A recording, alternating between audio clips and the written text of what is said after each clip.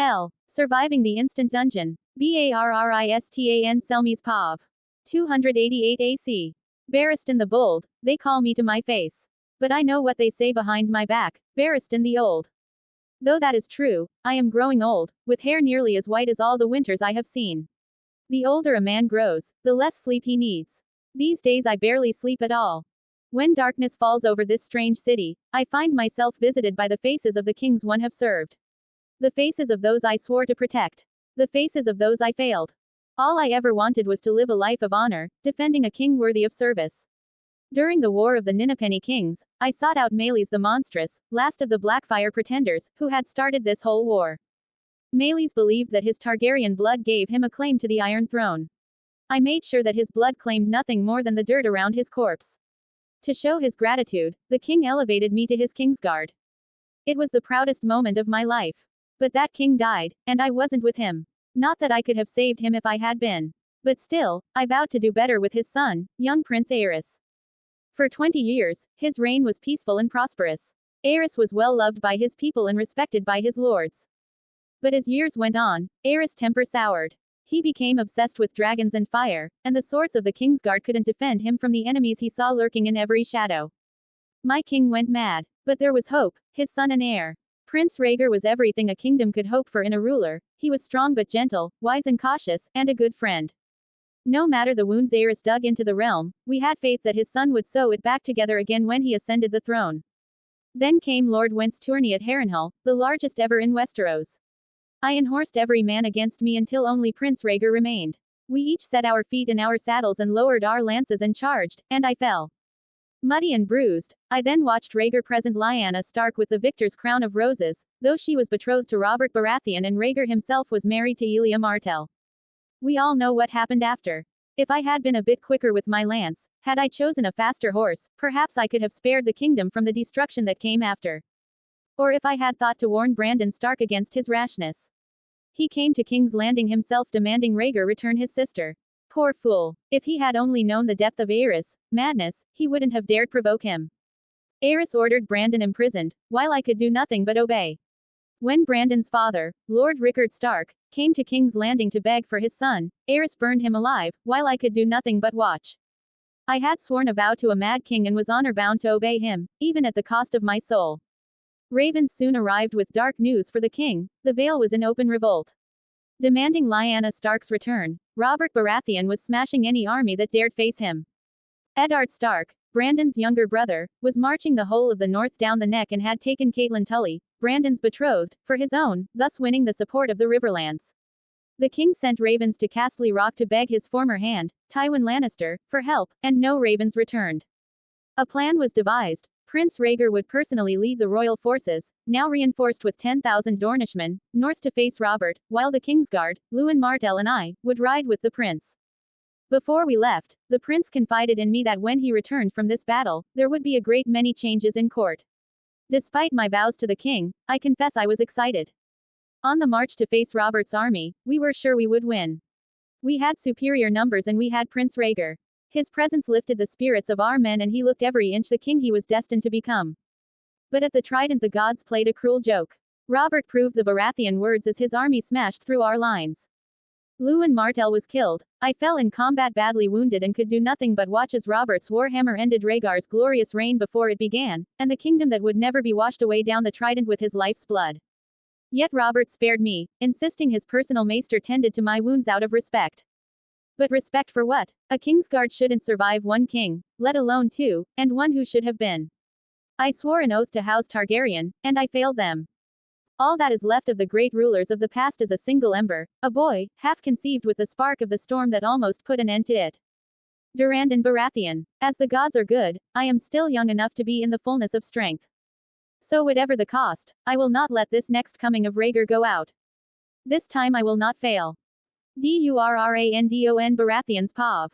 The days once again blurred into a familiar rhythm, mornings spent sparring with a sword too heavy for a boy my age, afternoons lost in dusty tomes I had no right to be reading, and nights honing a magic I could never be caught using.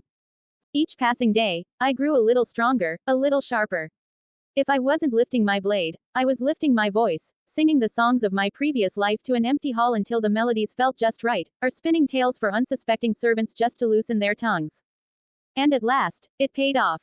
Class progress update. Bard, rank D. Your constant practice has bolstered your bravado. You have gained 2 new features. Expertise. You gain expertise in 2 of your skill proficiencies of your choice. Expertise, always a welcome gift. I chose performance, naturally, not just to charm those around me, but to honor the artists of my past life. Their songs deserved more than a clumsy echo. And deception, because a near brush with death has a way of teaching you what really matters. Varys had almost seen through me once, when I used magic to charm a scribe into willingly handing over a restricted text. The memory still prickled at the back of my neck. I could play the bold prince all I wanted, but without a silvered tongue and a sharper wit, I'd be dancing on the edge of a knife every time I faced a real player in the Game of Thrones. Jack of all trades. You can add half your proficiency bonus, round up, to any ability check you make that doesn't otherwise use your proficiency bonus. Well, what could I say? I was already good at most things, now I was slightly better at everything else. It wasn't much, not with my current proficiency bonus, but it was another layer of protection, another ace up my sleeve. In a world where life and death could turn on a single misstep or a half-forgotten detail, sometimes, good enough, was all the edge you needed. That's why I kept grinding. Because soon, almost, wouldn't be enough. New spell learned. Heroism. I wasn't sure how useful this one would be at first, not until I put it to the test. Of all my bardic spells, heroism felt the most honest. I used it sparingly, maybe once a fortnight, mostly on minor nobles or guards during their training sessions. There's always that moment before a spar, when someone hesitates. Facing a better opponent, knowing they might be embarrassed in front of their peers. That's when I'd step in. A pat on the back, the somatic component disguised as a show of encouragement. A simple Valyrian mantra whispered low enough for only them to hear. Driji Ao, say Ao Undigan. Be strong, and you will endure. No glowing aura, no flash of light, just a sudden firming of their stance. A tightening of their grip on the sword. A flicker of resolve where fear once stood. It wasn't me making them braver, not really. I was just lighting the spark. The fire was already theirs. Title: Crown Prince Small Human, Neutral. Level: 1 Proficiency Bonus, +2. Class: Rogue D, Bard D, Fighter D. HP: 4 Armor Class, 11 Padded Armor. Divine Points: 2 Max Tier, 1. Speed: 3.5 miles per hour 30 feet. Traits: Fighting Style, Defense, Second Wind, Weapon Masteries, Expertise, Jack of all trades. STR: 8-1 Child's Body Penalty. Pro Athletics, +1. Dex: 8-1 Child's Body Penalty, Proficient Save +1. Pro Acrobatics, +1. Pro Sleight of Hand, +1. EXP Stealth, +3. Con: 8-1 Child's Body Penalty. Int: 16 +3 Proficient Save +5. Arcana, +4. Pro History, +5. Pro Investigation, +5. Nature, +4. Religion, +4. Wis, 13 +1. Animal Handling, +2. Pro Insight, +3. Medicine, +2. EXP Perception, +5. Survival, +2. Cha, 18 +4. EXP Deception, +8. Intimidation, +5. EXP Performance, +8. Pro Persuasion, +6. Weapons: Martial Weapons. Armor: Medium Armor and Shield. Cantrips: Friend's Vicious Mockery. First Tier Spells: Sleep, Hideous Laughter, Heroism. Durrandon Baratheon's Pav. Days later, I wiped the sweat from my brow, standing shirtless and barefoot on the cold stone floor. The chill bit at my skin, a sharp reminder of the winter that had once again gripped King's Landing. Though the Red Keep's walls shielded us from the worst of the frost, the cold still slithered in through every crack, an unrelenting presence just beyond the roaring hearths and thick tapestries. The dawn exercise session had become as routine as breathing, up before the sun, pushing my body to its limit as usual. Even if the winter air made the stone beneath me feel like ice, numbing my feet as I moved through my drills. My chamber's windows, high and narrow, were frosted at the edges, the glass fogged with a thin layer of white. And then, there it was.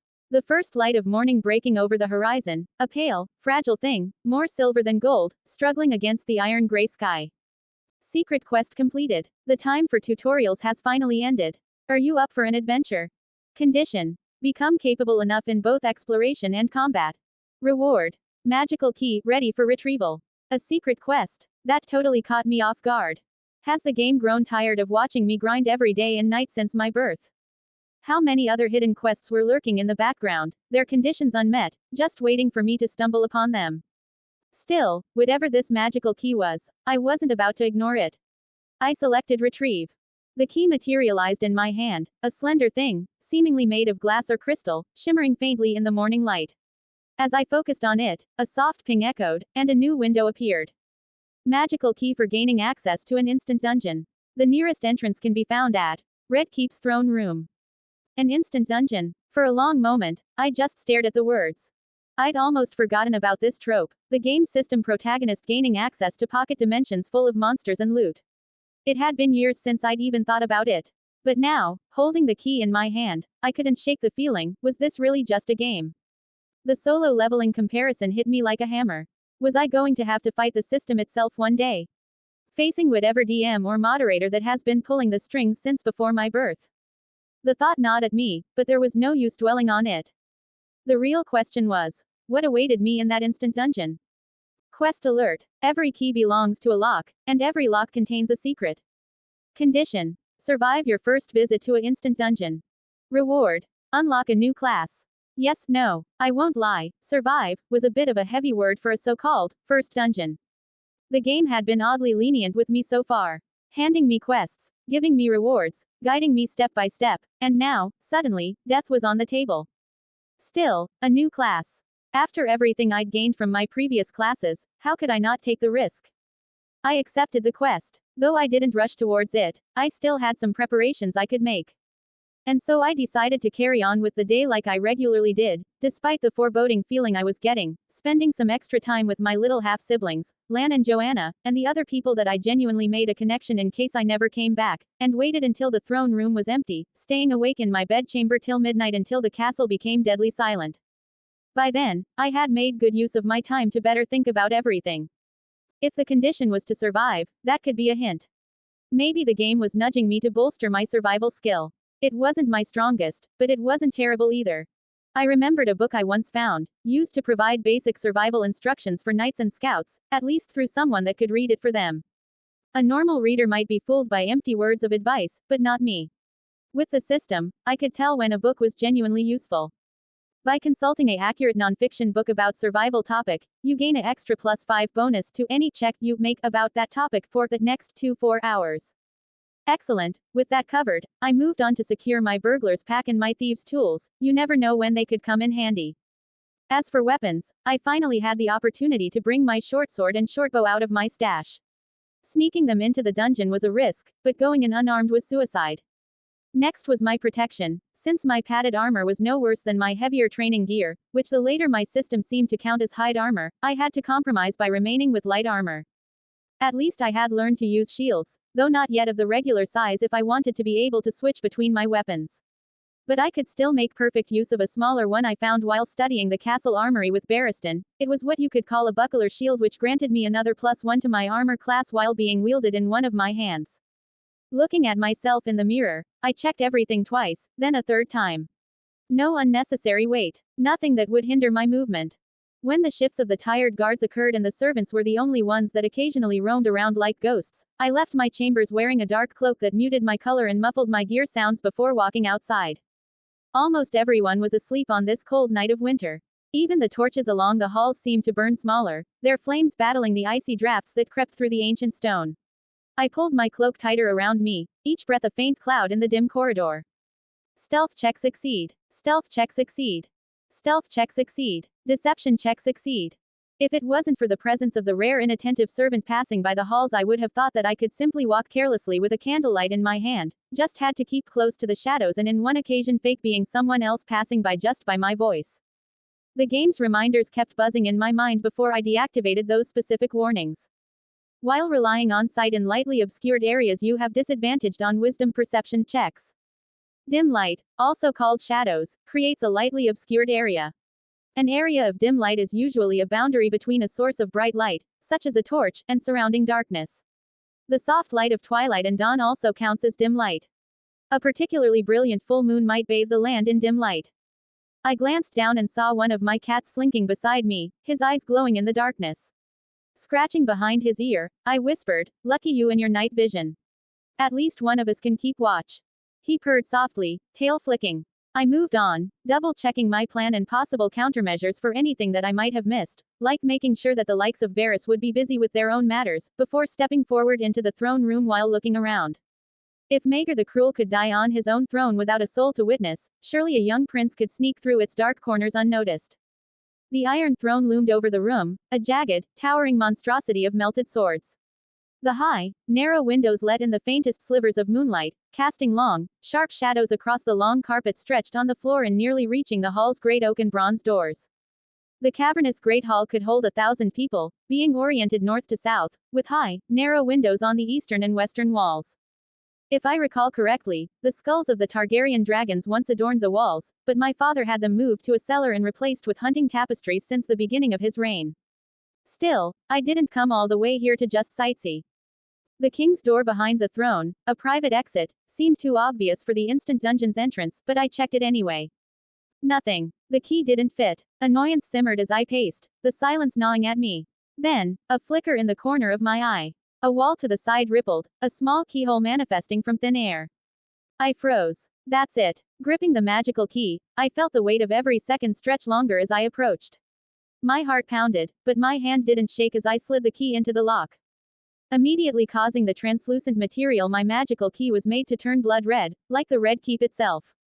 The wall vibrated and then, a silhouette of a doorway formed, stone shifting and sliding until a dark passageway stood before me. You have opened a passageway leading to this castle's dungeon. Be warned, many dangers lie within, but many rewards as well. I exhaled before telling myself, so this is it. Good thing I came prepared. Wisdom save succeed. You have resisted being frightened. Well, at least my legs weren't shaking, yet. Looking at the entrance pop-up window and then at the passageway before me, I stayed there for an entire minute. My cat blinked up at me until I knelt, scratching him one last time before murmuring, "Bye boy, go hunt some prey and go back to my room, enjoy my comfortable bed for me while you can, don't wait for me." And so I finally entered the secret passage, and as I walked further into the set of stairs leading down, I saw the passageway in the wall seal back up. The only way now was forward. Cracking my knuckles before stepping through the entrance to the dungeon, I calmed my nerves as a sense of adventure took over me. Adrenaline surged and a grim smile tugged at my lips. I need to do this. I whispered into the dark, one hand on my sword hilt, heart pounding. I want to do this. This was a crucial step towards conquering everything I desired. And I was as ready as I could possibly be for whatever awaited me. The staircase seemed endless, each step dragging me deeper into the bowels of the dungeon. It felt like I had descended for miles, though I had long lost track of time. Before I could dwell too much on how long the system expected me to survive, down here before unlocking another class, a familiar game window flickered to life before my eyes. You cannot exit the dungeon from where you entered it. You must either defeat the boss or use a return stone. Oh, okay, sure, I thought. We're really going all in on the solo leveling mechanics, huh? For a fleeting moment, I allowed myself the absurd hope that I might actually carve a path through this place and clear it on my first try. Wishful thinking, most likely, but it was better than surrendering to fear. The staircase finally ended, spilling me into a narrow tunnel. The walls were built of ancient red brick, their surfaces cracked and worn, the gaps stuffed with moss and something worse, strange, pulsating fungi that oozed a faint glow. Torches lined the passage, their flames flickering unnaturally, too steady and bright to be anything but magical. They cast a wavering light that barely touched the edges of the corridor, leaving long shadows to creep and shift along the walls. Carvings, deep, deliberate and utterly alien, marked the stone in uneven patterns. Arcana check failed. I couldn't decipher their meaning, but each strange symbol sent a ripple of unease down my spine. I paused. Right. My trusty survival guide had boosted my survival skill to a solid +7 for the next 24 hours. Still, theory and practice were very different beasts, especially when you're a 5-year-old prince armed with average quality gear and a head full of dreams. And a very fragile head at that. As I crept forward, a sudden warmth kissed the air, an odd contrast to the bone-deep chill of the throne room I had left behind. It wasn't comforting, though. It felt wrong, as though the dungeon itself was exhaling a slow, humid breath. The tunnel widened. Rusty iron bars jutted from the wall like broken teeth, forming narrow alcoves. Behind them, rows of glass pots sat in eerie stillness. Some were shattered, their contents long dried to a dark crust, but others remained intact, filled with a vivid, almost hungry green substance. Wildfire. I didn't need a tooltip to tell me what it was. I stepped back, every muscle tensed, careful not to disturb the ancient alchemical death traps. Yeah, that's definitely ominous. Silence pressed in. The only sounds were the distant drip of water and the faint skitter of unseen vermin. The corridor morphed into something more complex, deeper compartments carved directly into the rock. The air thickened with the stench of damp earth and something worse, something rotting. It reminded me of the dungeon cells beneath the Red Keep, the same sickly sweet reek of decay that clung to the air regardless of the distance. I wondered if I had stumbled into an ancient crypt. My heartbeat thudded a steady rhythm against my ribs as I passed crumbling graves set into the walls, shallow recesses holding the remains of long-forgotten souls. I kept my distance, but I could swear I heard faint sounds from within. Grunts. My breathing slowed. My footsteps became careful, each movement a measured whisper. And then, a low groan echoed through the corridor. The walls shivered, ancient stones grinding against one another. A sudden tremor rattled the tunnel, dust cascading from the ceiling as the sound of shifting rock filled the air. I froze as one of the graves burst open. A rotten, armored hand clawed free, fingers twisting and twitching as though testing their own strength. A disfigured face followed, half rotted, the jaw hanging at an unnatural angle. It growled, a gurgling sound like water down a rusted drain. The creature collapsed to the ground in a tangle of limbs, only to rise again, slow, careless, each movement a cruel mockery of life. With a screeching rasp, it reached into the dirt, pulling free a rusted arming sword. Its cloak, which appeared to have once been completely golden, now blackened with mold and time, looked hauntingly similar to the garb of the gold cloaks of King's Landing. A game window blinked into view above its head. Zombie, medium undead, LV, 1/4. Oh, so we're doing this. I slipped behind a protruding column of stone, forcing my body to remain perfectly still. The zombie staggered forward, each step jerky and unpredictable, like a puppet with half its strings cut. It began roaming aimlessly, in search of any target that could validate its miserable existence. I studied it carefully, weighing my options. I could run, but that would only take me deeper into the dungeon. I could hide, but that would solve nothing. Or, I could fight. Despite the fear gnawing at my stomach, a part of me, the part that still remembered I was more than just a child, whispered that I could take it. It wasn't a real threat. It was a warm-up fight. A red herring. The tutorial mob designed to boost my confidence right before crushing it once I came face to face with this dungeon's boss. Regardless of that, I could definitely use the practice. Drawing my shortbow, I notched an arrow, exhaled slowly, and aimed. Let's do this. The bowstring hummed as I released it. -5 HP. The arrow struck true, piercing the zombie's neck, a killing blow for any actually living opponent, but the creature only let out a wet snarl. I didn't wait for it to pinpoint my location. My instincts kicked in, and I darted into the shadows, activating my cunning action to duck behind another stone outcropping. Stealth check success. The zombie lumbered toward the spot where I had been standing, its glowing eyes searching but finding nothing. Thanks to my Vex mastery in my shortbow, its guard momentarily dropped, leaving an opening too perfect to ignore.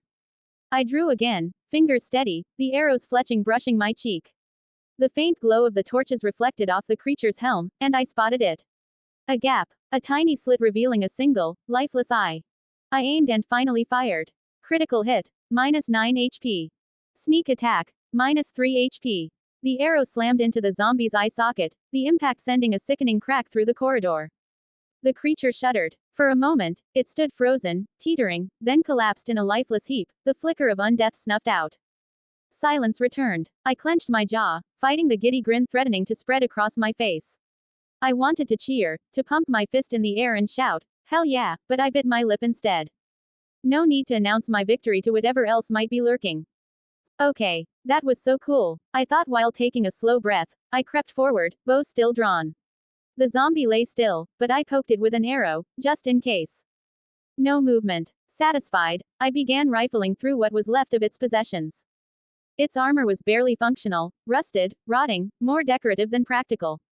The arming sword was worse, so blunt I doubted it could cut through butter. I almost felt bad practicing my combat skills on it. Almost. All I found were a few moldy rations, long past their prime, and a tarnished silver flask, an echo of the life it once had. No returning stone. Of course not. Worse, I just managed to recover only one of my arrows. The other one was completely useless after shattering Zombie's skull completely. Sighing, I rose to my feet and tightened my grip on my bow. Great, I thought. Guess I'm moving on.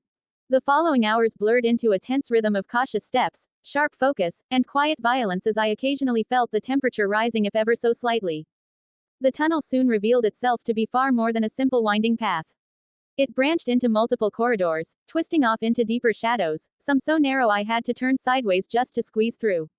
Others opened into small chambers lined with more of those crumbling wall crypts, rows of hollow-eyed skulls staring out like silent sentinels, as though they were watching, waiting. A creeping sense of the dungeon's theme began to take root in my mind. This wasn't just a random cave, it was a maze. An ancient, rotting labyrinth of death.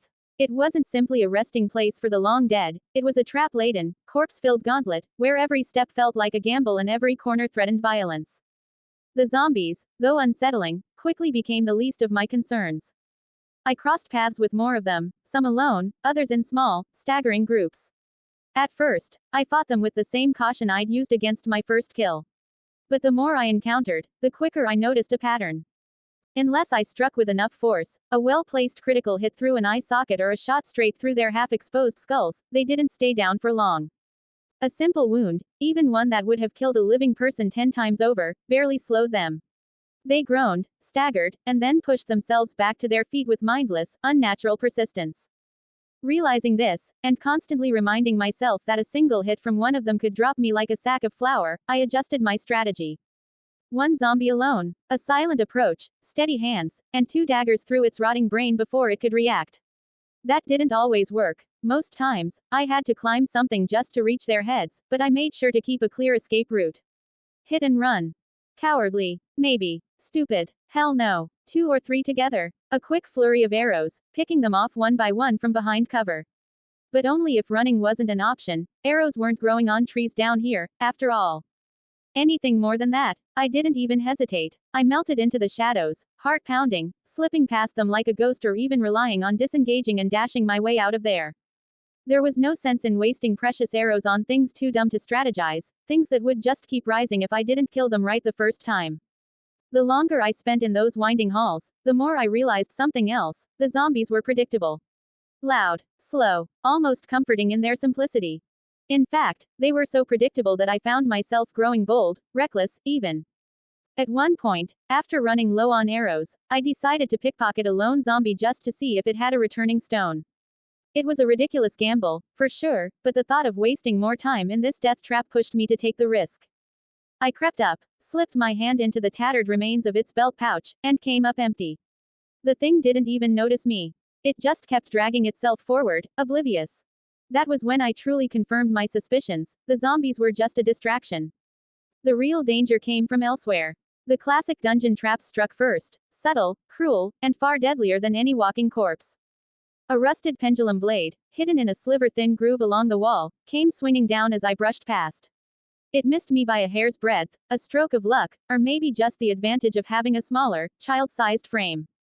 Probably both. A snare trap of ancient, enchanted rope nearly hoisted me into the air.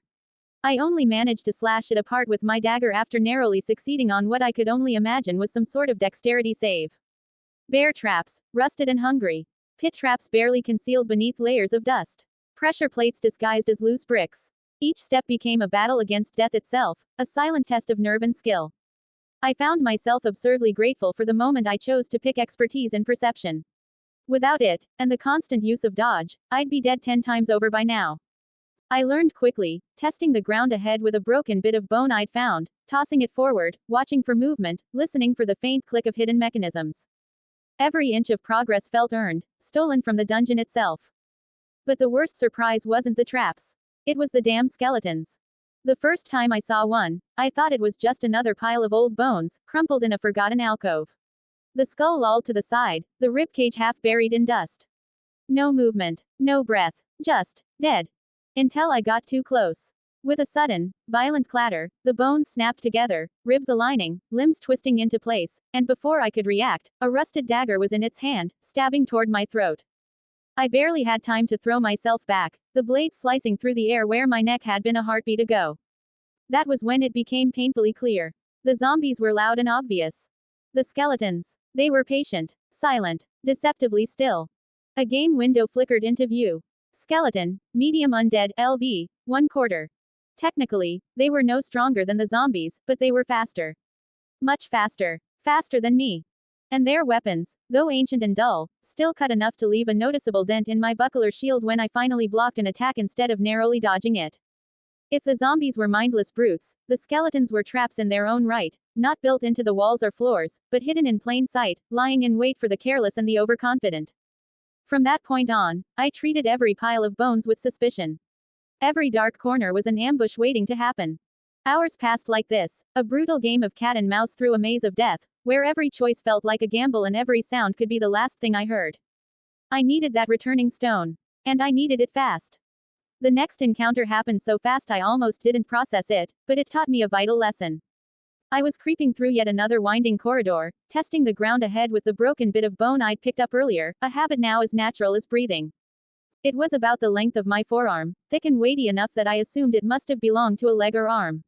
Probably a femur. The end was jagged where it had snapped, but the rest of it was solid, dense, and surprisingly well preserved. It had served me well so far, setting off a hidden pressure plate just minutes before, saving me from a nasty row of poison darts that would have struck me square in the chest. But now, it was about to serve me in an entirely different way. I rounded a corner into a small, claustrophobic alcove, the air stale and heavy with the scent of old death. Crumbling shelves lined the walls, and scattered piles of bones littered the floor like discarded puzzle pieces. My gut told me something wasn't right, the arrangement was too deliberate. Too staged. Perception check succeed. And then I saw it. The skull, resting neatly atop a heap of ribs and vertebrae, was facing the entrance, facing me. It was subtle, but the longer I stared, the more I realized the bones weren't as random as they seemed. The arms were positioned just so, and the bony fingers still curled around the rusted hilt of a dagger. It wasn't a pile of bones. It was a trap. A waiting, breathing, well, not breathing, thinking trap. I stepped back and the skull twitched. Stealth check failed. Bones clattered. In a blur of motion, the skeleton assembled itself, the ribs aligning, the spine clicking into place like a macabre marionette, and the skull snapping upright as though pulled by an invisible string. Before I could fully react, it surged forward, the rusted dagger slashing through the air. I threw myself back, barely avoiding the swipe, and slammed into the wall behind me. Shit, the skeleton was fast. Faster than the last one. Its dagger flashed again, and this time, I barely managed to bring up my buckler in time. The blade struck the worn iron with a metallic clang, the impact rattling my arm to the bone. I staggered, the small alcove offering almost no room to maneuver. My daggers were in their sheaths, but I didn't have the space to draw them, not without opening myself up to a fatal strike. And then my fingers tightened around the bone I was still holding. A flash of desperate instinct, and I swung it. 5 HP. Crack. The femur struck the skeleton square in the ribcage. The sound it made wasn't what I expected, it wasn't the dull thunk of a blade against ancient bones. No, this was sharp, brittle, like hitting porcelain with a hammer. The ribs splintered under the impact, fragments of bone scattering across the ground. The skeleton staggered back, an unmistakable hiss of something, not quite pain, but a reaction, escaping its jaw as it lurched to recover. I froze for half a second, my past gamer experience burning into my mind, until it all clicked. The bone, a blunt weapon.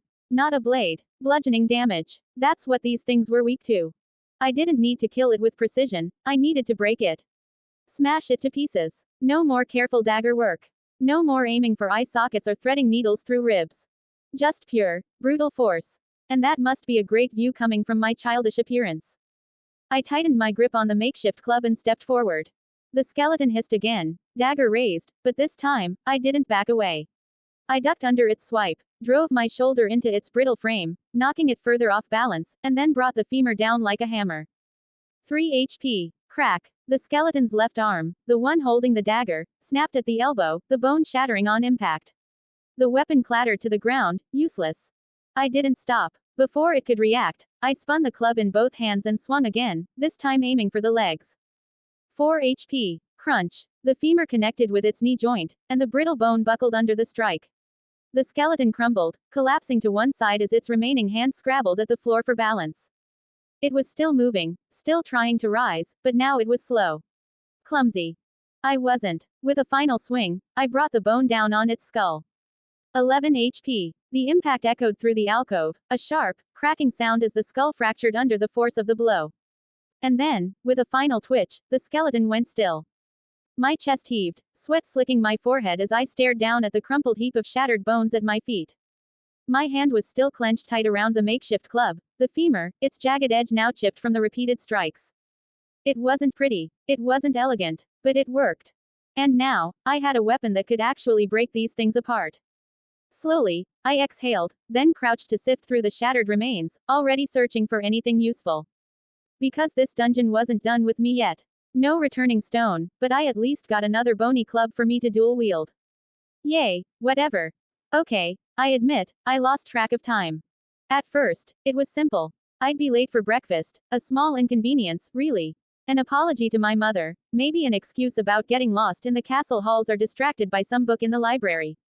Plausible, if a bit weak given how intelligent I've proven myself. But as I gnawed at a stale ration bar in a cramped alcove, taking my first real short rest, the hours stretched longer than expected. I ran through more excuses. Maybe I could claim I fell asleep in some hidden corner of the castle, worn out from exploring or studying. I could fake innocence, pretend I didn't hear the servants calling for me. Then the hours bled into an entire day. That was harder to explain. A day meant worry. It meant father might have to send men to search for me. It meant mother would be upset. The rations tasted like sawdust in my mouth as I chewed slower, staring at the maze of bones and stone around me. A day might become two. Maybe I'd fallen and hit my head, a believable story. I could claim I woke up disoriented, lost in some remote section of the castle, 2 days to find my way back. But then what if it was longer than 2 days? What if a week passed? What if it already had? The realization hit like a punch to the gut. There were no windows here. No sun to mark time. Just the same endless corridors, the same flickering magical torches. I had no way of knowing if hours or days had passed. Only the threat of exhaustion levels piling up that forced me to take a long rest gave me a semblance of time orientation. And then, the weeks crept in. By the time I truly felt the weight of it, the slow decay of my thoughts, the gnawing ache in my stomach, I knew I'd been down there far longer than a day. Longer than a week. Maybe even a month. The rations didn't last, of course.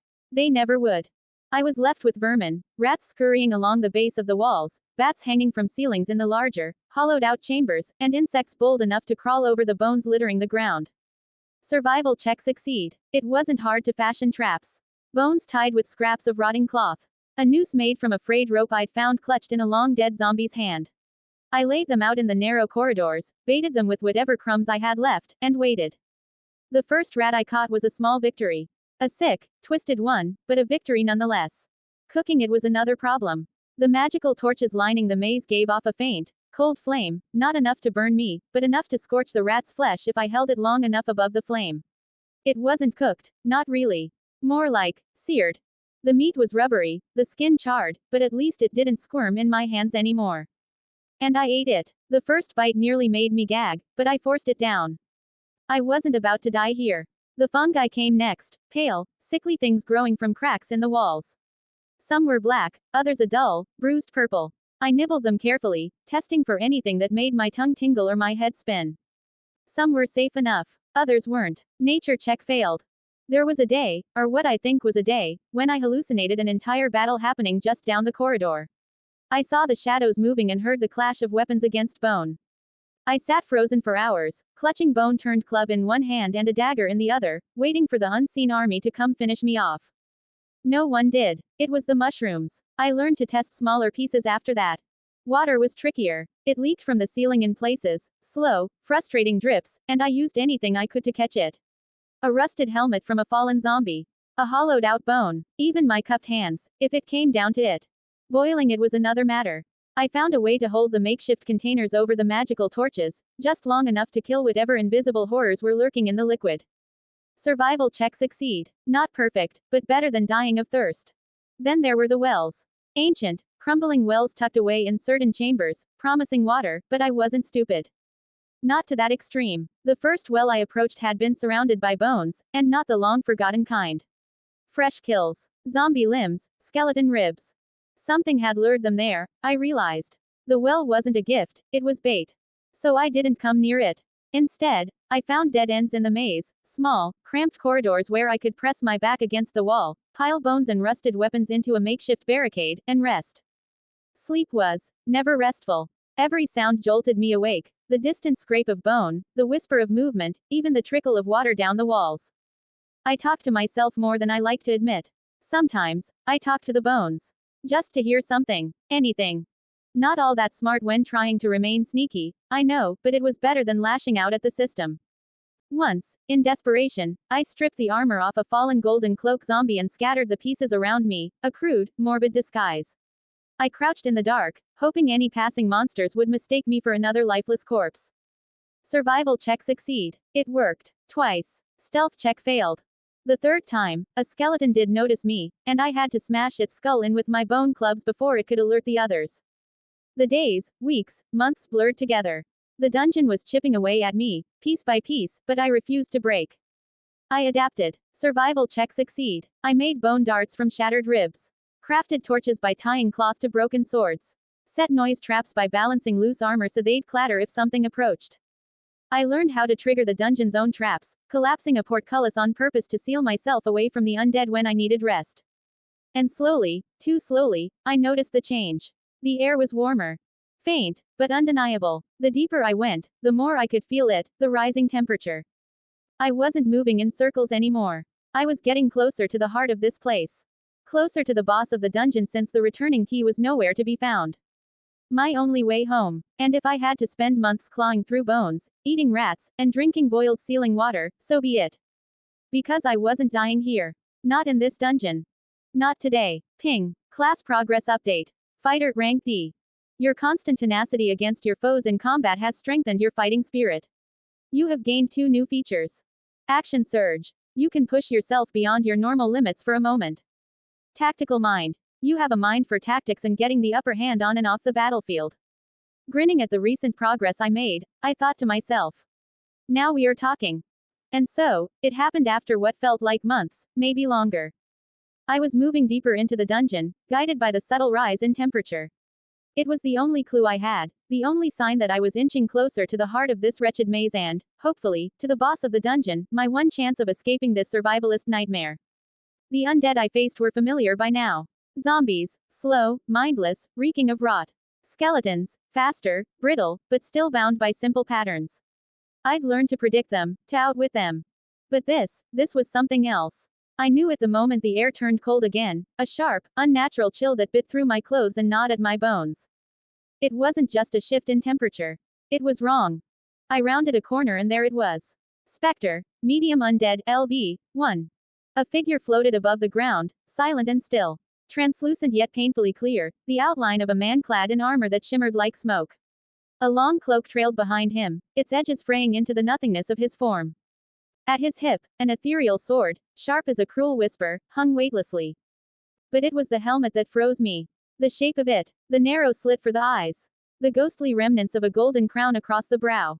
A kingsguard, or at least, what resembled one. Wisdom save failed. You are now frightened. A frightened creature has disadvantage on ability checks and attack rolls while the source of its fear is within line of sight. The creature can't willingly move closer to the source of its fear. I didn't move, didn't breathe. Every part of me screamed to run, to bolt back the way I came, to put as much stone and bone between me and this thing as possible. But I didn't. Because in the same section as the specter, half buried in a pile of bones and rusted weapons, its dull surface faintly pulsed, a slow, steady rhythm, like the heartbeat of something long asleep. It was the size of a potato, smooth and weighty looking, carved with ancient runes that flickered dimly in the maze's gloom. The returning key. It was there. Right fucking there. But so was the specter. I gripped my bone club and iron dagger tighter, the same weapons that had shattered countless skeleton skulls, splintered undead ribs, and pierced rotting zombie brains. It felt utterly useless now. The specter drifted forward a few inches, its movement smooth and soundless. I stayed frozen. What should I do? A bone dart? No, it would most likely pass right through him. A trap? Ridiculous, he floats. Fire. The magical torches weren't strong enough to burn him. Every trick, every scrap of wit I'd used to survive this long suddenly felt like a child's game. All the little victories, cooking rats, drinking boiled sealing water, tricking zombies, they didn't mean a thing against this. This wasn't something I could outsmart. It wasn't something I could fight. Perhaps it wasn't even something I could survive. And then the specter turned its head. It didn't move like a living thing, no gradual shift, no weight behind its motion. Just a sudden, eerie tilt, as though reality had skipped a frame. The hollow slits of its helmet stared directly at me. I don't know if it saw me, if it was truly aware of me, or if it simply sensed a presence. But in that moment, another realization dawned upon me. This wasn't even the boss. If this thing was down here, patrolling, guarding, then there was something far worse lurking deeper within the maze. Something this specter, and supposedly 6 more of it, served. The gap in power between this creature and the zombies or skeletons I'd fought was too vast. This was an entirely different class of monster. And the thing it answered to. I wasn't ready for it. Not even close. I needed to get out. Now. The returning stone was right there. I just had to grab it. I could taste freedom. Feel the weight of weeks, months, of surviving on rats and dungeon water finally lifting as I sneaked my way towards it while avoiding to approach the specter. One more step. Just one. Stealth check failed. Tactical mind usage. Stealth check failed. Then the specter moved. Not with the clumsy shuffling of a zombie or the rattling march of a skeleton. No, this was soundless, sudden. One moment it hovered in place, and the next it was inches from me, the empty slits of its kingsguard helm staring straight into my soul. I froze. My hand hovered over the stone, so close I could feel the faint thrum of magic against my fingertips. A wisp of shadow curled out from the specter's chest like smoke drifting from a dying fire. The air between us grew colder, a biting, unnatural chill.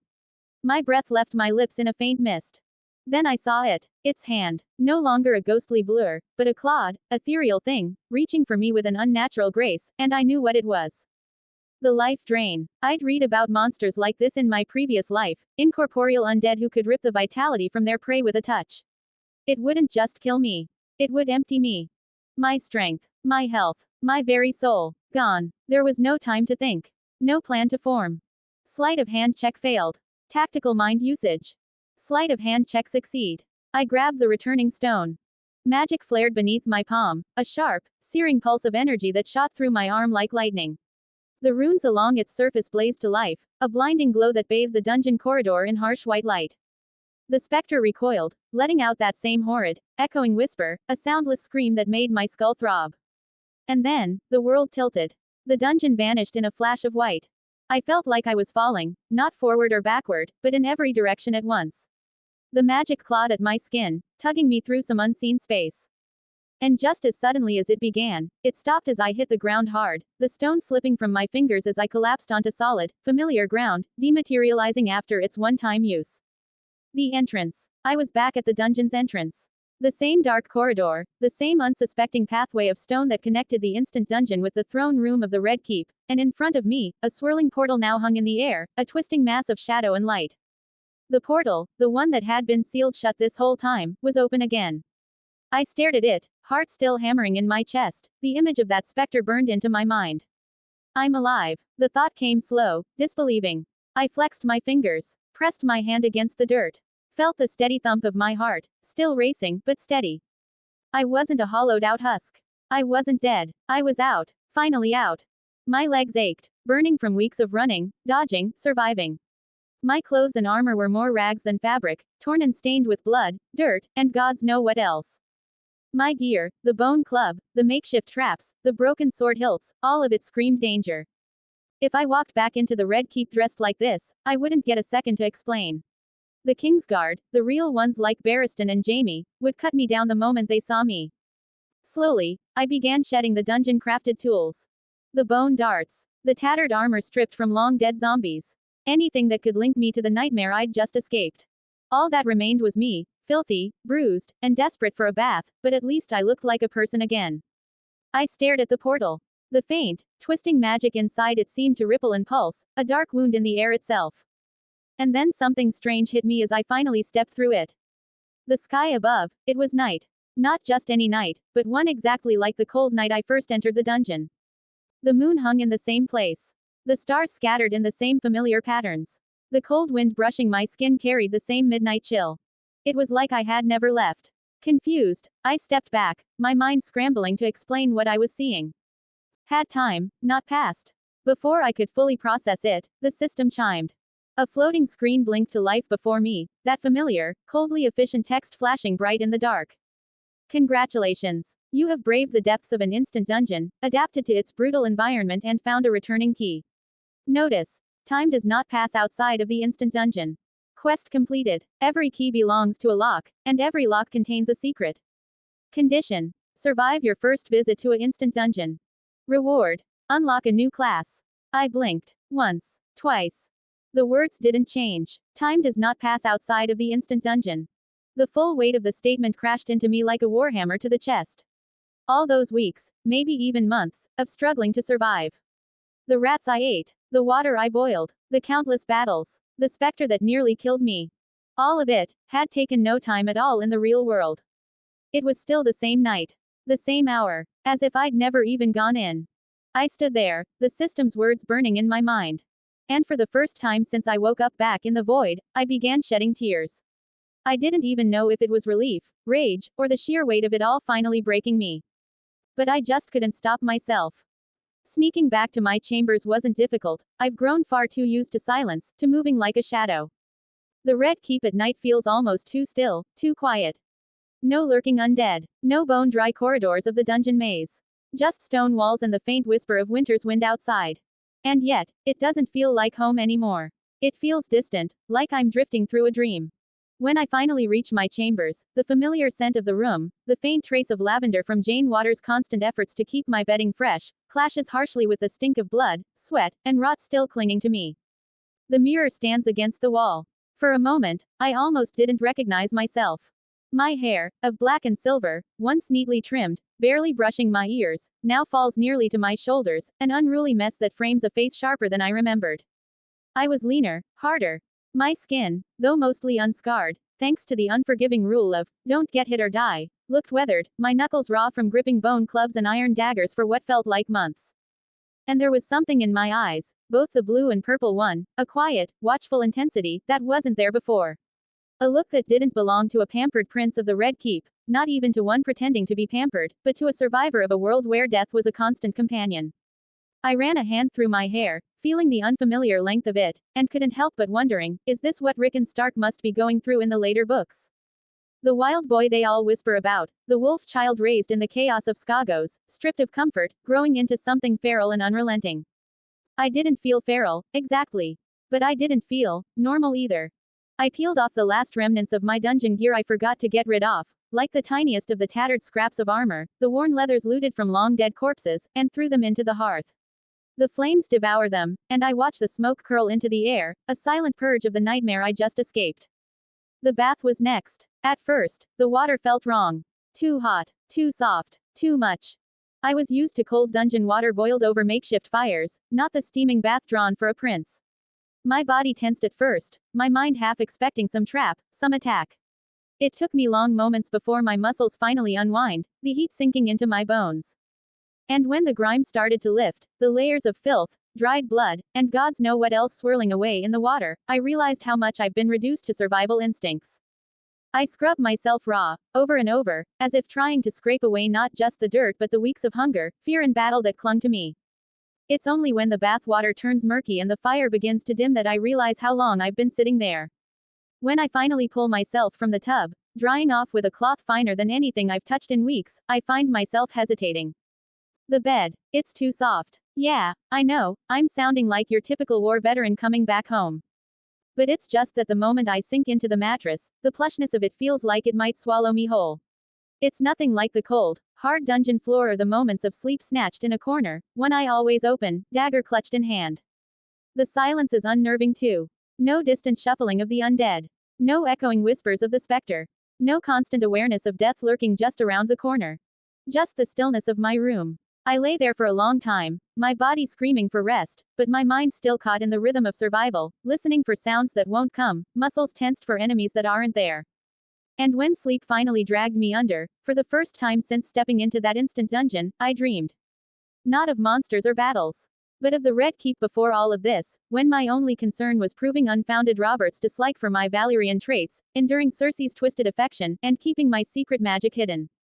And somehow, that life feels more distant now than the dungeon ever did. Jeyne Waters' POV. It was the smell that told me something was wrong.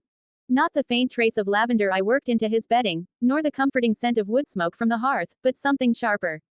Bitter. Burnt. I paused in the doorway of the prince's chambers, my hand tightening ever so slightly on the edge of my apron. The morning light filtered through the tall windows, casting long, golden streaks across the stone floor, and that's when I saw it. A pile of charred scraps near the hearth, cloth, leather, I couldn't tell. It was too burnt, reduced to little more than blackened curls of ash. The fire itself had nearly died out. Which was a bit strange to me. I always tended to it before leaving at night, and the other servants wouldn't dare let it burn down so low without orders. Especially during winter. Then I saw him. He was sitting by the window, the crown prince of the 7 kingdoms, but not the boy I had seen just yesterday.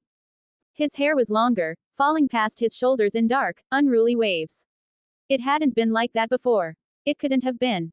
I saw him yesterday, didn't I? Yes, I had. His hair had barely brushed his ears then. Now it framed his face like a dark curtain. And his face, thinner, sharper. The soft lines of childhood were gone, replaced by the lean, almost gaunt frame of someone who had been stretched too thin. It had only been a night. One night since I last came to his chambers to tidy his things and prepare his evening wash. Yet the boy I had known, the quiet child who never cried as a babe, the prince who always spoke to me with a rare gentleness, looked as though he had lived months since then. And his eyes. Gods, his eyes. I remember his mismatched gaze from the moment he was born, one blue, the other purple, both striking and strange in a way that even the queen's ladies whispered about when they thought no one was listening. But now, those eyes felt older. He felt older, not in years, but in experience. Like he had seen something, endured something, in the brief hours since I had last left his side. I swallowed. My tongue felt too thick in my mouth. My prince, I said softly, keeping my voice steady, the way I had learned to do all my life. Shall I prepare your bath? You seem tired. It was the only word I could think of. But it wasn't right. He didn't look tired. He looked worn. At first, he didn't answer. Just kept staring out the window, his fingers resting on the wooden frame like he was holding himself still. Then, his voice broke the silence, rougher than I remembered, quieter, but steady. I've already bathed. I froze. He had drawn his own bath.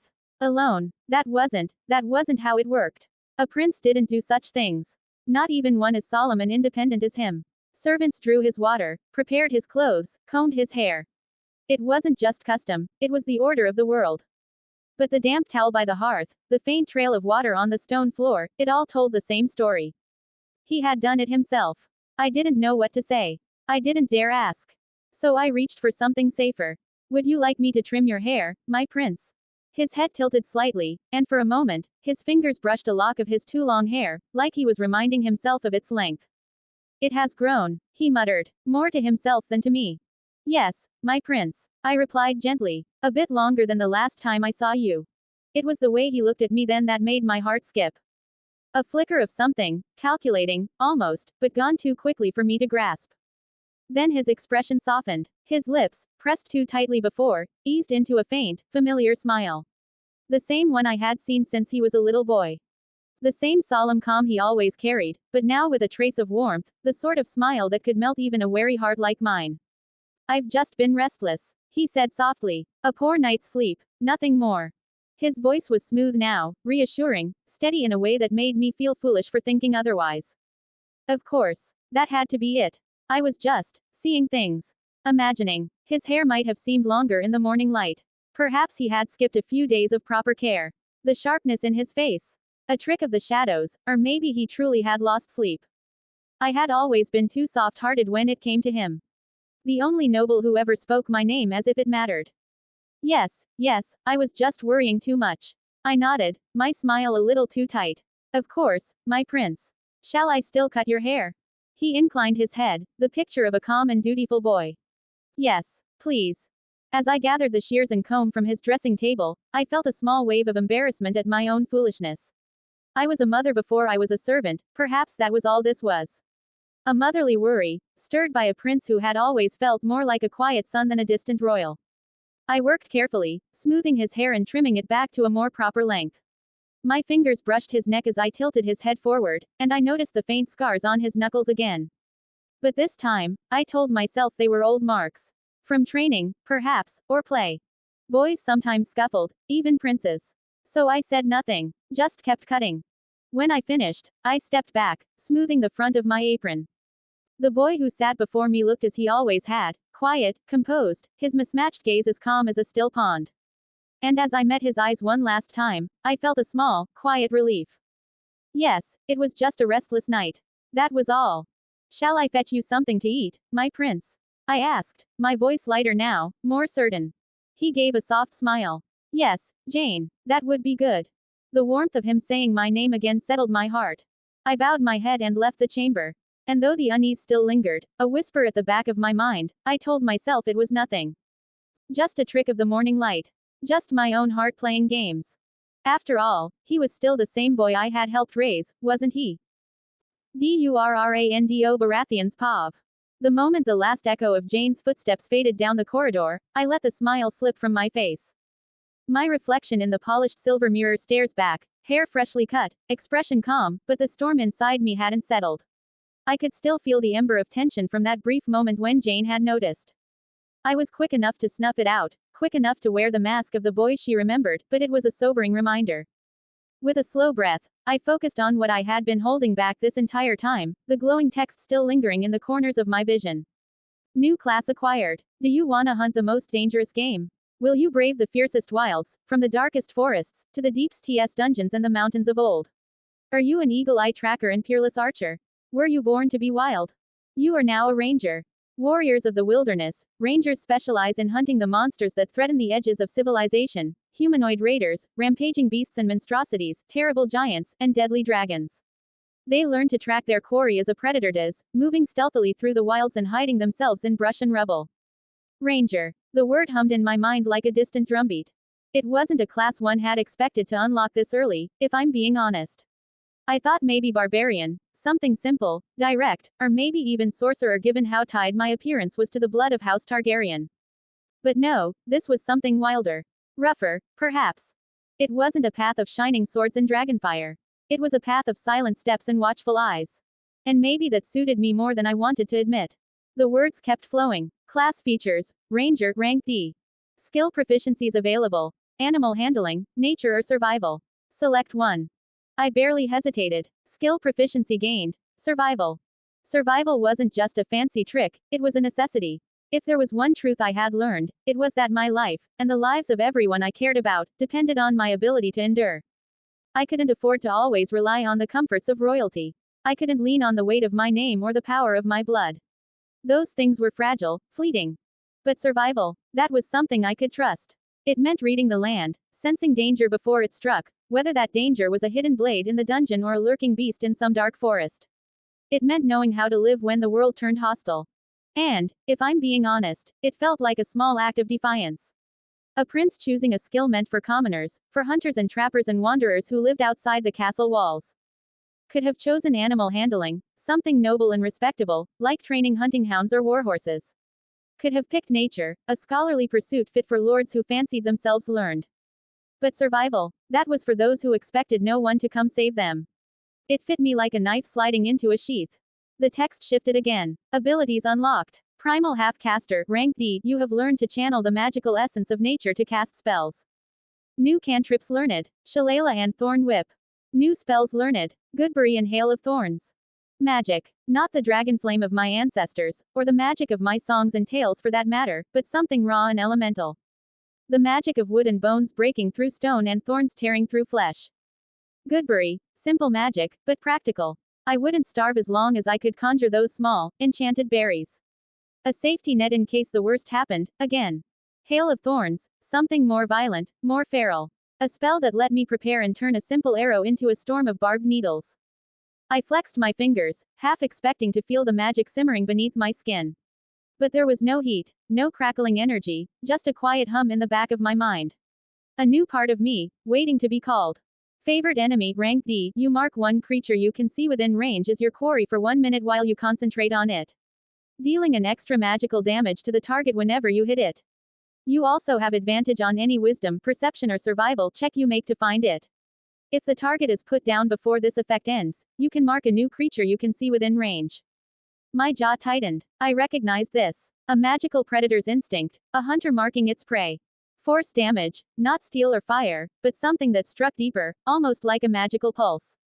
Perhaps the tool I needed to stand a chance against that specter that almost ended me. And the ability to track them, not just by sight, but by something more primal. Weapon Mastery, rank D, your training with weapons allows you to use the mastery properties of 2 kinds of weapons of your choice with which you have proficiency. Yeah, sure, why not? finally letting out a slow breath as the glowing text faded away. I flexed my hand again, and this time, I swore I felt the faintest spark, like a whip curling around my wrist, waiting to strike. The hunt had begun. Training under Barristan Selmy did not stop for winter, not after I proved that I was a talent worth his full dedication.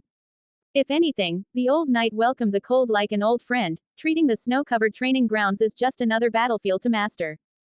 Back in my days I couldn't say this, but now, your enemies won't wait for spring. He'd said that morning, his breath a ghostly cloud in the frozen air. Steel feels heavier in the cold, feet slip where the ground betrays them and frost numbs the fingers before a sword can ever strike true. A bitter wind howled through the courtyard, carrying with it a fresh flurry of snow. It clung to the edges of my cloak, dusted the scabbard at my hip, and pooled in the dips and hollows of the worn training dummies. It wasn't just the weather we fought against, it was the way it gnawed at the body, crept into the bones. Barristan tested me in ways the summer couldn't. Balance drills became treacherous games of footing, each step a gamble on slick stone or hidden patches of ice. He made me fight with blunted swords weighed down by frost, the leather grips stiff from the cold. My strikes slowed, not from fatigue, but from the way the weather itself dragged me down, every movement a battle against both man and nature. Constitution save failed. Exhaustion level 1. Again, he commanded, as I barely parried a downward strike. Your sword arm is quick, but winter cares not for speed. Endurance, boy. Without it, the cold will steal your life long before an enemy's blade does.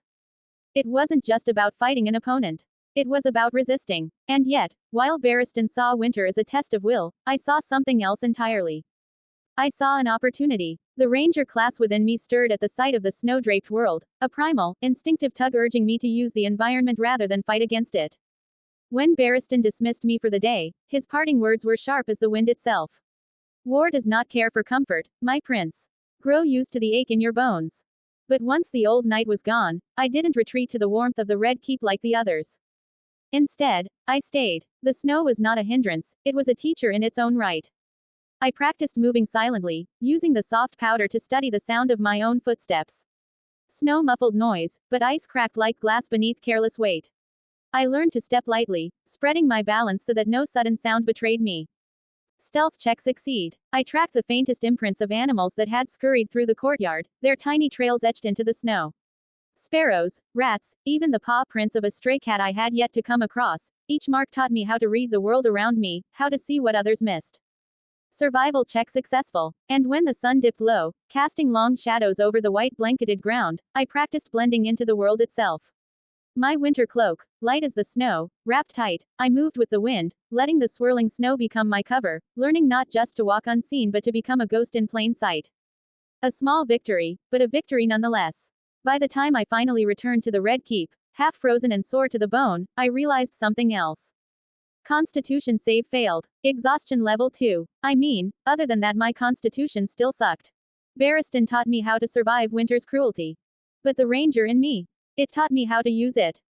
A couple of weeks later, winter had sunk its claws deeper into King's Landing. The air was sharper now, the cold gnawing at the bones of those unaccustomed to it. Even within the walls of the Red Keep, the draft crept through the cracks, whispering reminders that this was no ordinary season. Come to think of it, my generation had felt the touch of winter coming and going more than our parents and grandparents ever did. The long summers they had enjoyed were gone. Now, the cold seemed more than just a shift in weather, it was a promise of harder days ahead. And still, despite the chill, I found myself once again standing in the throne room. It had become something of a routine, a quiet obsession. I would come here whenever I could slip away, standing before the Iron Throne with its twisted swords and jagged edges. Not because I craved the seat itself, far from it, but because I needed to remind myself that the dungeon I found in this very room had been real. Sometimes, I would let my gaze drift to the hidden entrance, half expecting it to yawn open, daring me to descend once more. A part of me itched too. I didn't know if it was the ranger class in me stirring, the hunter restless without a quarry, or if it was something darker. A need to reclaim the part of myself I left behind that night. But today, my silent ritual was interrupted. One of my cats, lounging atop the raised dais, twitched its tail before lifting its head sharply. Its ears flicked toward the sound of soft footsteps long before I acknowledged them. I didn't need the warning. I had already noticed. The footsteps belonged to someone who didn't wish to sneak, measured, composed, the kind of stride belonging to a man who didn't need to announce his authority. And sure enough, a familiar voice echoed through the empty hall. Good morning, my prince. Up so early? I turned, schooling my expression into something polite, pleasant, a far cry from the silent storm I'd kept leashed moments before. Standing there, surrounded by a small retinue of Baratheon and Arryn soldiers, was Jon Arryn, the Hand of the King. Even after all these years, the man looked ancient. His hair, a thin veil of white, clung to his scalp like the last leaves of autumn. His face bore the weight of 1,000 worries, lined and stern, yet his gaze was clear and calculating. Funny how he already looked older than Pycelle did when the Grand Maester wasn't busy pretending to be a doddering fool. But what truly caught my eye wasn't the Lord Hand. It was the Dornish girl standing quietly beside him. She couldn't have been more than 7 years old, small, but with an unmistakable fierceness to her. Long raven black hair cascaded down her back, but it wasn't the color that gave me pause, it was the silver strands running through it, glimmering in the cold morning light like threads of moonlight. And her eyes, dark, sharp, unflinching, they met mine with a defiance that felt oddly relatable. Took a moment for my memory to confirm what I already suspected. History check succeed. Rhaenys Targaryen, the ward of the crown LV, 0.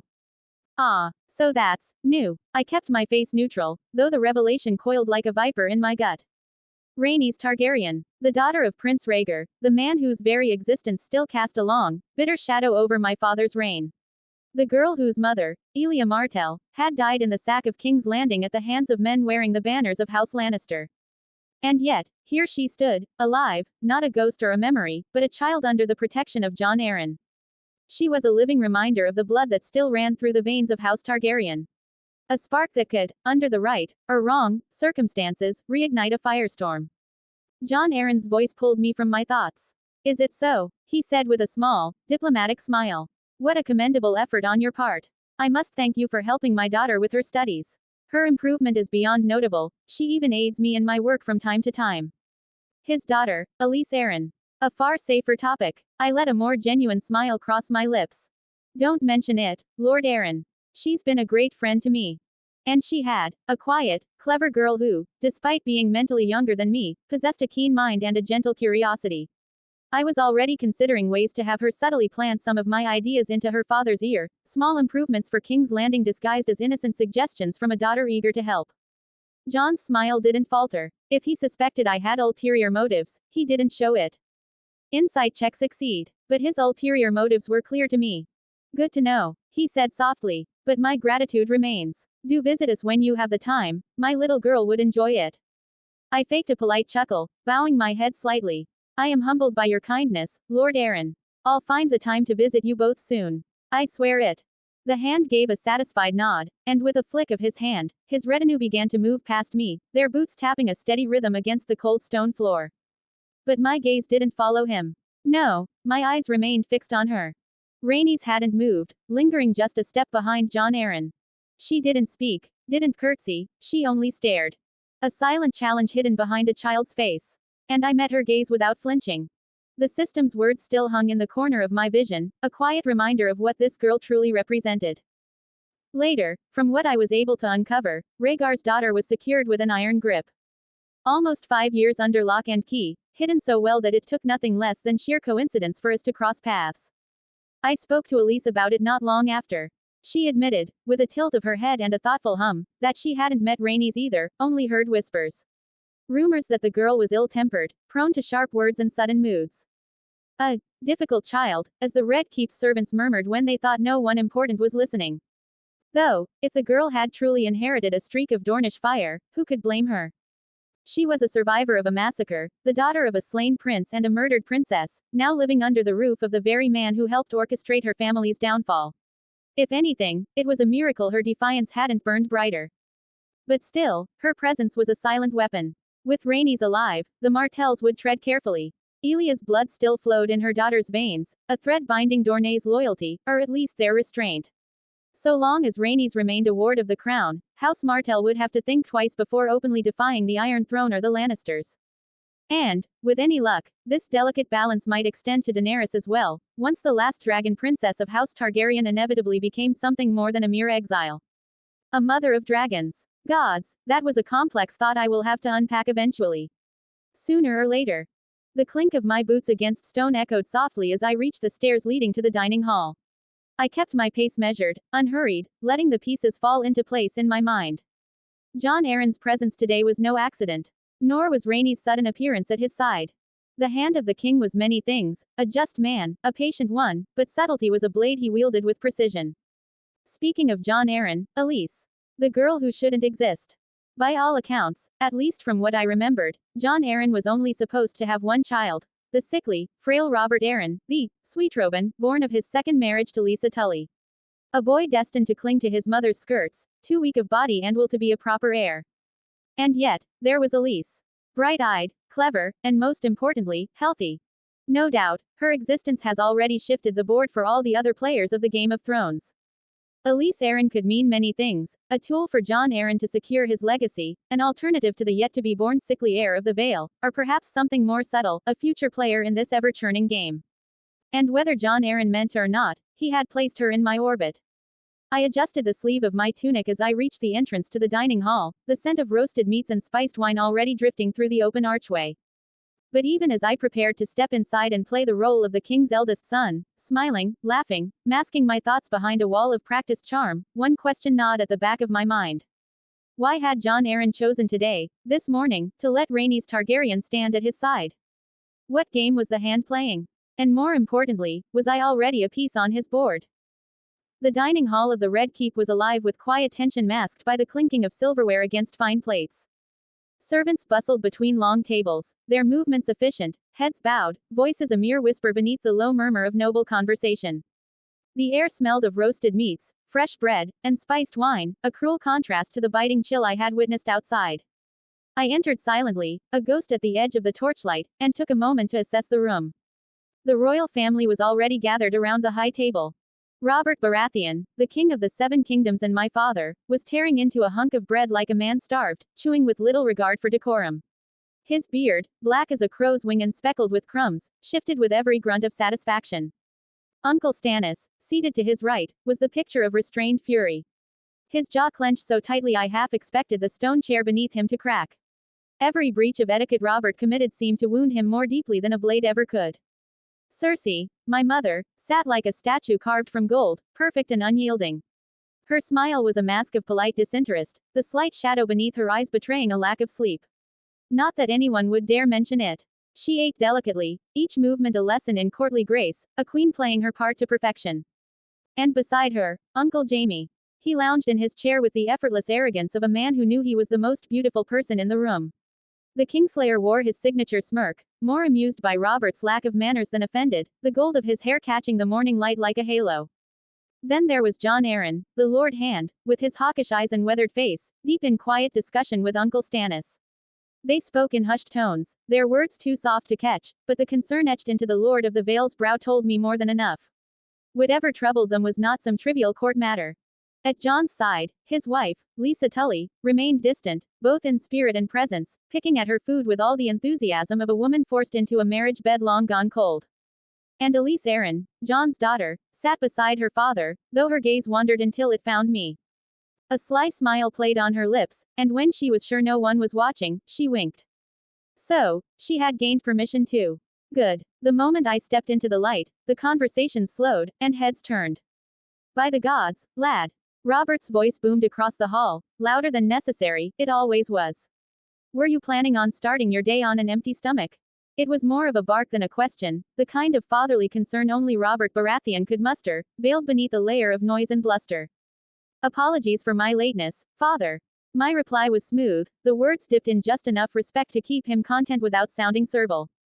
I crossed the room, stopping first before my mother. Leaning down, I kissed her cheek.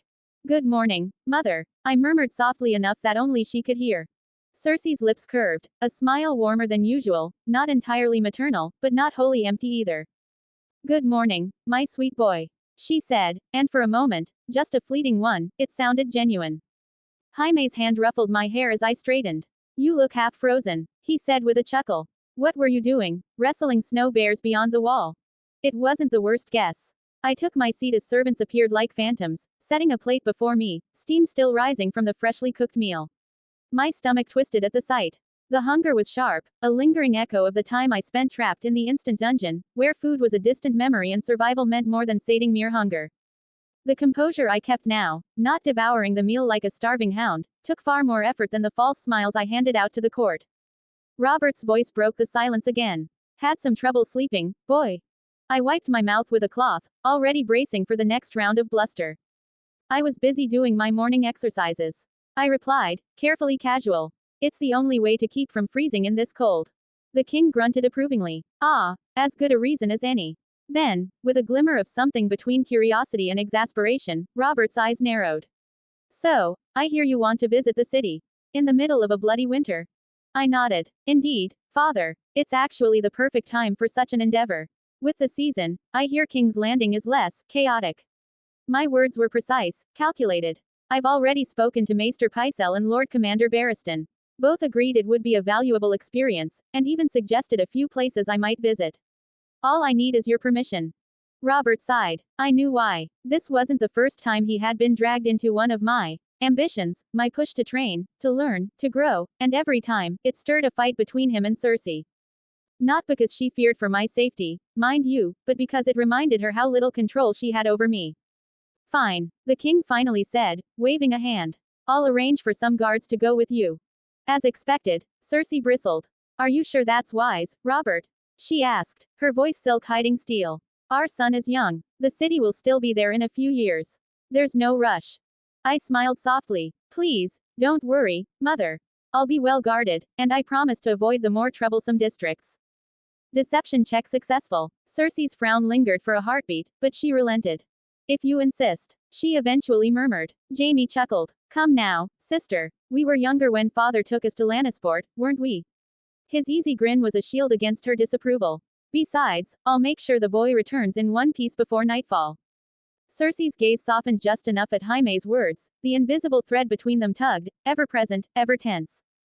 Jon Arryn cleared his throat, his voice calm and steady. You should eat first, my prince. No man, however fast he grows, can face a city like King's Landing on an empty stomach. Elise smiled again from her seat, her amusement a quiet flame hidden behind a proper mask. I inclined my head in acknowledgement, taking my time with the meal as the conversation dissolved into quieter exchanges. Jon and Stannis returned to their secret discussion, whatever troubled them lingering like a dark cloud over the hand's brow. Once breakfast concluded, the nobles scattered like leaves in the wind, each off to their own business. I left the hall with one thought lingering in my mind, not about the city, nor the guards, nor even the mission I had carefully concealed from my family. No, it was something else entirely. If the gaming system ever granted me true immunity to the cold, well, it would be a boon, certainly, perhaps even a necessity when the long night finally came. But beyond the practical, I smirked to myself. If there really was a female White Walker out there, who better than the prince immune to winter to charm her? Father would be proud of that, I'm sure. The 8th of September 2020. The 29th of September 2021. The 25th of February 2022. The 1st of January 2025. Hey there, thanks for reading my work. I hope this chapter is of your liking. Any ideas for powers, equipment, girls and anything else that might be a good match with my FIC is more than welcomed. I might not use anything, but you will have my gratitude for trying. If this chapter is a mess of grammatical errors, please wait until I try to fix it as soon as possible. But for that I need your feedback. Thanks as always for your time, hope you have a fantastic day and please stay safe. Bye. Have some idea about my story? Comment it and let me know. Daichi_TBR 193 creators, thoughts. 51 comments 0 vote. The capital city of Westeros. Durandon's Baratheon Pav. 288 AC. So this is it. I was finally allowed to visit the capital city that had drawn my imagination and curiosity every time I looked out of a window from the Red Keep.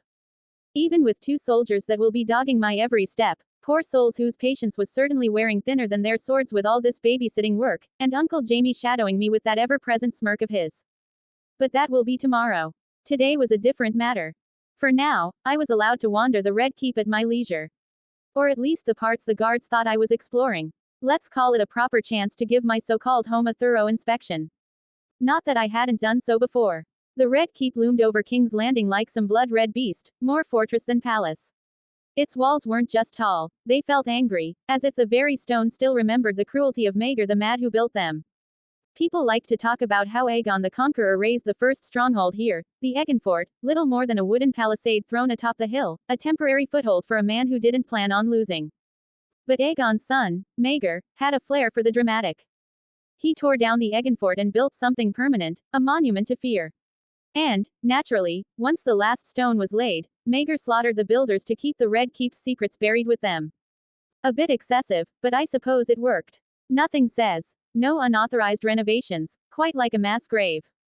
Centuries later, the castle still held its share of mysteries, twisting passages behind false walls, spy holes hidden in forgotten corners, and tunnels that wound their way through the bones of the keep like veins.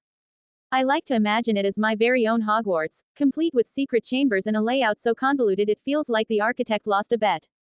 I knew these passages because I'd found several of them. Not all, of course. I'm not foolish enough to think I've bested Maegr and his paranoia without tripping over Varys' web, but I've made good progress. There's a narrow corridor behind the hearth in a lesser hall and a hidden door in the pantry that opens with a firm push on a loose stone. Neither led to the secret heart of the castle, but they confirm something important. Varys doesn't know every passage either.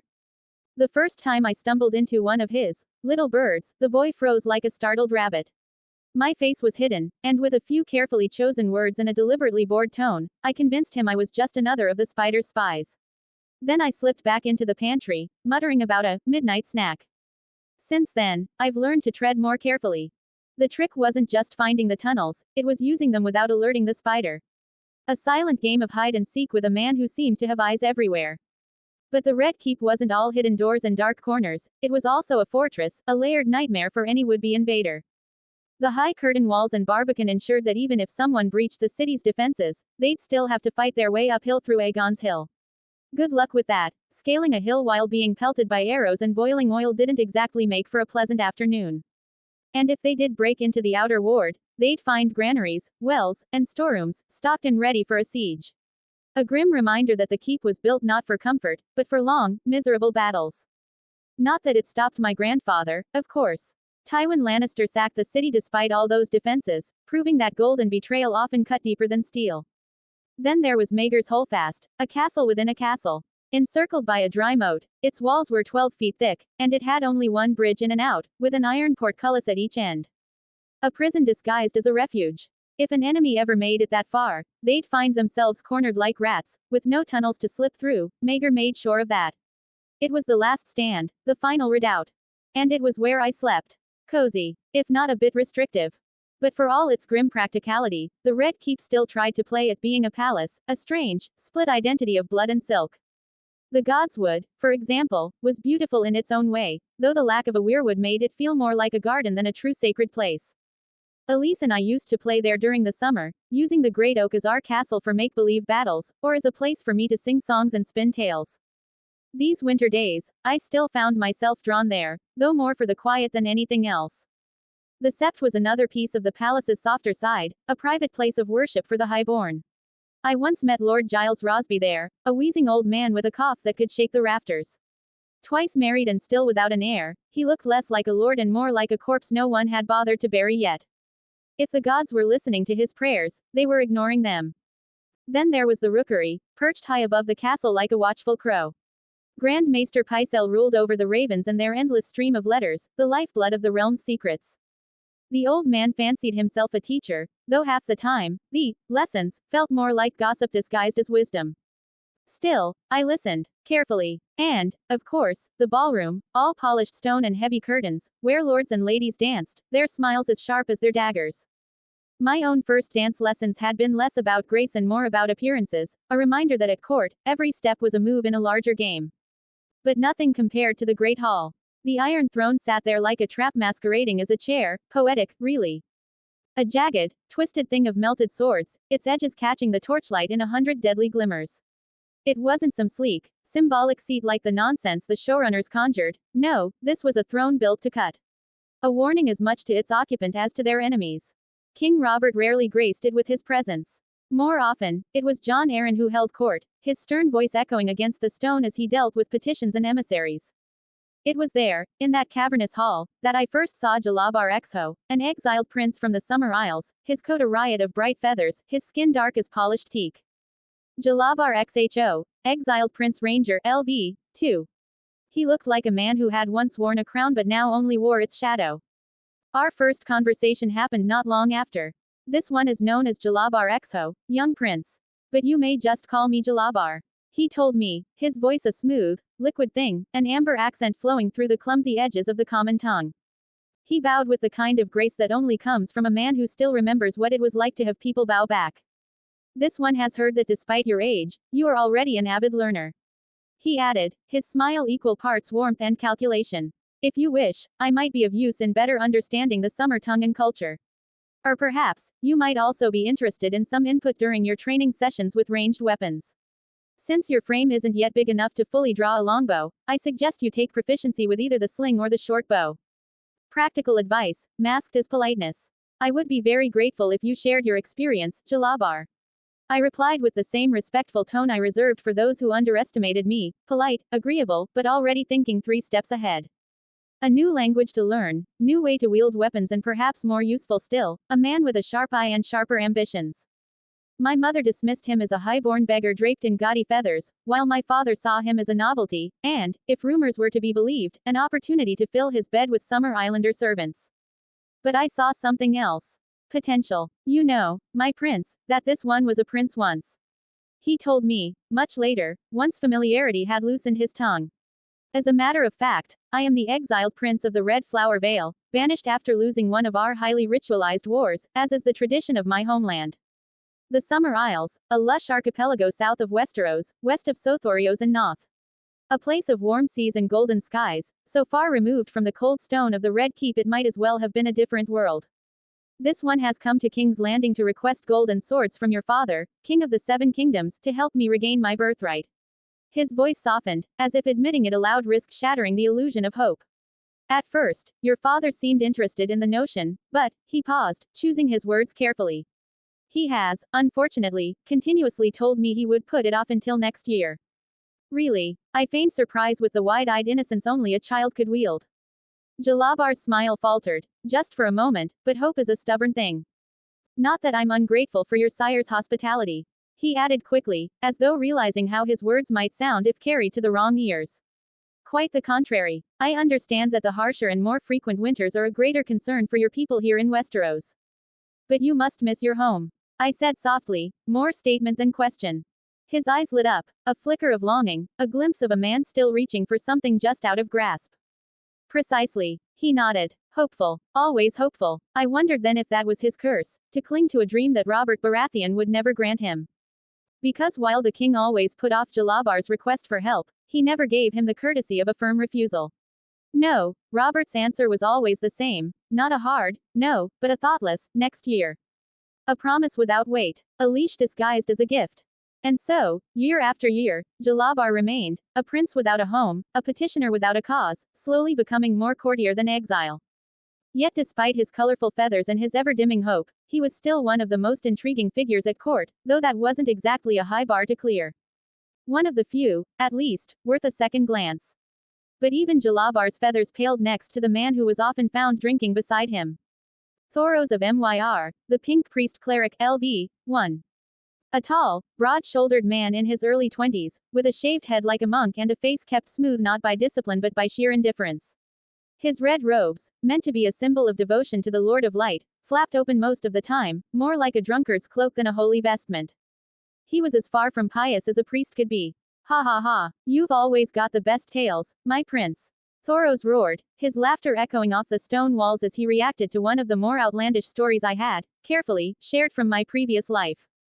The Red Priest was, above all else, friendly to a fault, the kind of man who seemed to view everyone as a drinking companion first, and a person second. I was born in the free city of Myr, he said, his voice rough with drink but steady enough to weave his tale. The youngest of 8 children, given to the Red Temple of R'hllor before I was old enough to even know what a god was. He spoke with the ease of someone who had told this story 1,000 times, a blend of pride and self-deprecation, as though daring you to take him seriously. Like most, I earned my priesthood, but let's just say I'm not overly pious. Fighting, drinking, women, they call to me more than any holy flame ever has. Not very priestly of you, is it? I said, keeping my tone light. Thoros grinned. Hey, I suppose that depends on your definition of priestly. Would you believe me if I told you I once outdrank your father? Ah, that explained why Robert liked him so much. My father, the king, had little patience for men who preached, but an endless well of tolerance for those who could match his appetites. I was sent to King's Landing to convert King Aerys. Thoros continued, swirling the wineskin he had just fished from his bag. The old madman had a fascination with fire, so the high priest thought he'd be an easy convert. Thought I'd whisper of R'hllor's cleansing flames and the king would fall to his knees in worship. He chuckled darkly. Instead, I found a man who loved watching things burn but cared little for why they burned. That tracked. And when that failed, what then? I asked, though I already suspected the answer. Thoros grinned and took a long gulp from his wineskin. I learned to enjoy the wine. Hey, did you know one of the reasons I became a red priest was because the robes hide wine stains so well? I couldn't help but smile. A most practical form of faith. Thoros was a fixture at the feasts and tourneys my father threw when the summer sun allowed, not just for his drinking, but for his skill. He fought with a reckless bravado that the small folk mistook for courage and the knights mistook for madness. And for all his drunken antics, the man had a gift for tongues. I'd watched him speak to Jalabar in the summer tongue more than once, a fluid exchange of lilting words that only seemed to widen the gap between them and the rest of the court. Most mermen spoke a dialect of bastard Valyrian, their common tongue thick with an accent the Westerosi found sultry. But Thoros' grasp of language was quick and clever, a talent sharpened by a life of moving between worlds. But tell me, I asked, my curiosity shifting to something more serious, have you ever seen visions in the flames? It was the question I truly wanted answered. Thoros' expression wavered for a moment, just long enough for me to notice. I've seen things, he said at last, with a shrug that seemed more for himself than for me. I wasn't convinced. Perhaps he'd glimpsed something once, a flicker of prophecy or illusion magic cast by some unseen hand. Or perhaps, like so many priests, he had simply stared at fire long enough to imagine meaning in the dance of embers. I didn't doubt that R'hllor existed, or that he possessed power mistaken for divinity, but gods were a matter of perspective. Before the silence could settle too long, Thoros leaned forward, a conspiratorial grin tugging at his lips. But come now, my prince, aren't you more interested in my flaming sword? His eyes lit up with an almost childlike excitement. Would you like to know how I do it? Theatrics. Of course he wanted to change the subject. Certainly, I said, keeping my tone mildly interested, though, truthfully, I was more curious about how much of it was trickery with wildfire and how much was something else entirely. After all, even a drunken fool can wield real magic. Anyway, back to my quick tour around the entire castle. The Great Hall of the Red Keep had endured the centuries, though it hadn't remained unchanged. It was a place where kings stamped their mark, some with fire and blood, others with antlers and wine. My father, never one for subtlety, had removed the Targaryen dragon's skulls and replaced them with his own hunting trophies. Fanged beasts and antlered stags lined the walls now, as if he thought a room full of dead animals would somehow seem more regal than a room full of dead dragons. I remember standing there one evening, staring up at the gaping maw of a wolf pelt, its glass eyes locked on me like it still wanted to bite, when Lord Baelish, who had yet to be appointed as Master of Coin, strolled past and chuckled softly. Petter Baelish, Littlefinger, eloquence LV, 4. Your father's beasts look fierce enough, he said, with the sort of smile people wore when they were only half impressed. But I'd wager they didn't breathe fire. His voice was light, almost playful, the tone of a man who knew his place in the world was too small for anyone to bother with. Lord Petter Baelish, the minor lord of a minor house from the Fingers, with lands so poor they barely warranted a spot on the map. By all accounts, he was unimportant, a clever man, perhaps, but with no banners to his name, no soldiers at his back. That was how he wanted to be seen. I glanced at him, taking in the mockingbird pin at his collar, the plain but well-tailored doublet, and the ever-present smirk tugging at his lips. To anyone else, it was the smirk of a man who had risen as high as his lot in life would ever allow. To me, it was something else entirely. True, I said, keeping my voice as casual as his. But then, a dragon never had to worry about getting caught in a hunter's snare. Baelish's smile didn't falter. If anything, it grew a shade more amused. Clever. His gaze drifted back to the wolf pelt. But snares come in many forms, don't they? Some more subtle than others. There it was, the first tug on the line. A harmless comment to most, but a test for me. He wanted to see how deep the dragon's fire burned, or if there was even a spark at all. I tilted my head, letting a thoughtful pause stretch just long enough to feel intentional. Not too quick, not too slow. Just enough to let him wonder. Even subtle snares leave a mark in the end. I replied lightly, as though we were discussing the weather. The trick is making sure no one notices until it's too late. A flicker of something, surprise, perhaps, crossed his gray-green eyes, gone almost as soon as it appeared. Like a man finding a stone where he expected soft earth. Interesting. Baelish studied me for half a heartbeat longer than necessary, the corner of his mouth twitching as if fighting back a true smile, not the one he wore like armor, but something colder. calculating. And then, just like that, the mask slipped back into place. You'd make a fine hunter, Your Grace, he said smoothly, offering a slight bow. If ever you tire of thrones, there's always the thrill of the chase. His words were courteous, but there was something else beneath them, a subtle reminder that the chase wasn't always for beasts. If ever, I agreed softly. Baelish held my gaze for a moment longer, the test still unfinished, before bowing down and turning away, moving through the hall like a shadow. Just another minor lord, forgotten the moment the next nobleman entered the room. I stood there for a while longer, staring at the wolf's glass eyes. A fine hunter indeed. In any case, a constant through all the reigns, however, was the order of the kingsguard. 7 knights, sworn to defend the king, noble in name, if not always in deed. Their base, the White Sword Tower, clung to the outer wall of the Red Keep, overlooking the sea. It was a modest tower by royal standards, more practical than grand, but for those sworn to it, it was an armory, barracks, and spiritual home. When I was younger and still mastering the art of being stealthy, snuck in once. Well, snuck, might be generous. Sir Barristan caught me the moment I set foot inside the tower's entrance. I thought I was clever, slipping through a side door, but the old knight was already waiting, arms crossed, expression stern. If you wanted to see the white book, he said, you only had to ask. It wasn't a scolding. If anything, there was a flicker of amusement beneath that stony face of his. The book itself was massive, 2 feet wide, a foot and a half tall, and 1,000 pages thick. A history of loyalty, and, if you read between the lines, a fair bit of treachery too. Some pages were so faded the ink seemed to shy away from the light, while others, more recent ones, looked a little too pristine, as if someone wanted to make sure certain, heroic, deeds remained bold and unmissable. From those lofty ideals, my gaze often wandered to a far more grounded reality, the Tower of the Hand. Imposing, dark, and ever busy, it loomed over the castle like a second throne, the place where real power often sat, regardless of who wore the crown. The current hand, John Arryn, resided there with his Tully wife and his daughter from a previous marriage. I rarely saw the man himself, always behind closed doors, bent over letters and maps, but his wife, Lady Lisa, was a different story.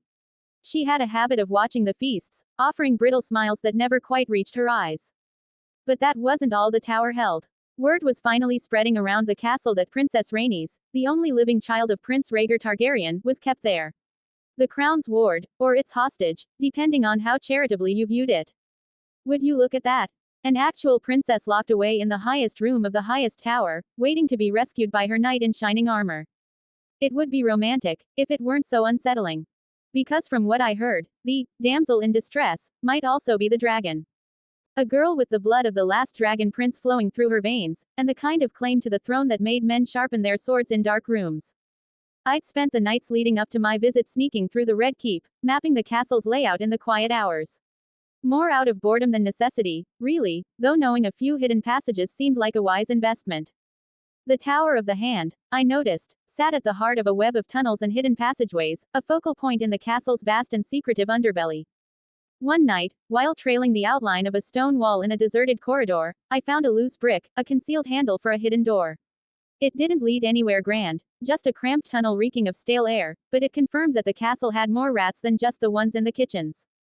I wonder how often the spider scurried through those tunnels. Varys probably knew most twists and turns almost as well as the masons who built them. But let's change subjects, shall we? I was also getting familiar with the dungeons, not the one that got me stuck in a hardcore survival game, but the 4 levels of cold, damp cells buried beneath the castle. Found the entrance by accident one particular cold night of winter, slipping past a sleeping guard who reeked of sour wine. The top level was almost mundane. Cells for common criminals, thieves, drunks, the occasional poacher. I even spotted one poor fool passed out in a cell, snoring louder than the guard upstairs. The second level was a step darker, reserved for highborn prisoners. The bars were thicker, the chains newer. A silent reminder that even nobles weren't untouchable. Then came the black cells, the third level. I didn't stay long. No light, no sound, except for the distant drip of water and the rustle of something moving in the dark, a rat, I hoped. No buckets for waste, no straw for bedding, just stone, silence, and the slow gnawing of fear. That was where the worst of the worst, or the politically inconvenient, were left to rot. And finally, the 4th level. Not a prison so much as a place of interrogation, where chains and racks spoke louder than words, and pain was often the only question asked. I didn't go in. The smell of old blood was enough to convince me I didn't need a closer look without having a damn good reason. Charming place, really, if compared to the deepest sections of the instant dungeon. But enough about this scarlet fortress. Because King's Landing, the city sprawling beyond these blood-colored walls, was something else entirely. The next day, I finally met with Uncle Jamie and the two soldiers assigned to guard me, along with my childhood friend, Elise Aaron. Took you long enough, Elise said from inside the carriage, her smile gentle but teasing. The lady speaks true, my prince. Jamie leaned lazily against his horse, his signature smirk in place. You've kept us waiting in the cold. How unkind. My apologies. I offered smoothly. I lost track of time preparing a few snacks for our trip. It wasn't the full truth, but it was believable enough, and I did, in fact, have 2 medium-sized bags filled with fresh fruits, white bread, and other provisions. A simple lie, wrapped in just enough reality to pass undetected. Deception check successful. I handed one of the bags to the soldiers, catching the way their expressions softened, no longer stiff and formal, but edged with quiet appreciation. A faint game window hovered just above each of their heads. Oliver, Baratheon Soldier Cavalier LV, 5. Otto, Aaron Soldier Cavalier LV, 5. Jamie Lannister, Kingslayer Champion LV, 12. They were capable men, certainly, but not remarkable. Amongst the regular guards and soldiers, I hadn't seen a single level above 5. It confirmed something I had begun to suspect. Most people were barely a step above the defenseless like my mother. Level 2 meant you had some training, level 5, like these two, signaled experience. But they were a far cry from true elites, the likes of Jamie, Robert, or the man who still held the highest level one had seen so far. Sir Barristan Selmy is level 16. Shall we? I asked, slipping into the carriage beside Elise. Of course, Jamie replied, signaling the soldiers to stir the horses. He would ride alongside us, mounted and watchful.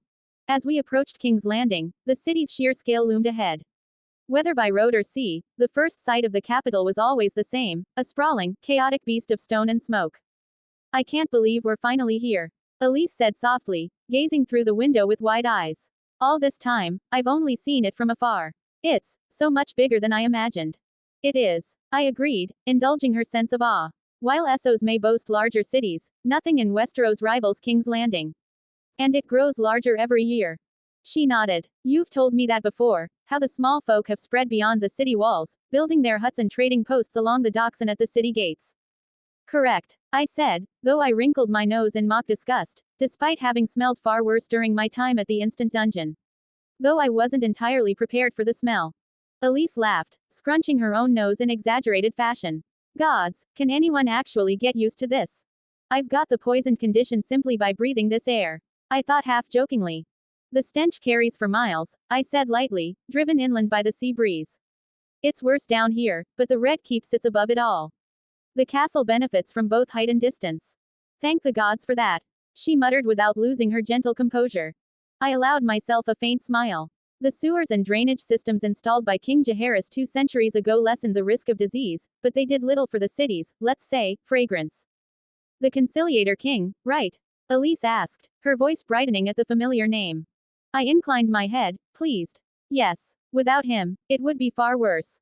She beamed at the small bit of praise, and I found myself watching her for a moment longer than intended, though the soft sound of Jamie chuckling from outside the carriage quickly pulled me back. The city unfolded around us, its skyline dominated by the 3 hills, Aegon's Hill, Visenya's Hill, and Rhaenys Hill. Atop them stood the Red Keep, the great sept of Baelor, our first destination, and the Dragon Pit, a ruined monument to the Targaryens' lost glory. Not a place I could explore freely, not with Elise at my side and a small retinue trailing behind. The last thing I needed was loose tongues spreading whispers to the wrong ears, particularly those of the spider. Turning my attention back to Elise, I saw an opportunity to make good use of the time.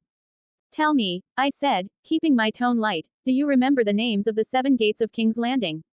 Aegon the Conqueror named them after the faith he adopted after his invasion.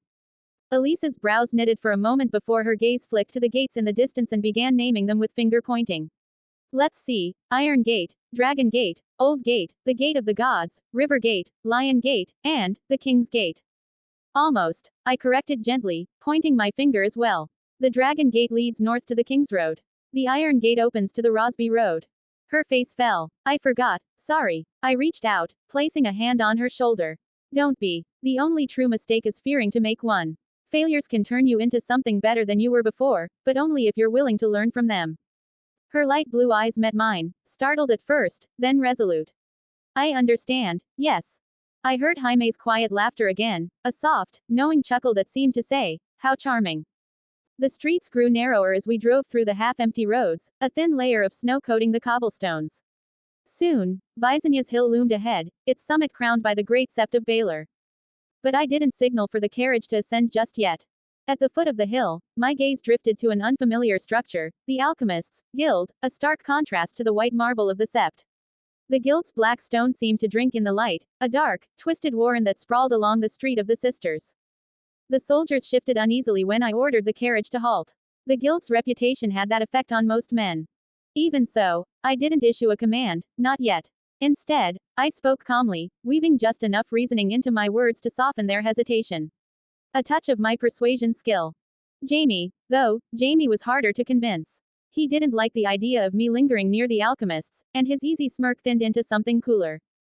In the end, though, I swayed him through a bit of deception. Not with sheer lies, but with a bit of manipulation, the sort of wry, self-deprecating wit Tyrion might have used. Come now, uncle, I had said lightly. Surely the King's Slayer doesn't fear a few old men playing with wildfire. Deception check succeed. Jaime's jaw tightened, but then, reluctantly, his smirk returned. Just don't go mixing anything yourself, Your Grace. I'd hate to explain to your father why his heir came back in pieces. And I'm sure you don't wish to spook your lady friend by being inside their grim cave for long. Trying to turn the game back at me, I see. I just pretended to not have a clue of what he was talking about in regards to Elise. With the matter settled, and the guards still casting nervous glances at the dark stone of the Guildhall, I stepped from the carriage. It was time to see the alchemists. The Guildhall of the Alchemists was a grim and brooding structure, its black stone seeming to drink in the pale winter light. The very air inside felt thick, not just with the faint, acrid scent of wildfire, but with an ancient, uneasy stillness. The torches lining the corridors burned low, their flames kept deliberately small. Fire, after all, was both their craft and their greatest enemy. As we stepped inside, leaving the soldiers to guard the carriage, I leaned slightly toward Elise, keeping my voice low. They may seem like little more than a curiosity now, but there was a time when the Alchemists' Guild held more power than even the maesters of Aldtown. Her wide-eyed glance told me exactly what I expected, disbelief. Understandable, considering the Alchemists' current reputation, but it was the truth. Strange, isn't it? I continued softly. There's no record of them before King's Landing was built. Did they come with the Conqueror? Their magic is said to have roots in old Valyria, but no one really knows. Elise shivered, though whether from the creeping cold of winter or the weight of the Guild's dark history, I couldn't tell. Eventually, we were greeted by the current head of the Alchemists' Guild, pyromancer Halline. He was an aging man with a thin beard and a too-eager smile, bowing deeply as we approached. Hallyne, the pyromancer, alchemist LV, 4. Welcome, my prince. Halline said, his voice smooth with practiced deference. The Alchemists' Guild is entirely at your disposal. I didn't miss the slight glimmer of hope in his eyes. Perhaps he thought he could secure my patronage, a royal benefactor, like the Targaryen princes of old. Perhaps I would, but not publicly, of course. After all, I was more than familiar with the theory of the Maesters' conspiracy against magic. While I didn't believe Pycelle would betray me unless he thought I endangered the Lannister family, there was always Varys. His web of spies had limits, but they were broader than I liked. And then there was Jaime. My uncle's loathing for the alchemists was palpable. Winning his trust had taken years. I had no intention of unraveling it by aligning myself too closely with the pyromancers. Still, there was nothing stopping me from exploring the guild's knowledge in secret. If they could help me expand my understanding of magic, or better yet, unlock a new class, it was a risk worth taking. After all, neither the books from my past life nor the fragmented lore of this world ever confirmed if the alchemists were genuine practitioners of magic or simply madmen playing with dangerous alchemy. I intended to find out. The guild hall itself was a fortress of caution. Fire was restricted, naturally, but the chambers where wildfire was prepared went further, lined with enchantments, or so the alchemists claimed. The ceilings held trapdoors brimming with sand, rigged to release at the first spark, ready to smother any accidental blaze. A necessary precaution, considering a single batch of uncontrolled jar of wildfire could level more than just the Guildhall, it could take a good chunk of Visonya's hill with it. I found some comfort in that. At least it meant no one could simply replicate Cersei's plan from the show. But there was another danger, the jars of wildfire still hidden around the city by the Mad King's order. Jaime, apparently, hadn't bothered to track them all down after killing the pyromancer who served Aerys. The realization hit him like a blade. His face went pale as Halline spoke of the guild's past contributions to the Targaryen cause, his words laced with pride. Half a decade had passed since Jaime broke his kingsguard vows, yet the danger still lingered. The very thing he killed his king to prevent might yet come to pass. Jaime's jaw tightened. We need to speak. Alone. His tone wasn't a request. Halline's smugness faded instantly, and he led Jaime away to a private chamber. I took the opportunity to study the jars of wildfire on display, thick green liquid sealed in sturdy clay containers, just like the ones I found near the entrance of the instant dungeon. When I approached one, a faint game window flickered into view. Arcana check succeed. Alchemist's fire. Interesting. The game recognized it, though the name was slightly off. A hint, perhaps, that there was more to wildfire than met the eye. I would return to the guild again, not for Jaime's sake, but for mine. With the long night creeping ever closer, wildfire could prove a powerful weapon against the coming army of the dead. By the time Jaime returned, his face a shade grimmer and Halline looking thoroughly flustered, I decided we had seen enough of the Guildhall for the day. As we left, I noted how Elise trailed just a little closer to me than before. Not out of fear, no, the look in her eyes was something else entirely. Fascination. She was clever enough to keep her interest subtle, especially with Jaime's disdain practically radiating off him, but I could tell. She wasn't frightened by the alchemist's grim reputation. She was intrigued. I smiled to myself as we climbed back into the carriage. There was more to Elise Arryn than the sweet girl who used to chase me through the halls of the Red Keep. And if I was right, she might become more than just a lady that wields political influence. For now, though, we had more of the city to explore. Halline's Pav. Dragons conquered the Seven Kingdoms. But to rule them, the Targaryens required a less temperamental flame. When the great King Maegor beheld the might of the Alchemists' Guild, he graced us with his royal patronage. In those golden days, we transmuted metals, crafted elixirs, and worked wonders beyond the grasp of common minds, but it was the substance that most captivated his grace. The unlearned call it wildfire, a crude name for something so refined. To the uninitiated, the substance seems untamable. It burns through water and steel alike, devouring all it touches. But to us, to those who have studied the ancient arts and committed the secrets of Valyrian alchemy to heart, it is a loyal servant. In the stone cells beneath the Guildhall, our acolytes labor in silence, preparing the substance with utmost care and delicate magic. Once formed, the jars are entrusted to apprentices, who carry them to secured vaults under the watchful eyes of the wisdoms, those of us who have mastered the mysteries of our craft. Should an acolyte falter in their duty, should a single spark betray their incompetence, the ceilings above are rigged to collapse, unleashing torrents of sand to suffocate the flames before they consume more than intended. For once lit, the substance yields only to smothering or starvation. Such precautions are necessary. Power demands respect. For many years, we served House Targaryen with unflinching loyalty. But in time, as all great orders must, we found ourselves beset by enemies. The Order of Maesters, with their chains of lead and minds of rust, dismissed all learning that did not crawl from the shadow of Oldtown's library. They whispered against us, branding our arts as sorcery, our substance as madness. Charlatans, too, emerged in our name, peddling false green flames and crude imitations, further blackening our reputation. But the final blow came with Prince Aerion Targaryen. A fool drunk on wine and dragon dreams, he dared to drink the substance, believing it would transmute his flesh into that of a dragon. Instead, he became little more than ash. It was a tragedy, not for the prince, but for us. With his death, the guild lost its royal favor. Kings no longer sought our counsel, lords no longer funded our work. Then came King Aerys, second of his name, a true Targaryen, a dragon reborn. I was but an acolyte when he restored the guild to its former glory. He understood what lesser minds could not, that fire is the purest form of power. In time, he named Wisdom Rossart as Hand of the King. A great honor, the highest ever bestowed upon our order. Together, they wielded the substance as a weapon fit for a dragonlord, punishing traitors and burning his enemies to cinders. During the War of the Usurper, I heard whispers, dangerous whispers, that His Grace commanded our most skilled wisdoms to prepare an ultimate defense against his foes. Now, through the Kingslayer's grim revelations, I have learned the full extent of the plan, of the caches of wildfire hidden throughout the capital, left unguarded after the Mad King's fall. A dangerous scheme, perhaps, but was it not born of the same fire that made the Targaryens kings? Tragedy struck again during the sack of King's Landing. Many of our greatest wisdoms vanished, lost to the ignorance of rioters and the unchecked greed of looters. Perhaps some were murdered. Perhaps others fled into the shadows. The world, as ever, sought to snuff out our flame. But we endure. Forgotten by most, we continue our work in the dark, perfecting the ancient arts. Ours is the fire that never dies, the spark that will one day ignite anew. We are the masters of the substance. We are the keepers of the flame. And all we require is the right spark.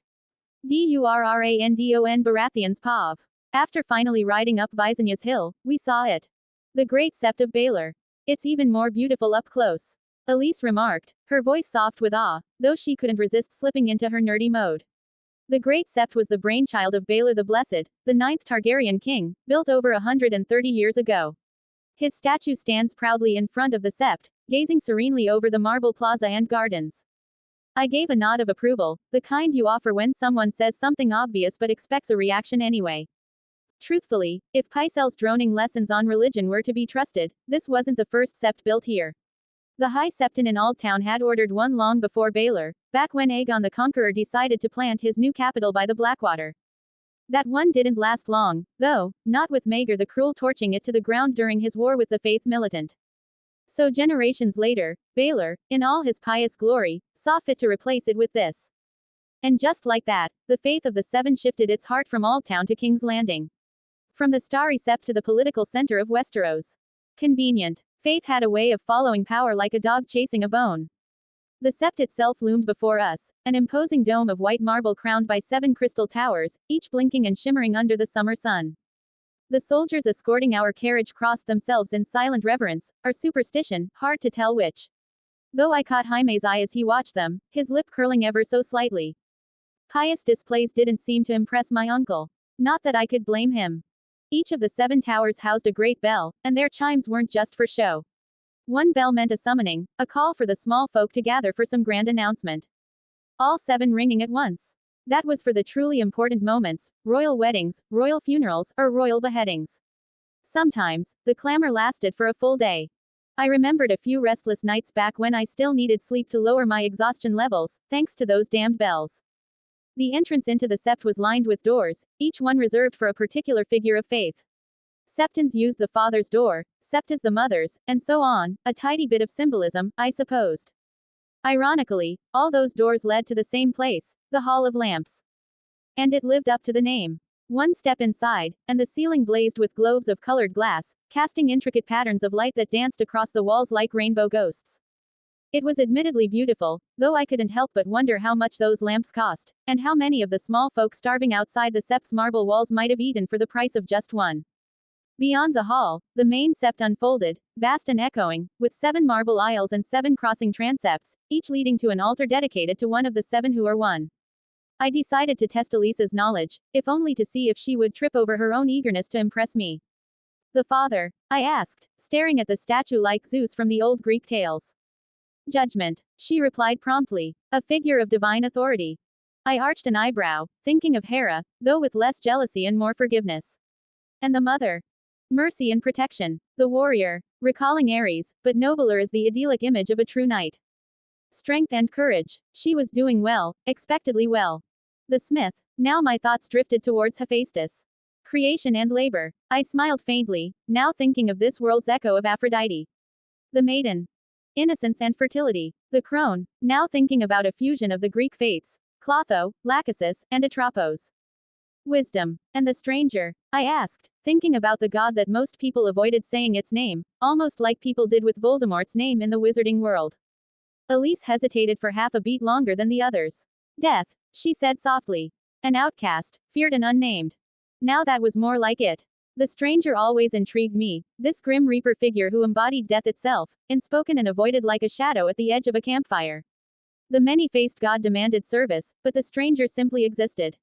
I imagined the stranger as more of a quiet, inevitable force, less, god of assassins, more, the thing you can't outrun. And as the Dark Knight once said, fear is a tool. But I digress. The stained glass windows cast the interior in a kaleidoscope of colors, and the massive dome overhead gleamed with gold and crystal.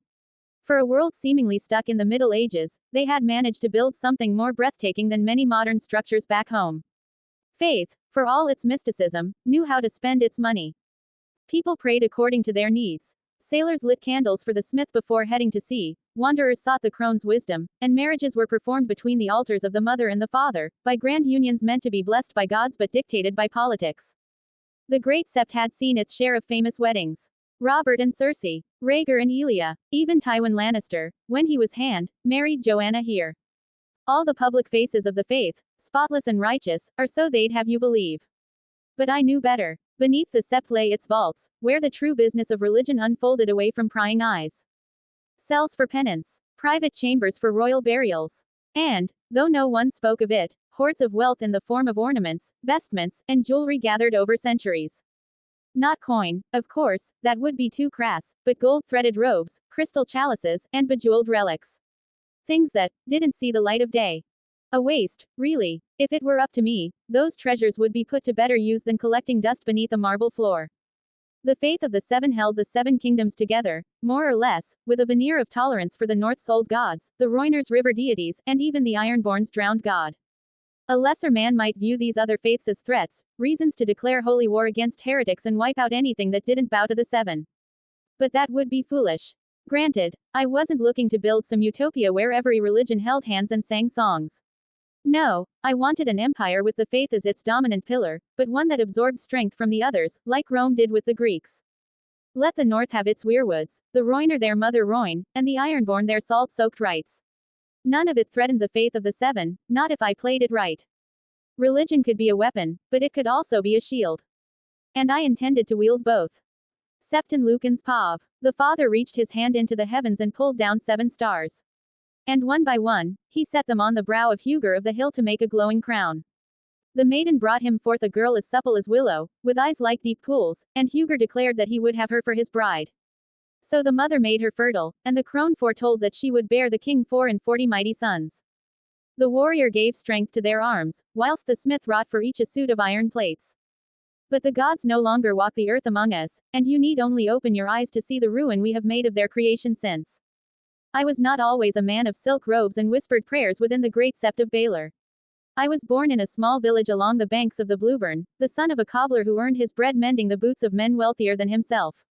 My mother, pious and gentle, taught me the names of the 7 before I ever learned my letters. We had no sept, only a rough-hewn altar beneath an ancient oak, its roots twisted like an old man's hands.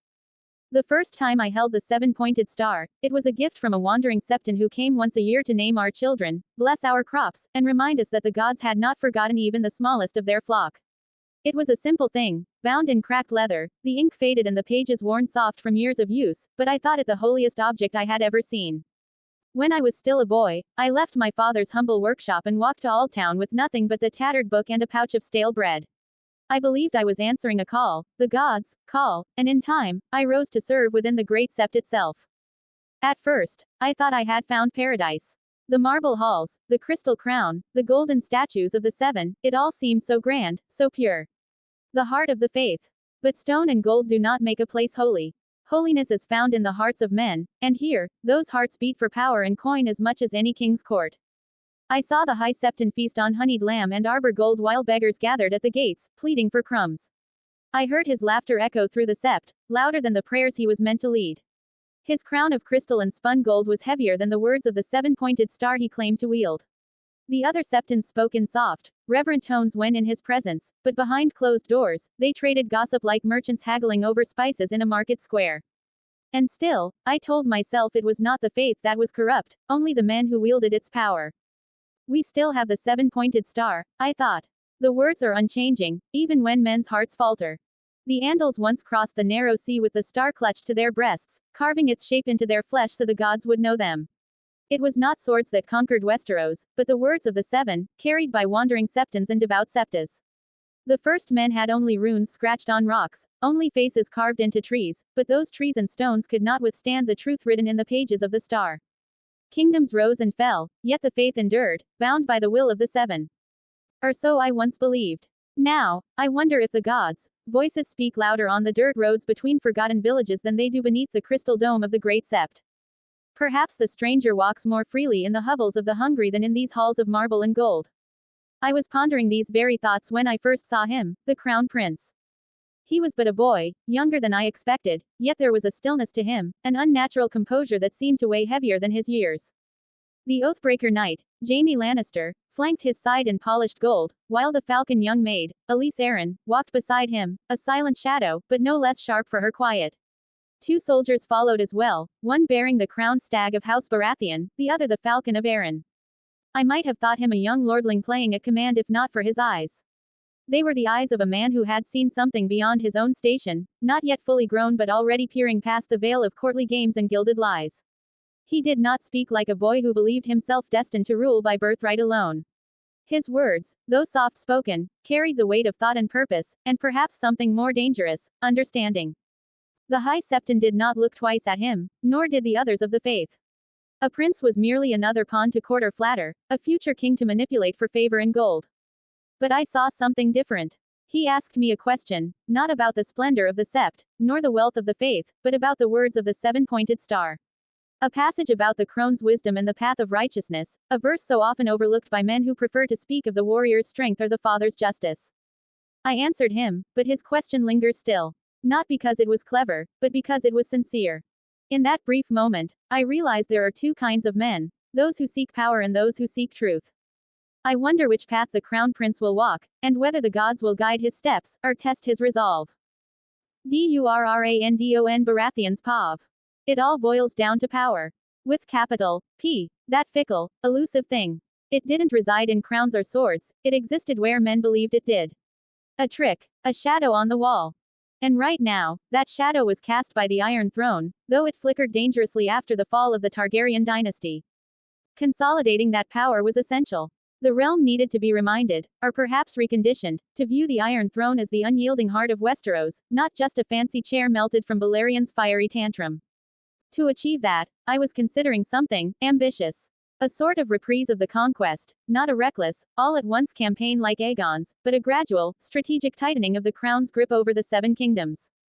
Piece by piece, kingdom by kingdom, the first opportunity would come with the Greyjoy rebellion, assuming history didn't veer too far off course.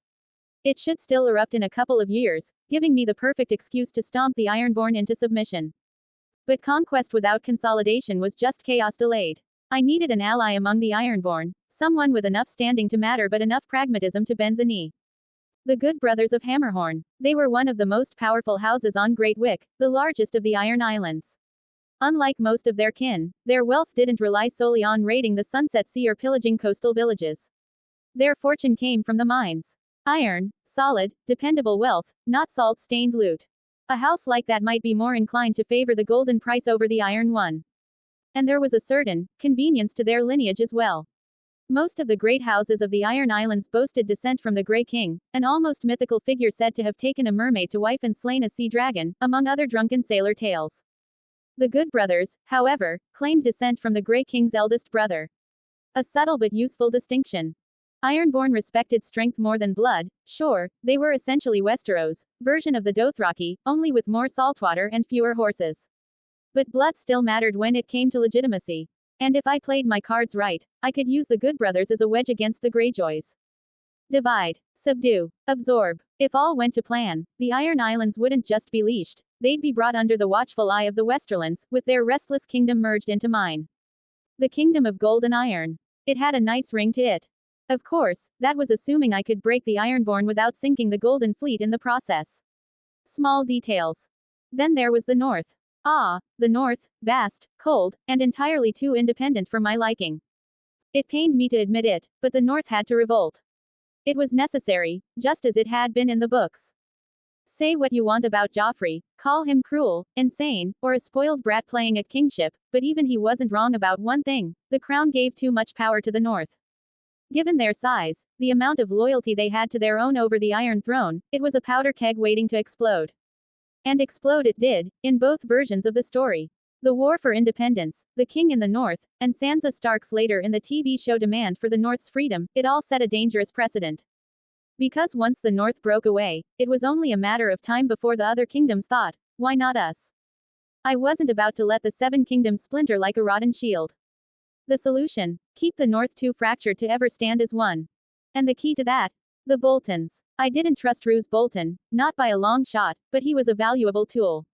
The man was as cold and calculating as a snake in winter, but that just made him predictable. The real problem was his bastard, Ramsay. The feral, unhinged piece of work who would eventually drag the Bolton name through the mud and ensure their ruin. That couldn't be allowed. So I was considering a different path, keeping Ruse's trueborn son, Demeric, alive. A promising lad, from what little I remembered. If I could nurture his loyalty, not to his father or the North, but to the crown, he could be a useful counterweight against both his own house and the Starks. Divide and conquer, again. And finally, there was Dorne. The outlier. The one kingdom even the dragons couldn't fully break. The realm tolerated their defiance because they had married into the Targaryens, turning enemies into in-laws. But I had no such ties, and no desire to let Dorne simmer in its own stubborn independence. Their defiance was a crack in the foundation, just like the North's rebellion. If I wanted to forge an unyielding realm, I needed Dorne under my heel, not simply through marriage, but through replacement. And I had the perfect candidates for that, the Euronwoods. Currently, the Euronwoods and the Martells weren't exactly on good terms. That little feud was thanks to a Baron Martell, the Red Viper, who killed Lord Euronwood in a duel for first blood, all because a Baron had the audacity to sleep with challenging Lord's wife. Ah, Dornish rashness at its finest. But more importantly, the Euronwoods still clung to their Andal roots more than the Roynish culture that colored the rest of Dorne. That made them outsiders, different, within their own kingdom. And different meant useful. By propping up the Euronwoods against the Martells, I could fracture Dorne's infamous unity, which has made serve them well against the Targaryen, giving me the opening I needed to bring them fully under the crown's authority. No more half measures. No more tolerating their independence out of convenience. Once the North was defanged, the Iron Islands leashed, and Dorne broken, I could finally do what no Targaryen had managed, even when they had dragons to enforce their will. Unify the Seven Kingdoms in both name and reality. One throne, one crown, one realm, and no shadows on the wall. Just me, the man casting them. Now, having had my fill of the great sept's splendor, I led my small retinue back into the tangled streets of the city. The air was thick with the usual stench, a blend of sweat, horse dung, and the faint, salty bite of the Blackwater rush. A scent unique to King's Landing, a city that somehow reeked of both power and rot in equal measure. My thoughts drifted back to the High Sparrow, mulling over the absurd theories about his origins, but they were soon interrupted by the familiar sight of the city's defenses.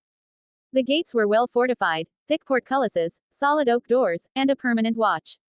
But it was the walls that drew my eye. Lined along the main thoroughfares and standing atop the ramparts, the gold cloaks kept their ever-watchful patrol. The name was no exaggeration.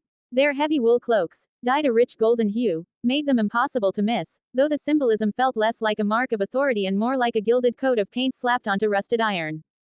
Jaime must have caught my glance because he let out a dry chuckle beside me. Admiring the city's finest, are we? His voice dripped with that familiar mix of boredom and disdain. Don't stare too long, Your Grace, or you'll scare them. They startle easily. I almost smiled. Almost. More than once, I caught myself bracing, muscles tensing, magic thrumming just beneath my skin. A reflex born not of paranoia, but of memory. The undead guards I had fought in that hellish instant dungeon had worn armor strikingly similar to these men. Nearly the same weapons, the same chainmail, the same clumsy postures. It was an effort not to strike first or slip into the shadows every time one of them so much as shifted their weight. I reminded myself, again and again, that these were not the reanimated corpses I had cut down by the dozens. But that didn't mean they were much better. Jaime followed my gaze as we passed a pair of gold cloaks standing rigid by a gate, or trying to. One was picking at a scab on his chin, the other looked half asleep. The Targaryen prince who founded them would weep if he saw what his precious city watch had become. Jaime muttered, almost too low to hear. Or maybe he'd laugh. Unlike other cities in Westeros, where lords entrusted their sworn men to guard the walls and keep the peace, the gold cloaks answered directly to the crown. An independent force, bankrolled by the royal purse, sworn to protect the city, not any one lord's interests. Lannisport and Aldtown had their own city watches, paid for by their ruling families, but the gold cloaks were supposedly above such petty allegiances. Supposedly. A quick glance at their game windows told me everything I needed to know.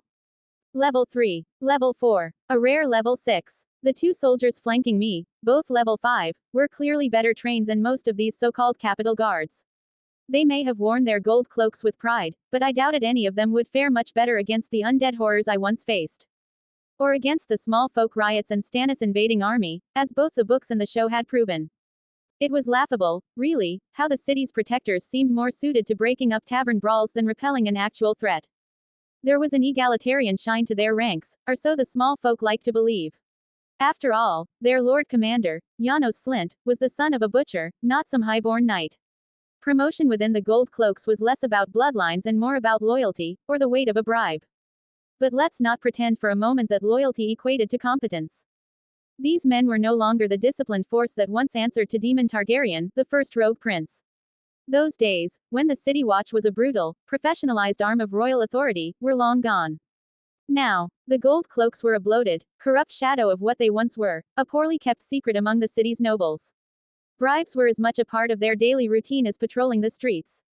If you had the coin, you could buy anything, a blind eye, a convenient accident, or a knife in a rival's back. And the worst part, no one seemed particularly bothered by it. Jaime sighed as a pair of gold cloaks shuffled past, their armor in desperate need of polish. If the city ever burns, he said softly, don't expect these lot to douse the flames. I didn't. In any case, we moved on. Leaving the Red Keep far behind, we stepped into the beating heart of King's Landing, a city of both splendor and squalor, pressed so tightly together it was hard to tell where one ended and the other began. For now, Elise and I focused on the splendor. The ways in which this city was noteworthy were almost too many to mention, the most populous in all of Westeros, with over 500,000 souls crammed within its towering walls. It wasn't just the largest city, it was the center of everything. The heart of politics, thanks to the Iron Throne and the governance of the Hand of the King, the one truly running the Seven Kingdoms while my father drank, whored, and hunted. The heart of faith, with the High Septon and the Great Sept of Baelor, whose empty echoes still lingered in my mind from my recent visit. Perception check succeed. I caught a low murmur from behind. Another day, another 100 beggars crowding the Sept steps, muttered the Baratheon named Oliver who accompanied me. The gods won't fill their bellies, but they kneel anyway. A subtle exhale from Otto, the Aaron man. Better to kneel to the gods than to some lord with a sharp blade. His voice was quiet, but the edge was there. At least the gods don't tax you. I didn't turn, didn't acknowledge their words, but despite the distance and Elise's gleeful remarks at our surroundings, I heard them. The maesters may have their roots in Aldtown, but the Grand Maester, Pycelle, a man more loyal to the Lannisters than his own order, called this city home. The Alchemists' Guild, though a shadow of its former self, still clung to their ancient headquarters here, desperate to maintain their status, however lowly it had become. King's Landing was a magnet for talent, too. It was here that the finest artisans gathered, like Tobo Mott, the master blacksmith of Qohor. I'd have to arrange a meeting with him soon, both to learn more about his craft and, perhaps, to cross paths with my half-brother, Gendry, once he came of age. Perception check succeed. A foreigner blacksmith, Otto muttered, just low enough that he must have thought that only Oliver could hear him. HMPF. Nothing beats the craftsmanship of Gulltown. Oliver replied, soft but pointed. Doesn't your city make plenty of business with the free cities just across the narrow sea? I didn't react at another one of their exchanges, though a small smile tugged at the corner of my mouth. It amused me to hear them talk.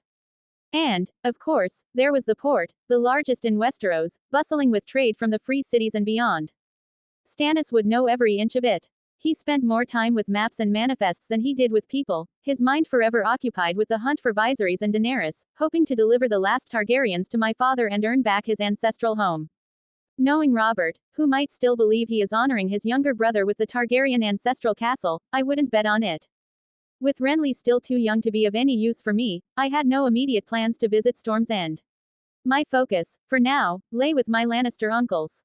Whenever Ser Barristan was too busy guarding my father or training the other kingsguard, Jaime would step in to oversee my swordwork. The Kingslayer didn't have the same legendary reputation as Ser Barristan, but he was still one of the deadliest men in Westeros. There was a sharpness to his movements, a predator's grace, the fluidity of someone who didn't just know how to fight but enjoyed it. And unlike Ser Barristan, Jaime wasn't afraid to teach me tricks that were less honorable. He seemed to take pride in my quick grasp of swordplay and had even promised to help me secure a teacher in the Bravo Sea fighting style, keeping it quiet so as not to raise any unwanted questions. With any luck, Syrio Forel would accept the offer to tutor me, just as he would, in another timeline, train Arya. And then there was Tyrion. Though still at Castle Rock, his letters spoke volumes, sharp, witty, and clever in ways few others were. His curiosity about me shone through each word, veiled beneath his usual humor. He'd just turned 16, but instead of a grand tour of the free cities like his uncles, Tywin had punished him with the care of Castle Rock's cisterns and drains, a cruel reminder of his status in his father's eyes. Another punishment for the crime of existing. Say what you will about Tywin Lannister, his hatred for his son, his cold, calculating cruelty, but he was still a force to be reckoned with. And maybe that was why I found myself favoring the House of the Golden Lion more than I should, more than the stag or even the dragon. The Lannisters had three of my favorite characters in all Chronicles of Ice and Fire after all. One of the best name day gifts I'd ever received was the Syvas board Tyrion had sent me, each piece masterfully carved from wood.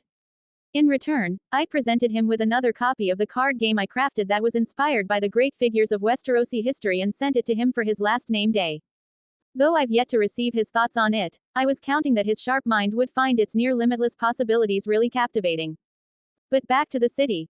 King's Landing wasn't ancient like Storm's End. It didn't have Oldtown's centuries of learning or Highgarden's beauty. But it didn't need them. This city was the heart of the Seven Kingdoms, where the great roads converged, the King's Road from the north, the Rose Road from the Reach, and the Gold Road from the Westerlands. Merchants, nobles, and commoners all passed through these streets. A young city, founded just 3 centuries ago by Aegon the Conqueror, but already risen further than most dared to imagine. It was important, central, unmissable, and for someone like me, reborn with foreknowledge and an unyielding desire to shape my fate, it was the perfect place to begin. Elise tugged at my sleeve, her bright eyes filled with quiet excitement. Do you think it'll snow again? She asked a bit louder than necessary. I want to build a snow knight. I ruffled her hair gently. We'll see. Perception check succeed. Oliver muttered outside the carriage, a faint chuckle in his voice. Better a snow knight than the drunkards pissing in the streets. Otto, quieter, but with a thin thread of amusement, replied. At least the snow knights stand till morning. They thought I didn't hear. I heard everything. And so the day continued until sunset, exploring the city I'd read so much about, my mind ever turning on every new detail that was never too important to be mentioned in the ASOIAF books. The sight of the Red Keep's shadow always looming over the city as we passed the winding alleys, it was hard not to notice how it seemed less like a symbol of royal majesty and more like a constant reminder of who truly ruled over these streets. The flicker of pale winter sunlight caught on the golden dome of the great sept as it rose above the roofs, the light colder, thinner than it must have been in the long summers of old. The chill in the air wasn't the bone-deep freeze of the north, I wager, but it was enough to turn breath to mist and make the small folk tug their cloaks tighter around themselves. I noticed the faint scent of roasting meat wafting from a small vendor stall, the smoke rising in plumes as an old man stoked the fire with practiced hands. The fire was more than just for cooking, it was a beacon for frozen fingers, and a few urchins lingered close by, pretending to eye the skewers but really just hoping for a bit of warmth. It was far from the intoxicating aroma of the kitchens at the keep, but it was something else, earthy, humble, raw. Probably not the safest thing to eat, but then again, it wasn't like the nobles, feasts were free of the occasional, bad pigeon pie, either. We passed by a row of women peddling woven baskets and dyed cloth, their high-pitched bargaining voices cutting through the din of the bustling market. Their rough hands, worn from labor, seemed to tell their own stories of survival and struggle, fingers stained with dye, nails chipped, skin calloused. I noticed how some of the cloth was more muted in tone than I expected, less vibrant reds and blues, more dull browns and grays. Winter was not kind to the dye pots, it seemed. Fewer plants to draw color from, fewer coins to pay for costly imports.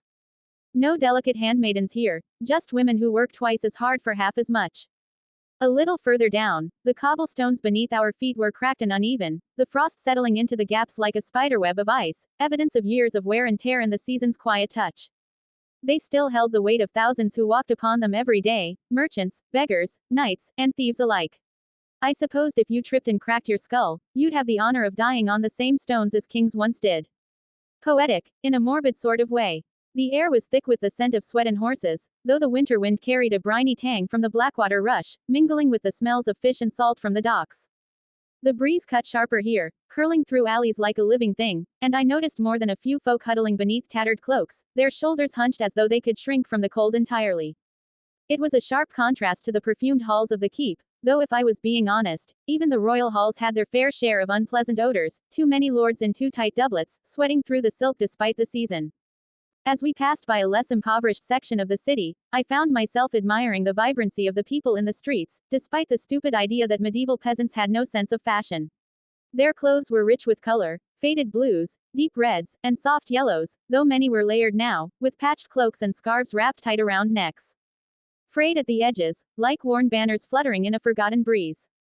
A far cry from the regal attire I had grown accustomed to inside the Red Keep, but at least there was a kind of honest pride in the way they dressed.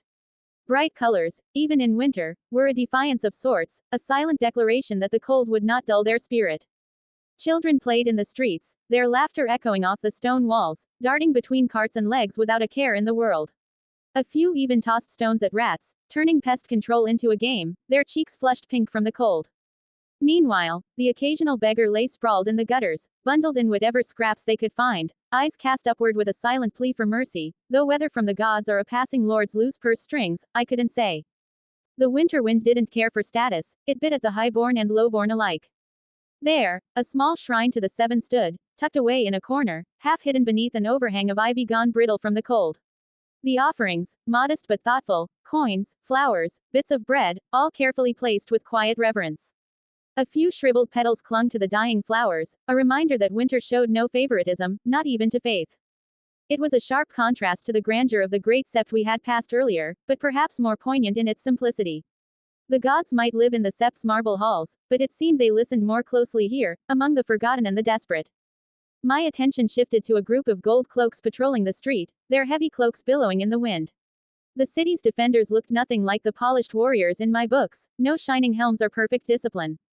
Their boots were worn from endless marching, their faces hard and cynical as they scanned the crowds, less like guardians of the peace and more like foxes watching a henhouse. I noticed how their fingers lingered near their sword belts, to my survival instinct's constant annoyance, their leather gloves cracked from the cold. Bribery, I guessed, was the true law of King's Landing, but even corruption needed warm hands. As we moved deeper into the city, the cacophony of sounds became overwhelming, the shout of a vendor hawking his wares, the clink of metal as an armorer worked on a new breastplate, the neighing of horses from the stables nearby. All of it blending into a chaotic symphony of life, louder somehow in the stillness of winter. And yet, despite all this, I couldn't help but notice how many of these noises seemed to fade away as we neared the quieter corners of the city, where life was simpler, more intimate. A young couple sitting on the steps of a small house, their heads close together in quiet conversation, probably dreaming of a future that wouldn't be half as kind as their hopes. The girl shivered, and the boy tugged his cloak off to wrap it around her, the gesture more romantic than practical.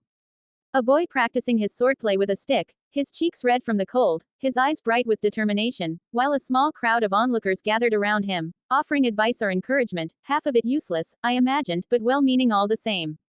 I found myself caught up in the little things, the half-painted sign above a tailor's shop, where the faintest remnants of a lion's head still peeked through the layers of time, as if the past refused to fully let go.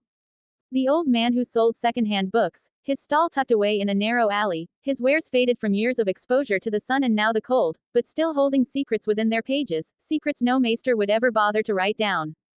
These were the parts of King's Landing that I, in all honesty, would come to cherish, not the towering walls or the opulent halls, but the forgotten corners and the stubborn souls who called them home. Even in winter, they endured. Later that day, at my chambers, the dagger's edge gleamed faintly in the firelight. I ran the whetstone down the blade again, slow, steady strokes, just as Barristan had shown me. Not too fast. A clumsy hand could ruin a weapon quicker than a fight ever could. I wasn't some master weaponsmith, just a boy with enough knowledge to keep his gear from falling apart. But tonight, everything needed to be ready. The short sword came next, chipped in more places than I like to admit, the leather grip worn smooth from overuse. Oil darkened the hilt as I worked it into the cracks, the scent sharp enough to sting my nose. I tested the weight in my hand. It wasn't too large nor too heavy for me, really. At least if compared to the regular-sized wooden sword I used to train with Barristan, which was intentionally heavier for exercising my swings. I wasn't a soldier. I wasn't even a proper squire. I was a boy of 6 with a real weapon. A child playing at war. Or at least, that's what it looked like. The instant dungeon had burned any illusions of play out of me. Months of fighting, killing, and surviving had done that. I remembered the first time I had buried this very sword into an undead knight's armor gap, how the blade had wedged between neck and shoulder, how I'd had to kick the corpse off it when it refused to fall.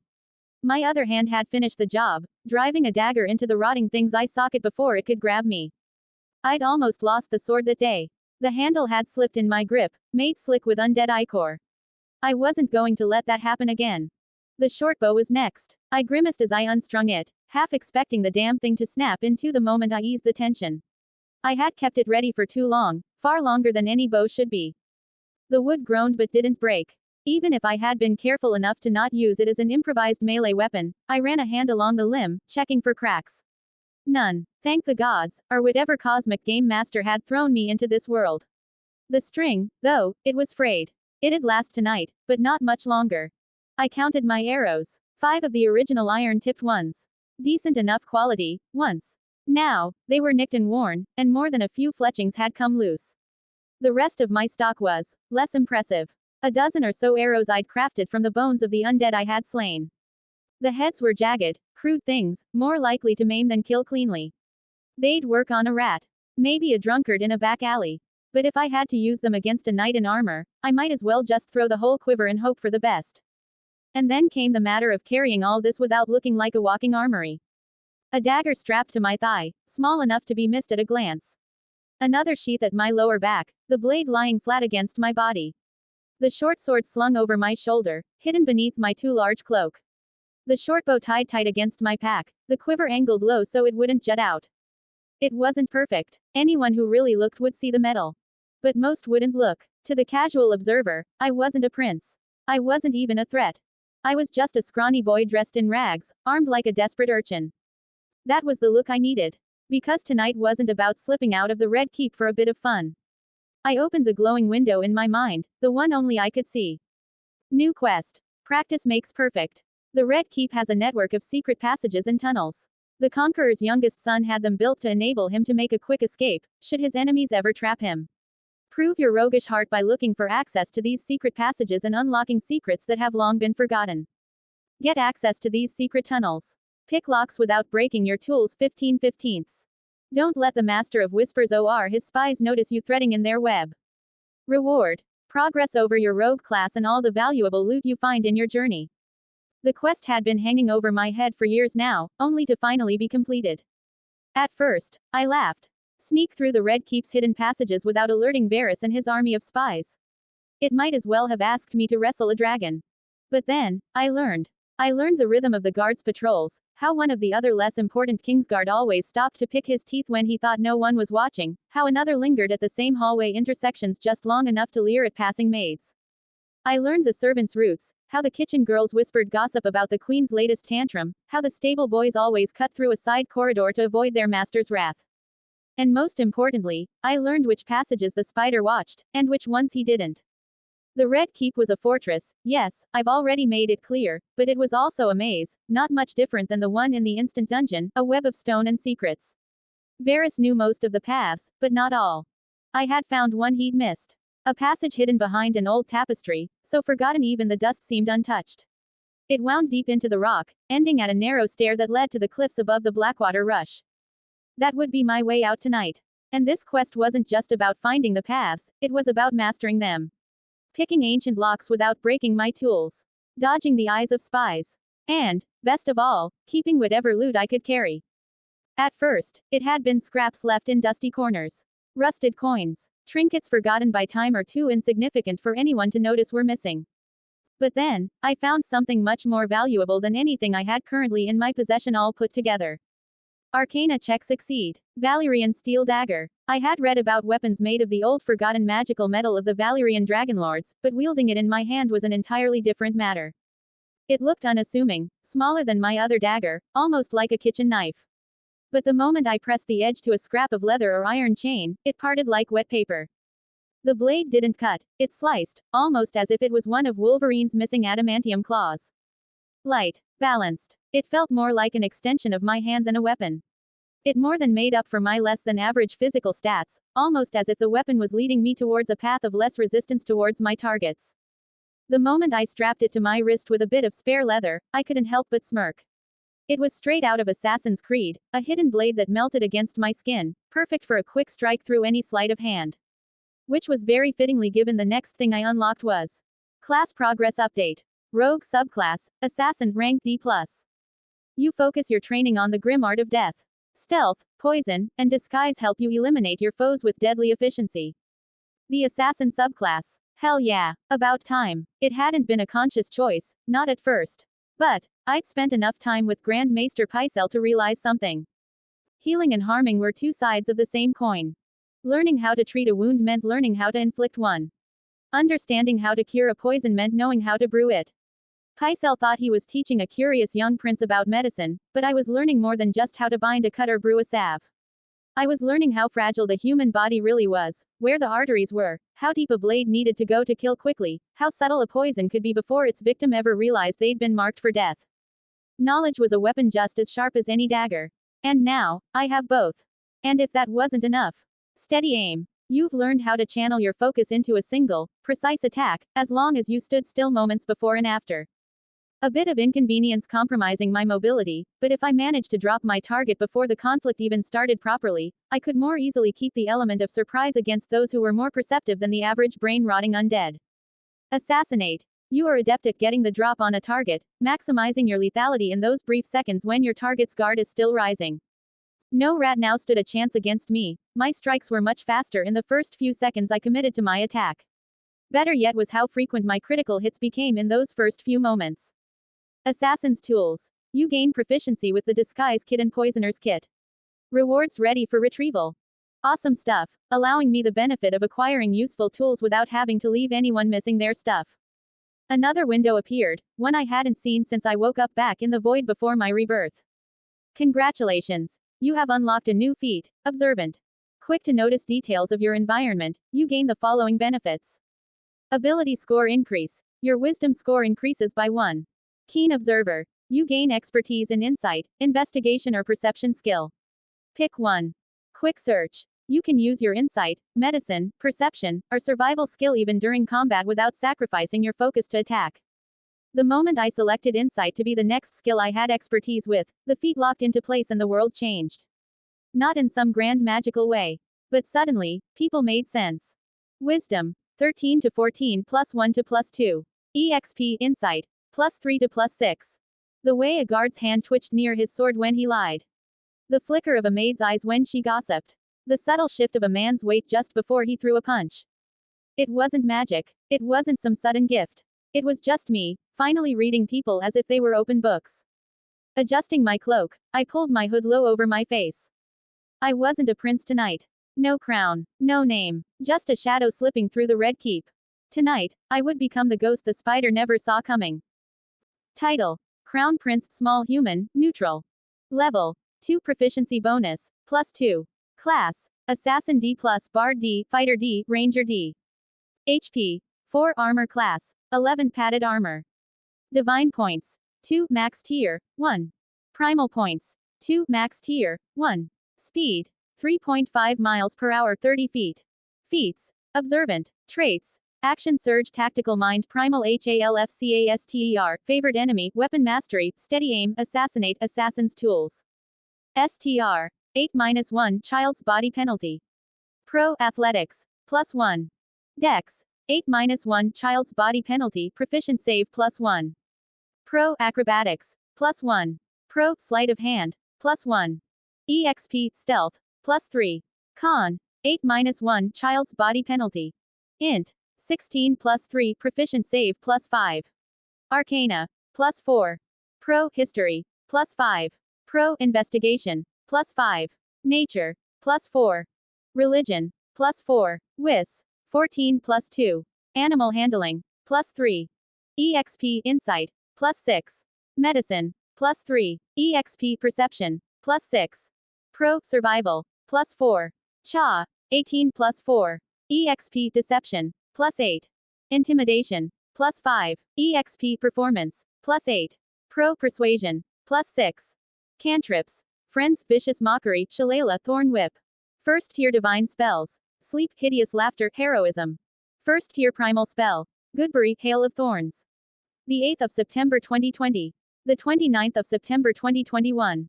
The 4th of July 2022. The 1st of January 2025. Hey there, thanks for reading my work. I hope this chapter is of your liking. If so, I wish to recommend my other stories to you. Any ideas for powers, equipment, girls and anything else that might be a good match with my FIC is more than welcomed. I might not use anything, but you will have my gratitude for trying. If this chapter is a mess of grammatical errors, please wait until I will try to fix it as soon as possible. But for that I need your feedback. Thanks as always for your time, hope you have a fantastic day and please stay safe. Bye. Have some idea about my story? Comment it and let me know. Daichi_TBR 193 creators, thoughts. 64 comments, 0 vote. Hunting in the slums. Durandon's Baratheon Pav. 288 AC. My first visit to King's Landing had been exactly what I expected, loud, crowded, and reeking of smoke, sweat, and the occasional whiff of something far worse. Still, the city had its uses. I waited in my chambers until midnight, absently stroking one of my cats, a sleek, indifferent creature that purred softly, oblivious to the schemes turning over in my mind. The only other soul in the room, and likely the only one who wouldn't stab me for a bag of silver stags tonight. Winter nights in the Red Keep were quiet. Most preferred to huddle by the hearths, nursing their cups of sour red while the wind howled through the stone corridors. The castle felt like a slumbering beast, ancient, brooding, and dangerous only if you were foolish enough to poke it. It wasn't nearly as bitter as it must have been for the small folk down in the city. I doubted the brothels on the street of Silk kept their fires burning for free, but the chill was enough to make the guards on patrol sluggish. Perfect. I donned a black cloak, because of course I did. There's a reason it's a cliché, it works. The dark fabric swallowed the light, muffled the soft clink of my gear, and blurred my silhouette against the stone walls. Stealth, after all, was equal parts silence and misdirection. Tonight, I was a whisper in the dark. All things considered, getting out of the castle was the easy part. The real challenge was descending Aegon's Hill without snapping my neck, then making my way across the rooftops of King's Landing. The city was a maze of slanted tiles, rotten beams, and loose ledges, all too eager to betray me if I wasn't careful. Fortunately, I had a few advantages like my lighter, child-sized frame, my proficiency with both my athletics and acrobatics, and my ever-reliable tactical mind, a combat spirit in my head that quietly pushed me not to die doing something idiotic. I moved fast but careful, darting across the street of the sisters, hopping from rooftop to rooftop, until Rainey's Hill rose before me. And there it was, the dragon pit. Even in ruin, it loomed. It was a carcass of a building, skeletal and broken, but still there, a dead thing that refused to be forgotten. According to my memories of my previous life and my lessons with Pycelle, the hill had once been crowned by the Sept of Remembrance, built to honor Rhaenys Targaryen after she died during her ill-fated conquest of Dorne. But Maegor, her nephew, wasn't the sentimental type. The warriors' sons had taken the Sept as their stronghold, and Maegor, in his usual, thoughtful manner, rode Balerion the Black Dread over the hill and burned the whole thing to the ground. Then, for good measure, he ordered the dragon pit built in its place, a stable for monsters. Ironically, building it proved harder than Maegor expected. Perhaps because he'd executed most of the architects who built the Red Keep, and the few who remained preferred to keep their heads attached to their necks. But, in the end, the dragon pit was born. Now it was a hollow shell, a mausoleum to dead dragons and dead dreams. The pit was a lie. It had once been a domed behemoth of a building, its gates wide enough for 30 knights to ride through abreast. The gates were still there, rusted and sagging, but the dome was long gone, brought down by dragonfire, rage, and stupidity. Slipping through a gap in the gates was child's play. Inside, the place was massive, an arena of sand and stone, with 40 cavernous vaults beneath the floor. Cells built for dragons, because nothing says majesty like chaining your most powerful weapons underground. At its height, the dragon pit had held around 20 dragons during the reign of King Viserys I, just before the Dance of the Dragons. Their only dance, really. A civil war so catastrophic that it killed not just half of House Targaryen, but most of their dragons too. For creatures of such power, they were shockingly bad at politics. It was almost laughable, a dynasty built on dragonfire, only to watch their precious beasts get slaughtered by peasants with pitchforks and a zealot screaming about sin. The storming of the dragon pit was the final insult. Thousands of small folk, whipped into a frenzy by the shepherd, overwhelmed the 4 chained dragons left inside. The dragons fought back, fire, claws, teeth, but they died all the same.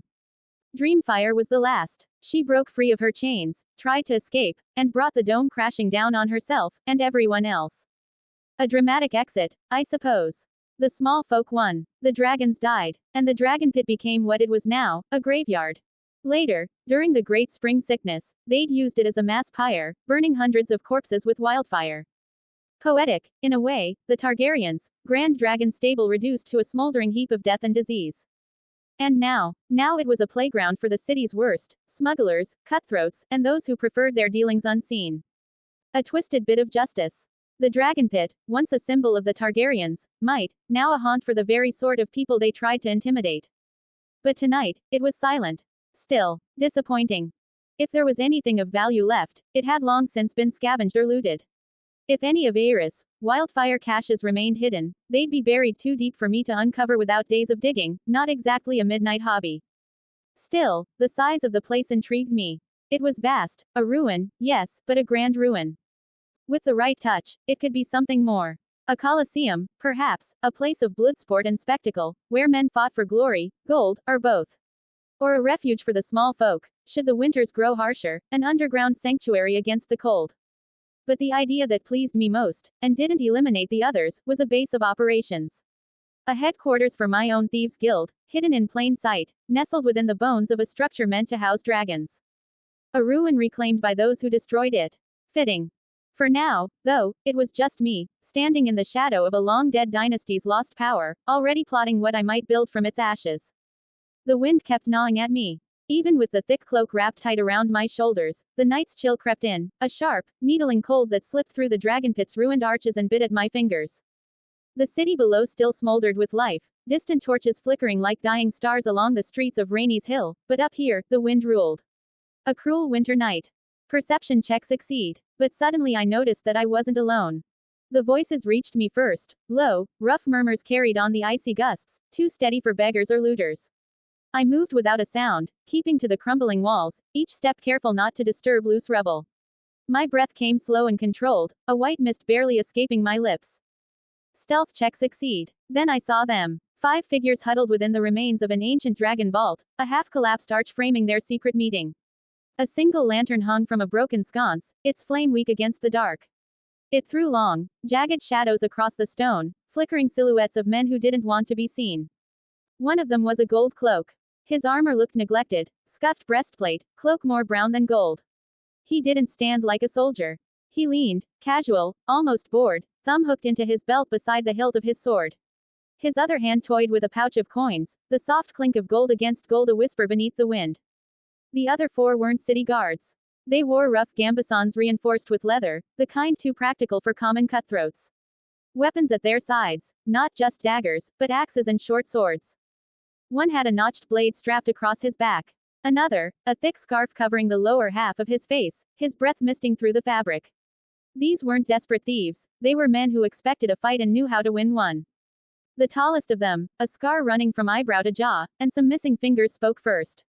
His voice was like gravel grinding beneath a boot. The patrols. The gold cloak smirked, weighing the pouch in his hand before slipping it into his cloak. Won't touch flea bottom tomorrow night, he said, so long as my captain sees his share. Flea bottom. A pit of poverty and filth where the law barely reached, or rather, where it only arrived when there was coin in it for the right pockets. But this wasn't about drunken brawls or petty thievery. Not with men like these. The scarred man's coin danced across his knuckles, a practiced habit, not a nervous tick. And the port? I heard one of them asking. Clear until first light, the gold cloak replied, a glint of teeth in his grin. Move the shipment, whatever the fuck it is, and no one will bat an eye. A shipment. I didn't shift, didn't breathe too hard, but my mind raced. Smuggling, most likely. Drugs, stolen goods, maybe something worse. Any city's docks were always a nest of crime, but for a guard to promise clear passage, this was more than a single bribe. The butcher's back in the city. One of the other men muttered. It was the first new voice, rougher, younger, and the way the others reacted told me the name carried weight. The scarred man's hand stilled over the coin. The gold cloak's grin thinned just a little. The butcher. I didn't know the name, not yet, but the way they spoke of him, it wasn't as a friend. It was as a force. A man with pull. The scarred man nodded slowly. He says the king's more interested in his next hunt than the city's rot.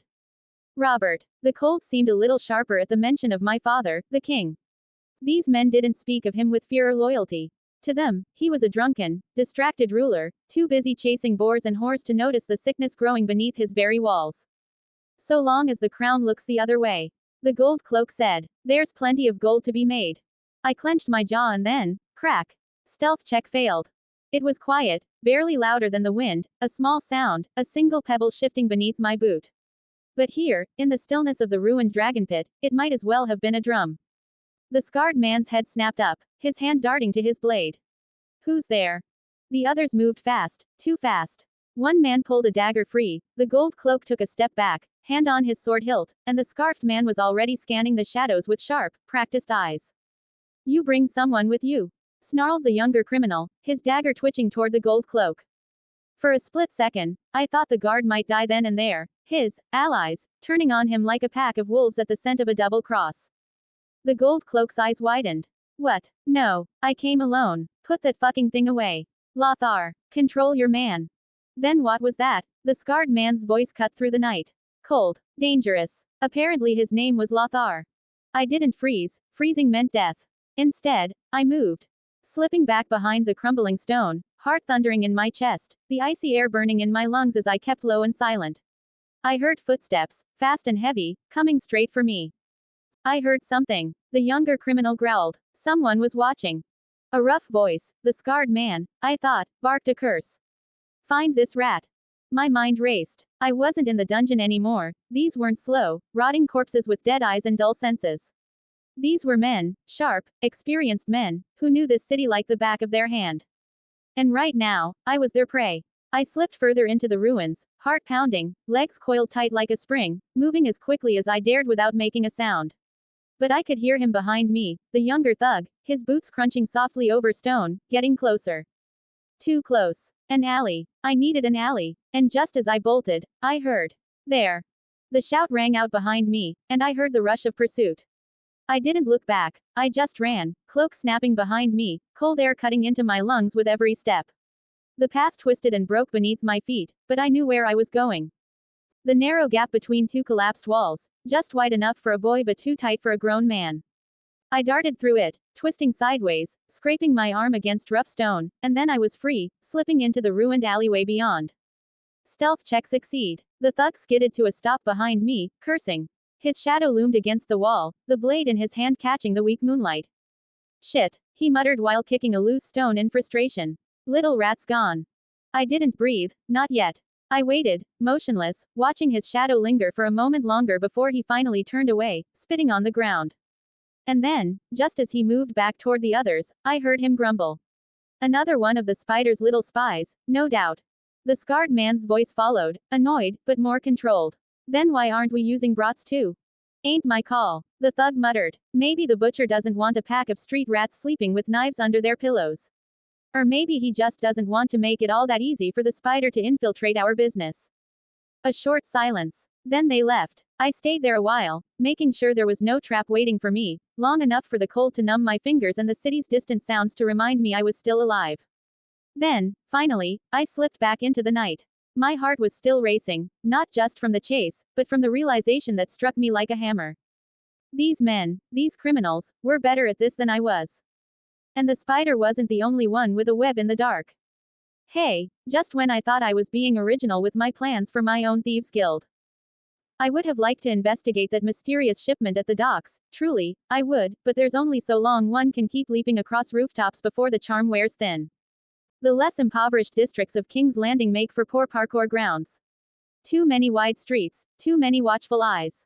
Unless, the sewers. I save that thought away for later. The smell alone makes it a plan of last resort. Certainly wouldn't want to repeat the experience I had with the instant dungeon this early. Instead, I set my sights on Flea Bottom. I slip away from the crumbling ruin of the dragon pit and descend into the twisted sprawl of the city's poorest quarter.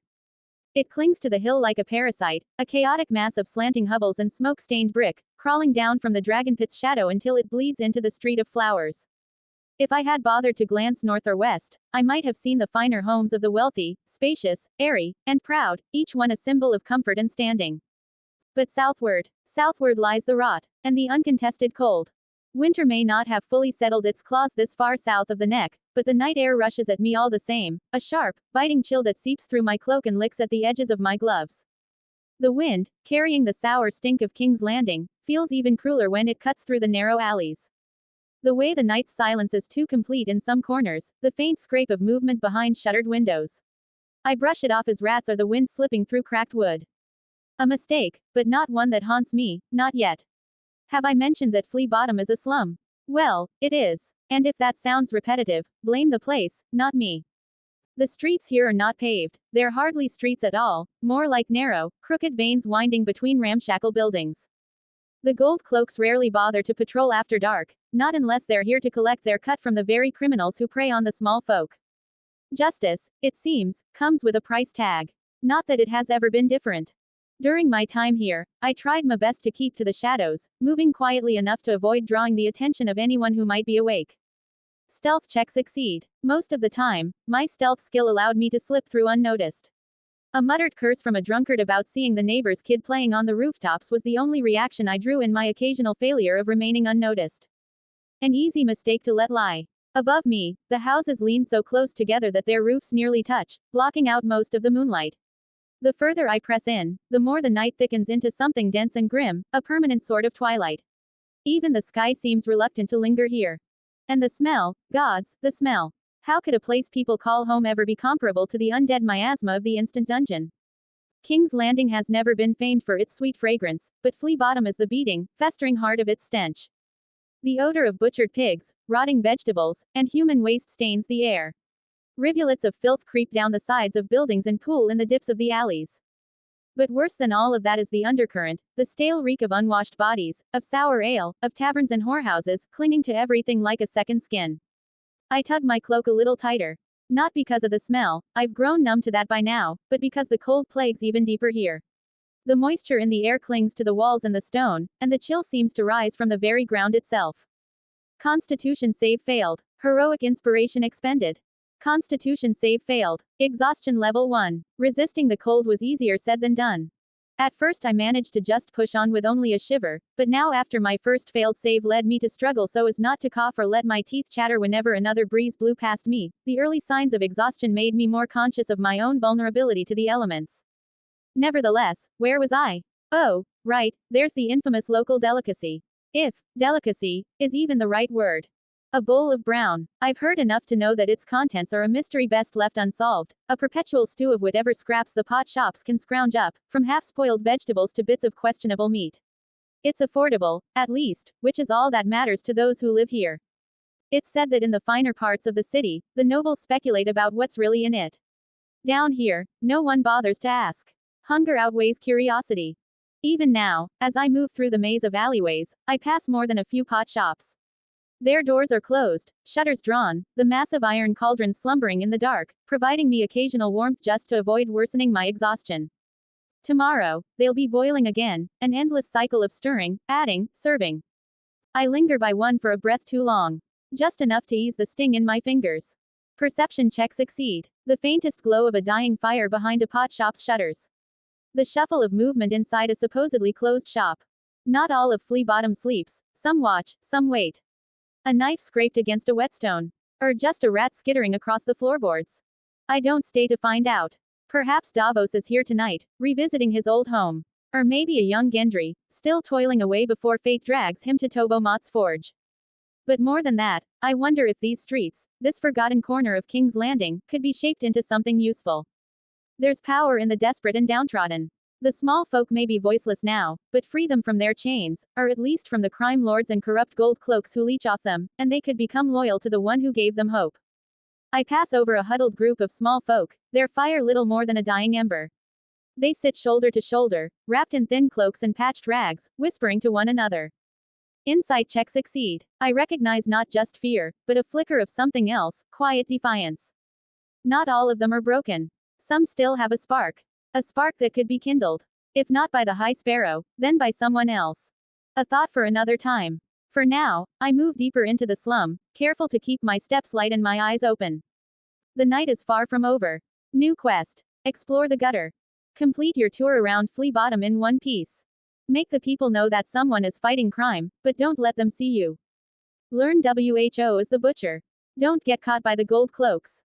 Reward. Progress over your rogue and ranger classes. Do you accept? Yes, no. Level up my classes. Hell yeah, I thought before choosing yes. Okay, the night stretches long, but not endlessly. I remind myself of that with every passing hour. The red keep still stood high above the city, a looming shadow over the moonlight at my back. To me dawn was a threat, not a promise, a ticking clock counting down the hours until I must return. If I linger too long, I risk more than just being caught outside the walls. Someone might notice my absence. A guard, a servant, or worse, the spider. If they catch me sneaking back in, I won't let it come to that. But for now, the night was mine. The first hour was reconnaissance. I keep to the high places when I can, scaling loose bricks, balancing along crumbling ledges, moving above the streets like smoke. A loose brick gives way beneath my foot, but I shift my weight just in time, muscles burning as I grab a jutting piece of timber to steady myself. Stealth check succeed. Not as silent as I would have liked. A dog barks somewhere below, a ragged mutt more bone than fur, but no one looks up. I exhale slowly. A small slip, but one that I manage to prevent from escalating out of control before moving on. When I must descend, I stick to the narrowest alleys, the ones choked with refuse and stinking of piss. Stealth check succeed. Twice, I pass too close to beggars curled against the walls, their hollow eyes flickering open at the sound of my boots scraping against stone. I freeze each time, willing myself into shadow, heart pounding until they lose interest and sink back into their hunger-ridden slumber. It wasn't about confrontation, not yet. It's about seeing.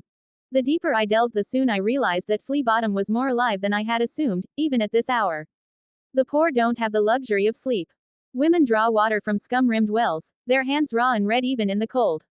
Children dart through the streets like wild animals, barefoot and silent, their ribs pressing against their skin as they scavenge. The men, the dangerous ones, linger near doorways, faces obscured by hoods or tangled beards, speaking in low voices or trading coins with the flick of a wrist. I don't miss the real players either, those that move with purpose.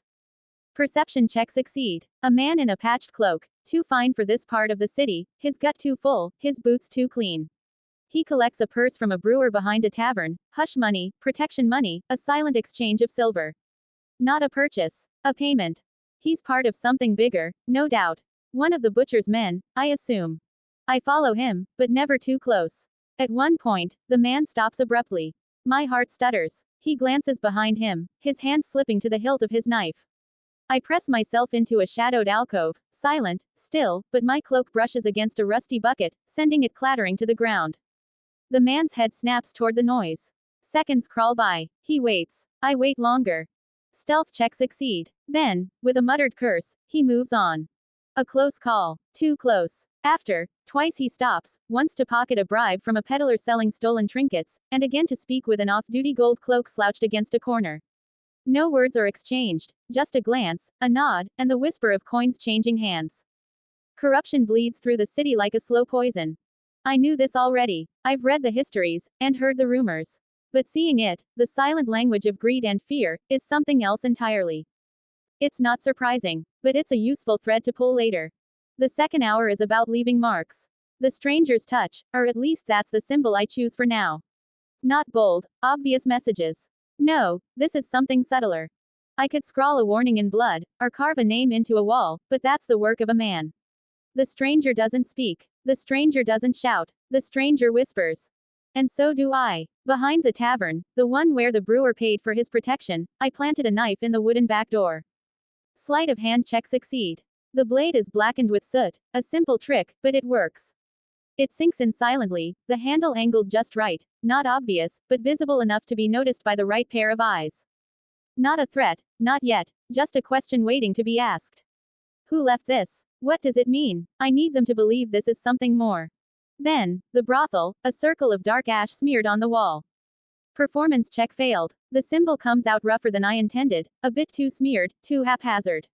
To an untrained eye, it could be mistaken for a simple stain, not the intended mark of the stranger. I curse under my breath. That was meant to be one of my most reliable skills. Arg, sloppy. Next time, I'll bring something better than a bit of ash and wishful thinking. But my favorite touch, the coins. I gather a handful of coppers from the mud, coins lost by drunks or careless thieves, and arrange them in a perfect row outside a gambling den. Investigation check failed. One by one, I set the coins down, aligned like a silent count. The positioning matters, not random. No message. No explanation. Just a strange, quiet warning. The point isn't the symbols themselves, it's the silence behind them. A man leaves a threat. A god leaves a question. And fear always grows faster in the dark. The third hour is for listening. Not for answers, not yet, but for the tremors in the net. I slip into the alleys, moving without sound, keeping to the edges of flickering torchlight. Two beggars fight over a scrap of bread, a bony man with a twisted foot and a young woman, her face gaunt. Their argument veers from hunger to something darker. The butcher's boys. The man hisses. They take from us too, you know. Even us. The woman doesn't argue. She knows it's true. Farther down, a pair of cutthroats, rough men with scarred knuckles, speak in hushed tones. The reckoning's coming. One mutters. A few days, maybe less. The other grunts. He'll call on them, those who owe, those who serve. And gods help the ones who come empty-handed. A meeting. A gathering of the butcher's followers. A place to pull the thread tighter. But then there's the boy. He's small, 10, maybe younger, wrapped in rags and clutching a half-eaten onion like it's a priceless gem. His friend, a girl no older than him, listens wide-eyed as he whispers. They say he doesn't come in the light. The boy murmurs. The butcher. Only at night. Only when you owe too much. The girl trembles. I heard he cuts folk up like pigs. Hangs the pieces in the dark so the rats can take what's left. I slip away before they notice the shadow watching them. The fourth hour is when the weight of time begins pressing against me. The first hints of dawn haven't come yet, but the night is no longer a child. I feel it, the shift in the air, the softening of the dark. Soon, I will have to go back, that's the quiet warning beneath my ribs. I can't afford to be caught slipping into the Red Keep. If a gold cloak sees me, it won't just be a scolding, it will be a scandal. Questions I cannot answer. Still, there's time for one last seed to be sown. I return to the alley where I saw the butcher's man exchanging coins with the out-of-duty gold cloak.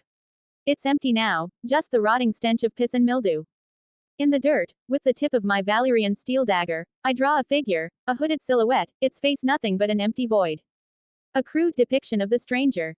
Beside it, I place a single copper coin. No threat, no signature, just a silent promise. Then I slip away, moving like smoke through the tangled streets.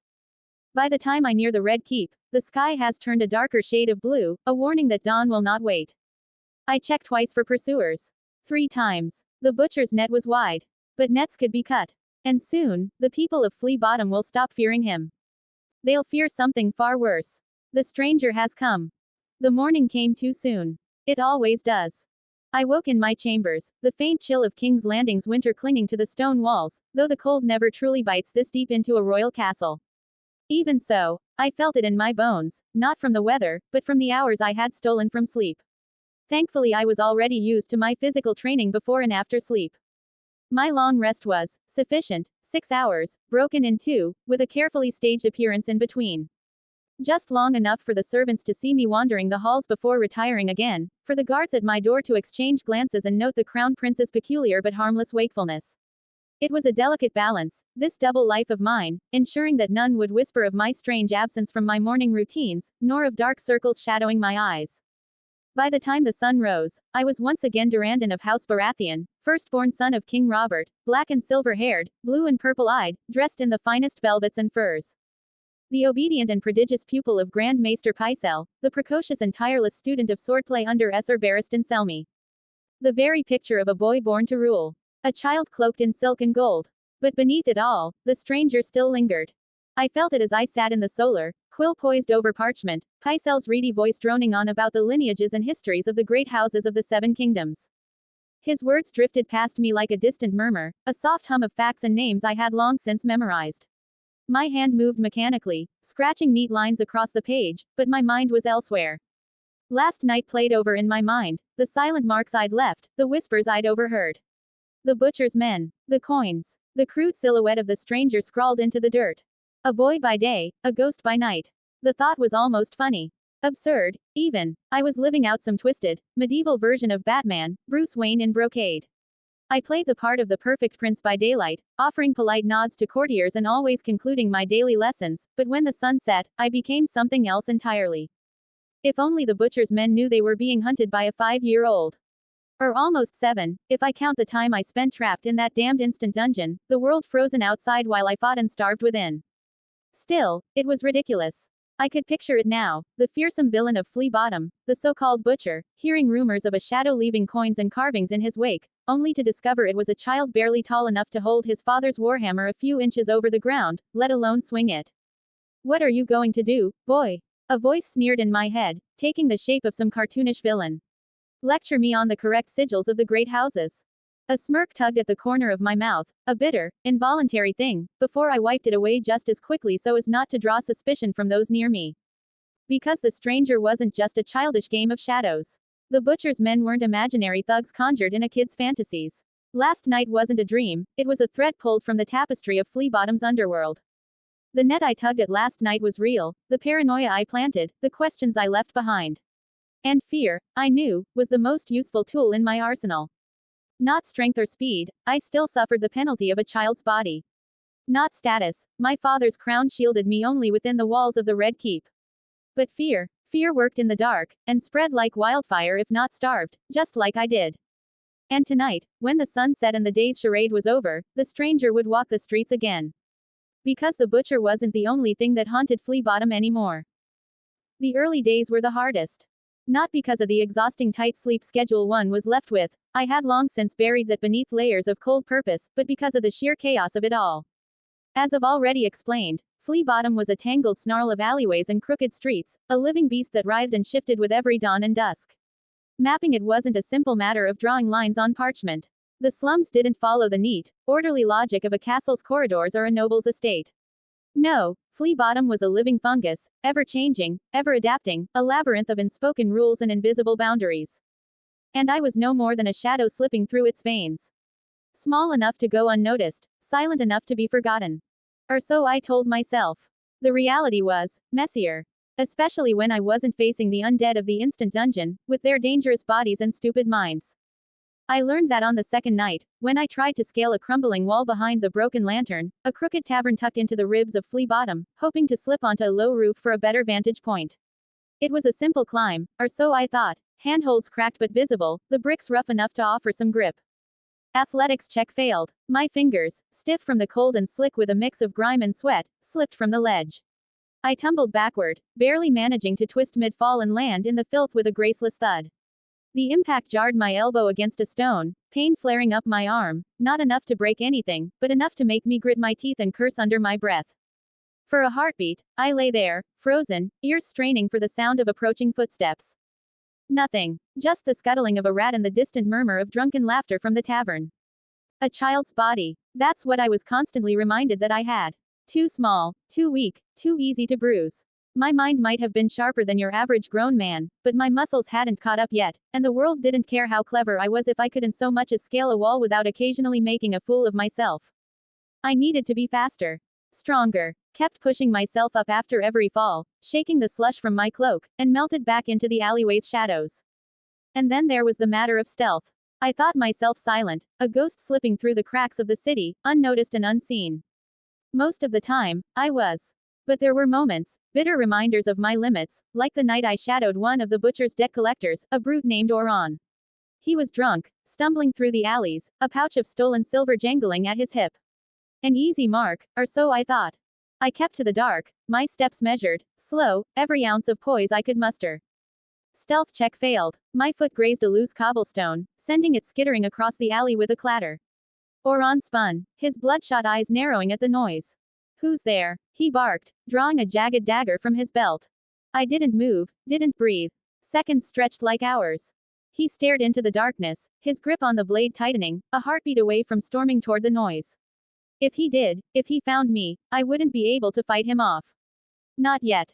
I was small, not particularly fast or strong. Sure, I knew how to kill, but one misstep, and I could just as easily be one-shotted by either a lucky strike or a slightly more competent enemy. Finally, Oron let out a curse and staggered off, muttering about rats the size of dogs. I exhaled, only then realizing I'd been holding my breath. Close. Too close. I had to be better. The streets of Flea Bottom were a puzzle, a net of power and fear, and I needed to understand the shape of it before I could pull its threads. By the end of the first week, I knew the key players. Lothar, Chief Enforcer Champion, LV, 6. Lothar, the scarred brute missing 2 fingers on his left hand, the butcher's chief enforcer, whose idea of collecting debts often left more broken bones than settled accounts. Brunna, Queen of the Slums Bard, LV, 2. Brunna, the brothel matron, was as much a queen as a whore. Her girls were spies first, playthings second, and every secret in Flea Bottom seemed to pass through her hands. Mudge, the rat thief, LV, 4. Mudge, the wiry rat of a man who scurried between the butcher and his underlings.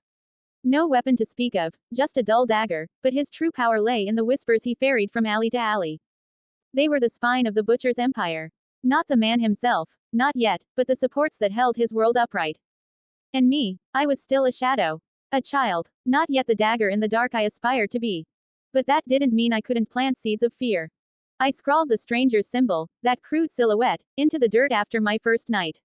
I left it beside the taverns where the butcher's men drank, near the brothels they frequented, and along the alleys they used to count their stolen coins. The reaction was subtle at first. A beggar muttering about an omen, as he huddled beside a dying fire. A pair of debt collectors speaking in hushed tones, their usual swagger dimmed as they glanced over their shoulders. Even Brunna's girls whispered about a shadow too small to be a man, too silent to be a mere child. It wasn't fear, not yet, but it was a beginning. A suggestion. An idea. The butcher's men ruled through terror, through the silent promise of violence lurking beneath every exchange of coin. But now there was something else in those shadows. Something unseen, unpredictable. And an unknown enemy is more frightening than a familiar one. Mudge's Pav. I hated the dark. Not the soft, warm dark of a tavern's back room or the familiar gloom of Brunna's brothel, those were predictable, safe. But the true dark of Flea Bottom's alleyways, the kind that clung to the edges of a dying lantern's glow, that was different. That dark had teeth. I told myself it was nonsense. Ghost stories and beggar talk, whispered over cheap ale, a shadow too small to be a man, the stranger's mark left scrawled in the dirt. A child's trick. And yet, my hand wouldn't stop twitching. Fingers drumming a silent rhythm against my dagger's hilt, tap tap tap, as though the movement could chase the cold dread coiling in my belly. It was an old habit, born in the gutters of King's Landing. I'd been small once too, smaller than I was now, and back then, tapping my blade had been a promise. Move fast, strike first, don't stop till they stop moving. But this was different. This wasn't some drunk lordling or a fellow cutpurse. This was something unseen, unpredictable. You hear it too, don't you? I heard a voice fishing me from my deep thoughts. Brunna's voice slid through the night like a silk thread drawn taut. She stood at the threshold of her brothel, a fur-lined cloak loose around her shoulders, brown hair spilling like a river down her back. The girls inside whispered about her, how she wasn't just a madam, but a queen in her own way, ruling with a smile as soft as a blade's edge. I never knew whether to bow or flinch in her presence. A shadow. Brunna continued, her smile all teeth. The stranger's mark, that's what those poor souls have started to call it. I clenched my jaw, fingers tapping even faster. Tap tap tap. Lothar, standing beside her like a wall of scars and muscle, spat into the gutter. Ghost stories. The brute growled, his hand flexing at his side like he wanted something, anything, to break. The kind beggars whisper when they've drunk too deep. It was easy for Lothar. The man was violence made flesh, a hammer searching for a nail. But I wasn't a hammer. I was a knife, small, sharp, and only dangerous if you didn't see me coming. But even I couldn't stab a shadow. We'll find the bastard, Lothar said, his voice a promise of broken bones. Or his corpse. The words settled over us like a weight, but my hand kept tapping, too fast now, too desperate. He's watching us. I didn't know how he knew, but he did. Somewhere, in some slit-thin crack between the alleys, that thing was watching. A being too small to be a man, too silent to be a beggar. It wasn't fear I felt, not yet, but something more dangerous. Doubt. He's too cowardly to be a threat. I muttered, the words bitter on my tongue. Too cowardly. Brunna's smile sharpened. So why are you sweating, Mudge? The tapping stopped. Silence. For a long moment, all I heard was the distant murmur of Flea Bottom, drunken laughter, a rat scurrying through the muck, the creak of a sign swinging in the wind. But underneath it all, I imagined the quiet stare of something just out of sight. Watching. Waiting. Like a walking skeleton from the holy stories. And for the first time in years, the dark felt dangerous again. Durrandon Baratheon's Pav. The days bled into weeks. The weeks into months. Winter's grip on the city had begun to loosen, but the cold I'd sown in the butcher's ranks had only sharpened. It started with the wine, a single, well-hidden vial of nightshade slipped into a cask destined for one of the butcher's lesser dens. Not enough to kill, no, that would be too obvious, too clean. Just enough to turn stomachs and ignite suspicion until I felt more confident with my proficiency with my poisoner's kit. Then came the fires. Sudden, merciless blazes set in the dead of night. Not in the grand halls of Flea Bottom, that would be foolish, but in the quiet corners. A brothel rumored to house informants, a warehouse storing smuggled goods, a tavern where his men gathered to drink and plot. The first fire had almost been a disaster, a harsh reminder that proficiency with my survival skill didn't mean perfection. Striking the flint had taken too long, my fingers stiff from the cold, trembling from more than just the night air. Sparks skittered off the kindling, too loud in the silence, and for a moment, I thought I heard a shout nearby. I froze, heart hammering in my chest, the small body I wore a cruel reminder of how easily I could be overpowered if caught.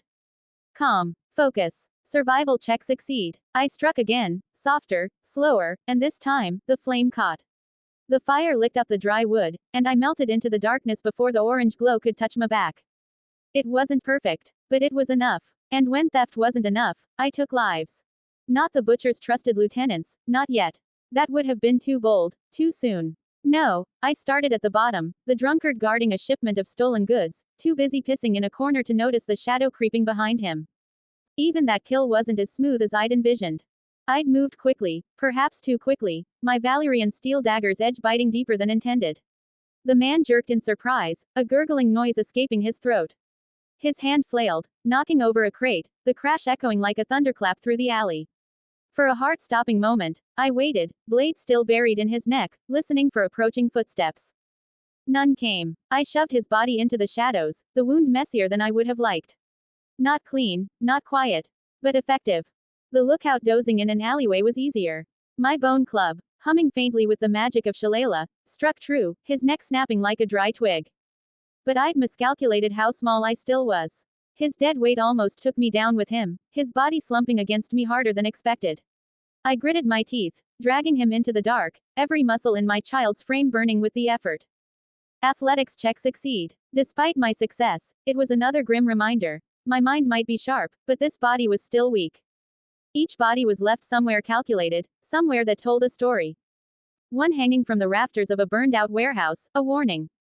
Another dumped in an alley, his own blade still clutched in stiff fingers, a mockery.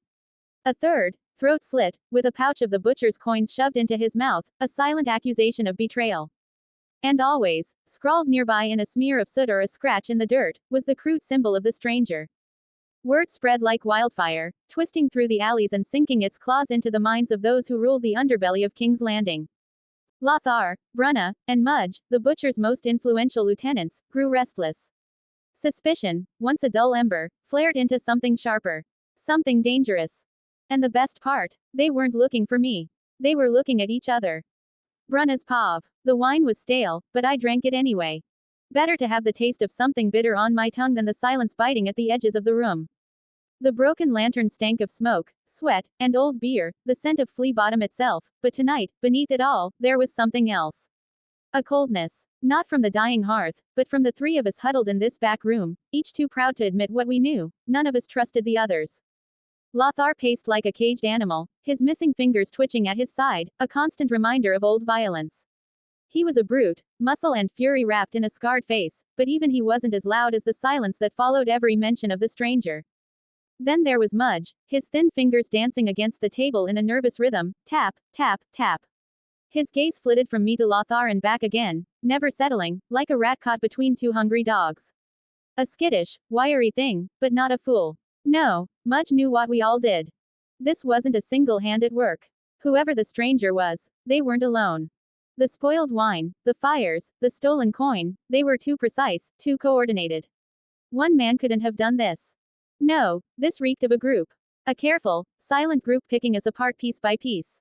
And the question none of us dared ask out loud was the same: who let them in? Because someone had. Someone close. I could feel Lothar's eyes flick to me, his jaw clenching like he was chewing glass. It wasn't the first time I'd seen him look at me that way. So I let the silence drag a moment longer, let the suspicion simmer, before I swirled the last of my wine and smiled. You think it's me? I asked softly, letting the words cut through the thick air. His accusation wasn't spoken, but it hung there, heavy and unrelenting. Please, Lothar, I added, a cold curve to my lips. If I wanted you dead, I wouldn't need shadows and symbols. I'd have one of my girls slip a dose of widow's blood into your cup. I raised my goblet in a mock toast. You'd never wake again. His scowl deepened. Good. Let him simmer. Let him wonder. But truth be told, I was wondering too. Because if it wasn't me, and I knew it wasn't, then who? Mudge. His fidgeting could be an act. A clever mask for someone feeding secrets to the stranger. No one ever suspects the rat until they feel its teeth. Or Lothar. It would be just like him to stage all this violence, to sow fear and chaos, hoping the butcher would turn to him, the loyal dog, to clean up the mess. And the butcher himself. He was too quiet lately. Too distant. Orders still came, but they were cold, clipped. As if he wasn't sure who to trust either. Or perhaps the butcher knows something we don't. Then there's the other rumor, the one whispered in the alleys and behind closed doors.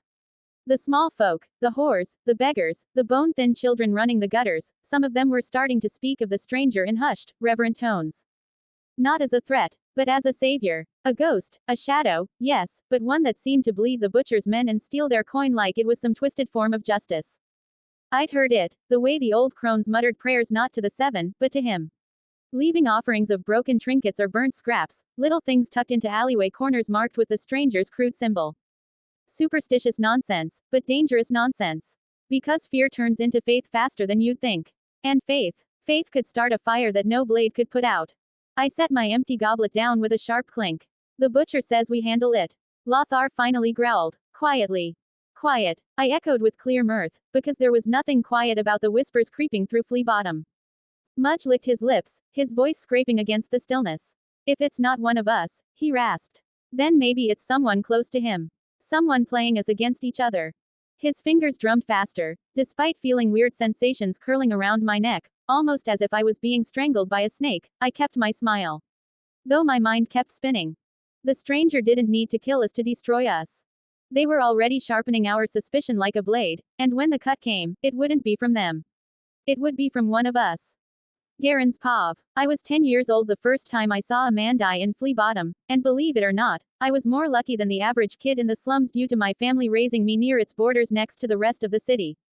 Some poor bastard owed coins to the wrong people, maybe the crime lord back then, before this butcher figure became so influential, maybe someone lower on the ladder trying to climb. It didn't matter. He died face down in the mud, his blood leaking into the cracks between cobblestones.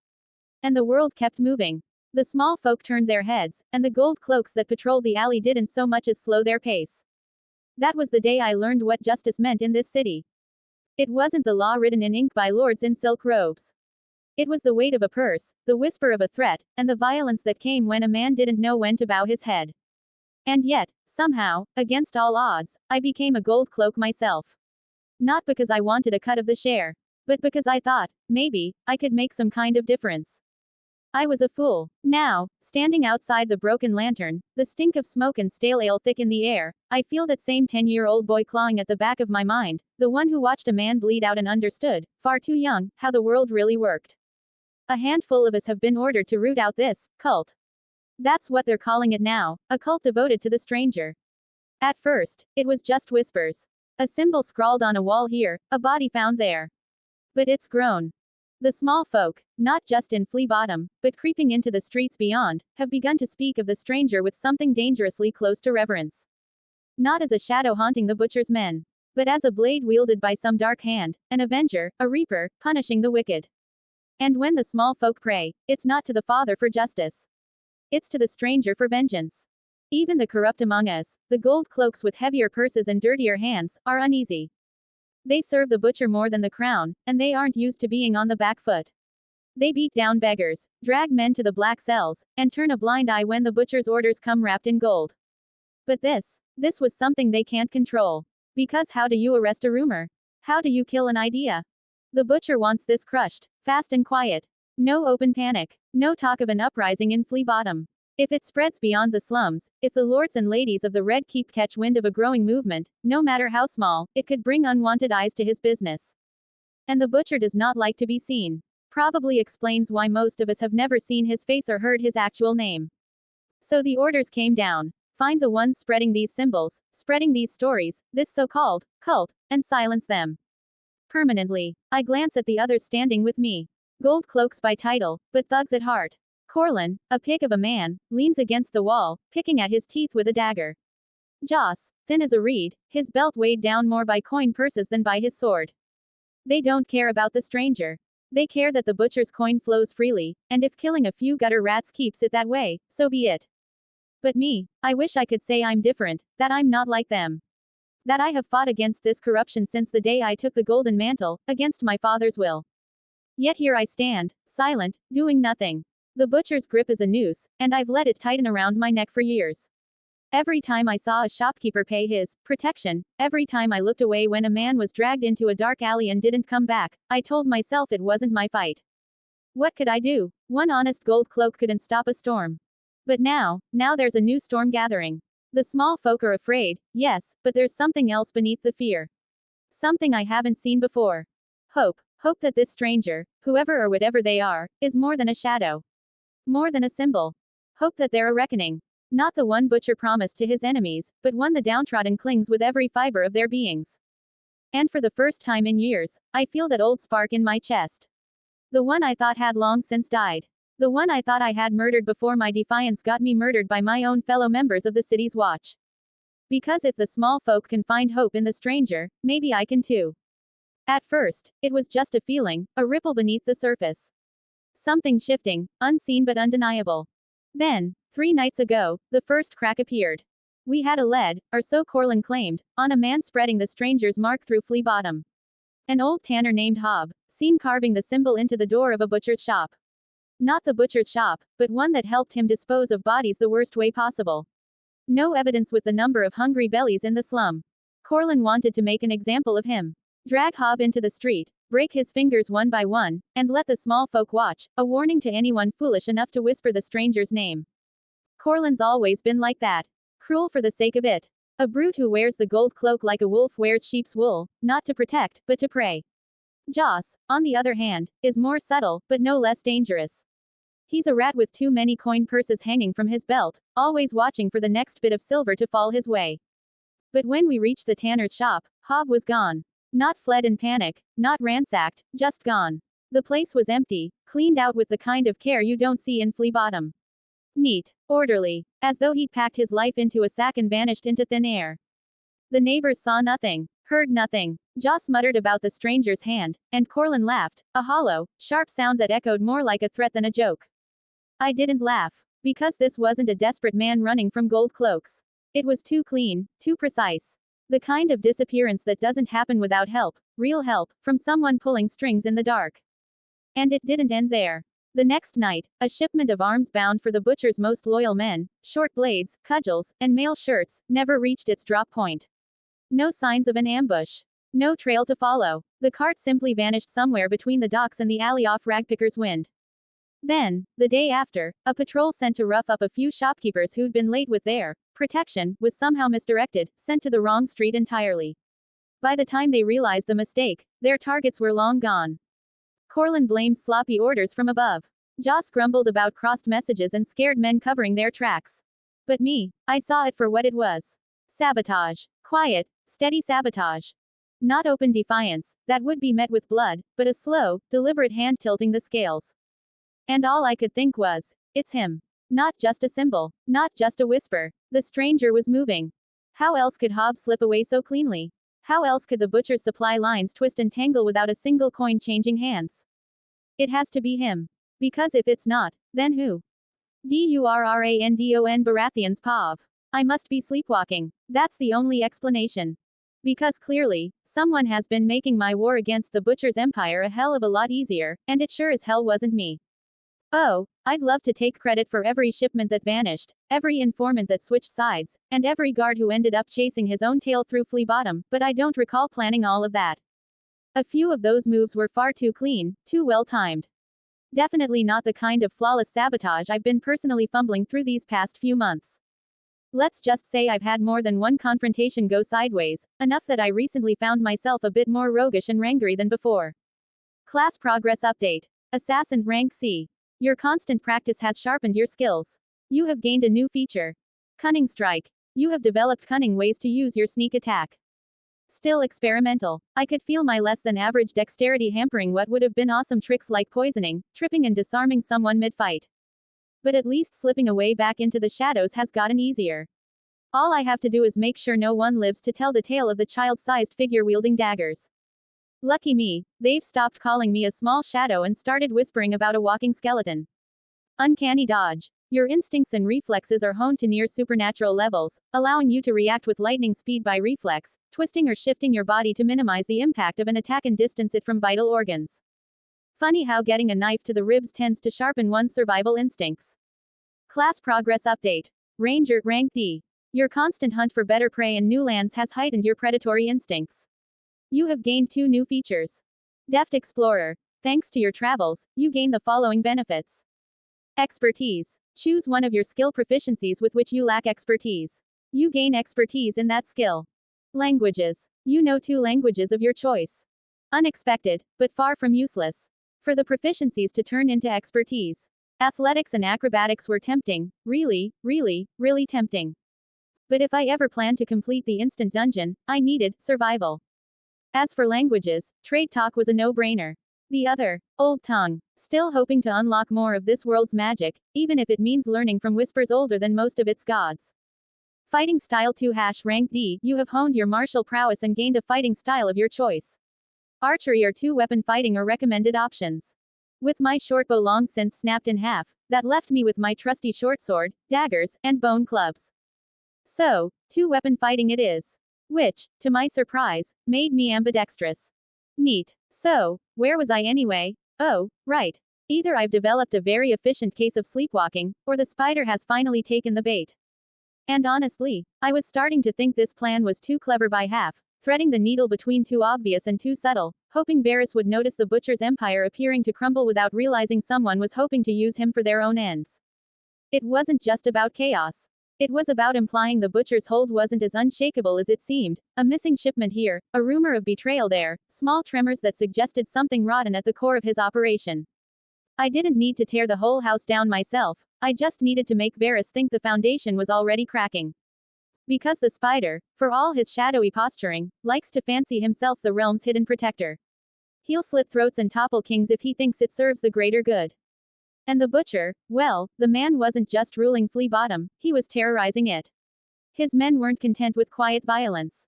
They left corpses where the city could see them, spilled blood over late payments, and even Varys, little birds weren't safe from their blades. So I counted on this. The butcher was too loud, too messy, and too bold for Varys to ignore forever. And judging by the sudden uptick in precisely targeted disruptions, ones I had no hand in, it seems the spider has decided it's time to pluck this particular fly from his web. Not that it's all smooth sailing. Lothar's crew, the assassins and sellswords, have grown increasingly twitchy. Too much blood in the streets means too much attention, and mercenaries don't like attention. Mudge's thieves and beggars have gotten bolder too, picking apart the edges of the butcher's crumbling business like crows over a corpse. Even Brunna's trade, the whores and the more herbal addictions of the city, seems to be shifting as her people scramble to secure new protection now that the butcher's men are too busy watching their own backs. It's a feeding frenzy. A slow, steady collapse. And all of it, exactly what I wanted. Well, pretty much exactly. Most importantly was that my identity remained hidden. Of course, there's the lingering risk that Varys might get a little too curious about the origins of this so-called stranger movement, that his spiders might start tugging at the wrong threads until they find me at the other end. Which is why I've gone out of my way to be nothing but smoke and broken glass. No face, no name, just a rumor, a whisper passed from one frightened mouth to another. Because you can kill a man. But how do you kill a symbol? And now, finally, after all this, the butcher himself has come out of hiding. He's no longer a shadow pulling strings from a distance, he's a stupidly brutal man trying to stop his empire from falling apart. And for the first time, he's within reach. Within sight. Carl Tanner, the butcher of Flea Bottom, swashbuckler, LV, 8. You gotta be kidding me. Carl fucking Tanner. The legend of Gin Alley. It wasn't a name from the books, I knew that much. This was something different. Something that hadn't existed in the world George R.R. Martin had written, but instead, a monster born from the show. A killer forged in the filth of Flea Bottom. An enforcer turned legend. A man who climbed the blood-stained ladder of the crime syndicate with nothing but daggers and an unyielding thirst for violence. And now, he was back in the open. The first night I set foot in Flea Bottom, Carl had been returning to the city, tending to business in another city, trying to salvage whatever crumbling influence his syndicate still held beyond King's Landing. But my silent war had drawn him thin even in his home turf. I hadn't just set fire to his operations, I'd set fire to his control. His lieutenants were on the verge of tearing each other apart, his men were dying in the streets, and his reputation, his power, was starting to crack. Carl Tanner had stepped out of his shadows to put an end to it. And that was exactly what I wanted. Because now, the butcher wasn't some unseen ghost haunting Flea Bottom. He was a man I could kill. Lothar's Pav. Flea Bottom's heart doesn't beat, it thrums, like an old, half-dead drum. You can feel the pulse of it in the air, the quiet murmur of danger waiting to break loose. The entire damn place feels like it's holding its breath, like someone's about to light a fire and watch it burn. And the butcher's the one holding the match. Carl Tanner, once a ghost, now a fool, doesn't realize what he's become. For years, he kept his empire in the shadows, letting his name slither through the streets like a snake, feared by every man and woman with a heartbeat. The butcher, the next coming of the stranger before this damned cult began pitting the god of death himself against us. The one you whispered about in dark corners, too scared to say his name out loud. But now he's walking the streets like a damn peacock, strutting through flea bottom in broad daylight, thinking the power of his blades will still turn men to stone. Pathetic. I can feel it in my bones. People are looking at him differently now.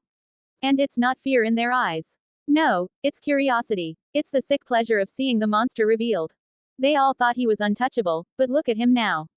Flesh and blood. Just another man stumbling through his empire like a drunkard. And that's the problem. When you've spent too long hiding behind shadows, when you've convinced everyone you're some kind of specter, you forget what it's like to be human.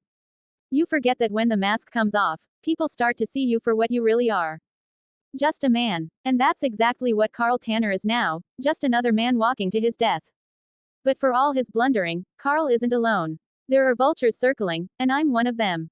I can feel Mudge's eyes on me whenever our paths cross in the alleys, calculating, waiting for the right moment. The greasy little bastard's been sniffing around like a dog looking for scraps ever since the butcher started to falter. He's one of the first to make his move, planning his own rise as if the butcher's corpse will somehow open the gates of flea bottom wide enough to let him walk in like a king. And Brunna, gods be damned, she's no better. I've caught her watching me, too, the woman who thinks a few whispers and a poison vial are enough to take down a man like Tanner. She's smart, sure, but she's so eager to get her hands on the reins, it's like she can already taste the power. But none of us are fools. We all know that the butcher's downfall means blood will flow. And we all want our peace. But while Mudge is crawling like a rat, and Brun is plotting from the shadows, I know the truth, I won't just survive this, I'll thrive. I've got my own plans. I always have. I've been watching Carl, waiting for him to make the mistake that'll cost him his life. That little stroll he took down Ragpicker's Lane this morning. A spectacle. A declaration of weakness. He might as well have handed over his throat on a silver platter. The streets are whispering about him. Even those too terrified to speak his name are starting to mock him behind his back. And that's the problem with showing yourself too much, it takes the teeth out of your own myth. I watch him from the corner of my eye, standing outside the rat's nest, acting like he's still in control. He meets a few of his men with a stiff, forced smile, slapping their shoulders like a father to his sons. But it's hollow. He's sweating. His grip on the knife hidden in his belt is too tight. The ghosts are coming for him, and he doesn't even know it. But tonight's the night. Tonight's when the spark catches. The butcher's empire isn't crumbling because of some great enemy. It's rotting from within, and we're the ones eating at its bones. I know Mudge and Brunna are both hoping to play the same game. They think when Tanner finally falls, they'll be the ones left standing, holding the crown made of blood and ashes. But they're wrong. There's only room for one, and I've spent too long in this game to let anyone else take my seat. I'm not here to play fair. The butcher thinks he can run from the truth, but he can't escape it. And when it comes crashing down, it'll be me watching from the shadows, ready to take what's mine. Carl Tanner may have built his empire on fear, but fear's a fickle thing. And once it starts to fade, once his name is nothing but a whisper on the wind, he'll realize too late that the real power has always been in the hands of those who know how to pull the strings. And I've always been the one pulling the strings. Durrandon Baratheon's Pav. The breaking begins. The city's pulse quickens, and I can feel the shift in the air, the storm brewing long before the first drop of rain. The butcher's kingdom is finally crumbling, and it's all coming apart faster than I could have hoped. Flea Bottom is alive with chaos. It's not just whispers now. It's the snap of crossbows in the dark, the roar of flames licking through timber, the sharp crack of bone against stone. Explosions. Flea Bottom is devouring itself.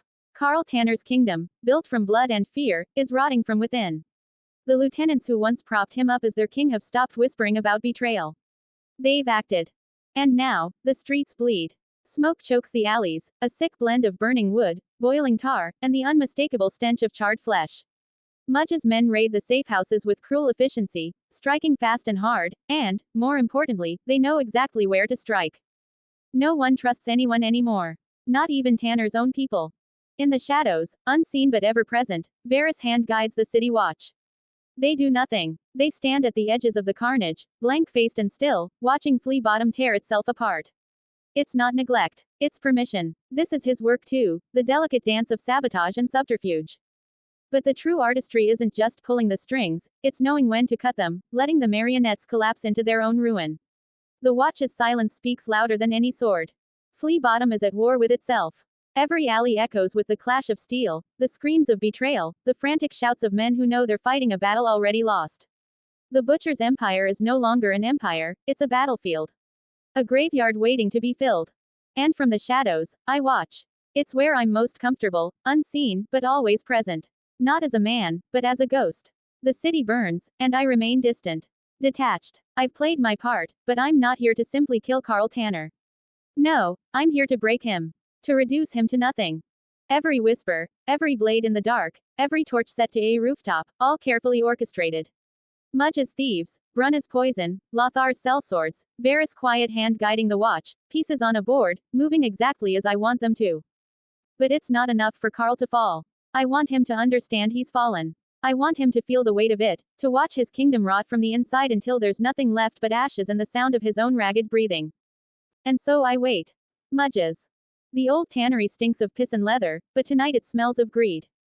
I was a rat among rats, leading my pack of cutthroats and pickpockets through the butcher's hidden caches. My grubby fingers pull gold and silver from old barrels, my men rip open chests, and the floor is littered with the gutted remains of Carl's secret hoards. Move it, you dogs. I shouts, in my rare moments of assertiveness, shoving a scrawny boy toward a pile of stolen finery. The butcher's a dead man walking. His coin belongs to us now. I'm no fool. I know Carl won't go down easy, but when he does, I plan to be long gone, pockets heavy with stolen gold and a new life far from Flea Bottom's filth. Perhaps even across the narrow sea. My gang strips the place bare, but the tension is thick. My men aren't loyal, they never were. They follow because of fear, because of coin. And now the fear I had borrowed from the butcher is slipping. As I fumble with a small lockbox, I fail to notice Garrick, a wiry man who's been part of my crew for years, watching me with cold eyes. Garrick, the one who always kept the books, the one who found Carl's hidden stashes for me. The one who never got a word of thanks. You're taking too much, Mudge. Garrick finally says, his voice too steady. I froze at the sudden defiance, the money at my reach affecting my better judgment. What? You'll leave nothing for the rest of us? Garrick says, stepping closer. My fingers tighten on the lockbox. I take what I please. I'm the one who led us here, you ungrateful shit. Garrick's knife flashes faster than I can react, slicing through the strap of my coin purse. The sound of coins hitting the floor echoes louder than any battle cry. The others stare at the gold, then at me. Don't, I start, but then they're on me. Stumbling back, pushing past my men, scrambling for the door. My dagger is in my hand, but I don't swing it, I use it to cut through the leather curtain blocking the exit. Traitorous bastards, I howled, shoving a boy aside and running into the night. Behind me, Garrick doesn't give chase. He doesn't have to. I was already bleeding from a deep cut on my leg, my hoarded coin is gone, and the pack is already tearing through what's left of the loot. My reign as the Rat King was over before it even started, as I scurried now, alone and afraid. Brunna's Pav. The brothel isn't a place of pleasure tonight, it's a battlefield masked by silk and perfume. Sitting on my high-backed chair, watching the butcher's men writhe on the floor, choking on poisoned wine, clawing at their throats as my girls slit the survivors, bellies open with razors hidden in their sleeves. My lips curl into a smile. Carl thought he could rule with a sword. I murmured. But soft curves in the right places kill just as easily. The brothel was mine now, more than in just name and appearances. Carl's men were dying like dogs at my feet. But I never noticed Sala, the silent girl who scrubs the floors, who brings the wine, who cleans up the blood. The girl I've slapped for spilling drinks, who I've ignored when the men touched her without paying. Sala stands behind me, holding a shard of broken glass in her hand, and I turn too late. The glass digs into my neck, not clean like a knife, but jagged and violent. Blood gushes down my chest, soaking my silks. My hand flies to my throat, gasping, choking. I stumble from her chair, eyes wide as I stare at Sala. You stupid little. Sala doesn't speak. She just watches me die, her face blank. The other girls don't move to stop her. Some even smile. My kingdom of silk and whispers collapsed in silence, just as I had built it. Lothars. I don't wait for the butcher to fall, I mean to kill Carl myself. The streets were a war zone. Fires burn unchecked, gangs clash at every corner, and blood spills into the gutters. I lead my men through the chaos, cutting down anyone loyal to Carl. He's finished. I roar, my axe splitting a man's shoulder. Carl's a dead man. Take his head, and Flea Bottom is ours. My men fought like rabid dogs, not for loyalty, but for the promise of power. I offer them a future without the butcher, a future where he rules. But Carl Tanner is not dead yet. The butcher moves through the smoke like a shadow, half drunk, half mad, but still dangerous. His blades sing, slicing through my best men like a butcher cleaving meat. And I watched Carl fight, my teeth clenched. Despite my desire to put an end to him myself, I don't dare face him head on, not yet. Only the butcher could call me coward for not facing him, but after he was dead, no one living would dare to defy me. Tonight didn't need to be about winning. I could make do with just weakening the butcher, making him bleed so that the next time, I could finish him. But my ambition blinded me to the danger behind me, the danger of using my men as expendable for my own advantage. Jory, a young thug with a broken nose, the one who always carried my spare axe, the one I used to kick when he was too slow, stood too close. Keep moving, I snarled, not even looking back. Jory doesn't move. He raises my own spare axe. For the stranger, Jory whispers as the blade bites into my back, splitting the gap of my armor and flesh. Staggering forward, I gasped. Whirling around, wild-eyed, but Jory is already stepping back, melting into the crowd of fighting men. Another blade finds my neck. Another slices my thigh. My own men, those I have thought too scared to cross me, were tearing me apart. I drop my axe. Blood pours from my mouth as I stare at the faces around me, none loyal, none kind. I croak, before the final blow sends me to my knees. Death takes me with a snarl on my lips, dreaming of a crown I never came close to wearing. Durrandon Baratheon's Pav. In the aftermath, I wait until Karl's men are too thin, not just scattered, but splintered. Fighting not only their rivals but each other. His army is a carcass picked clean by its own teeth. The streets run red, and the butcher's lieutenants are little more than corpses littering the alleys.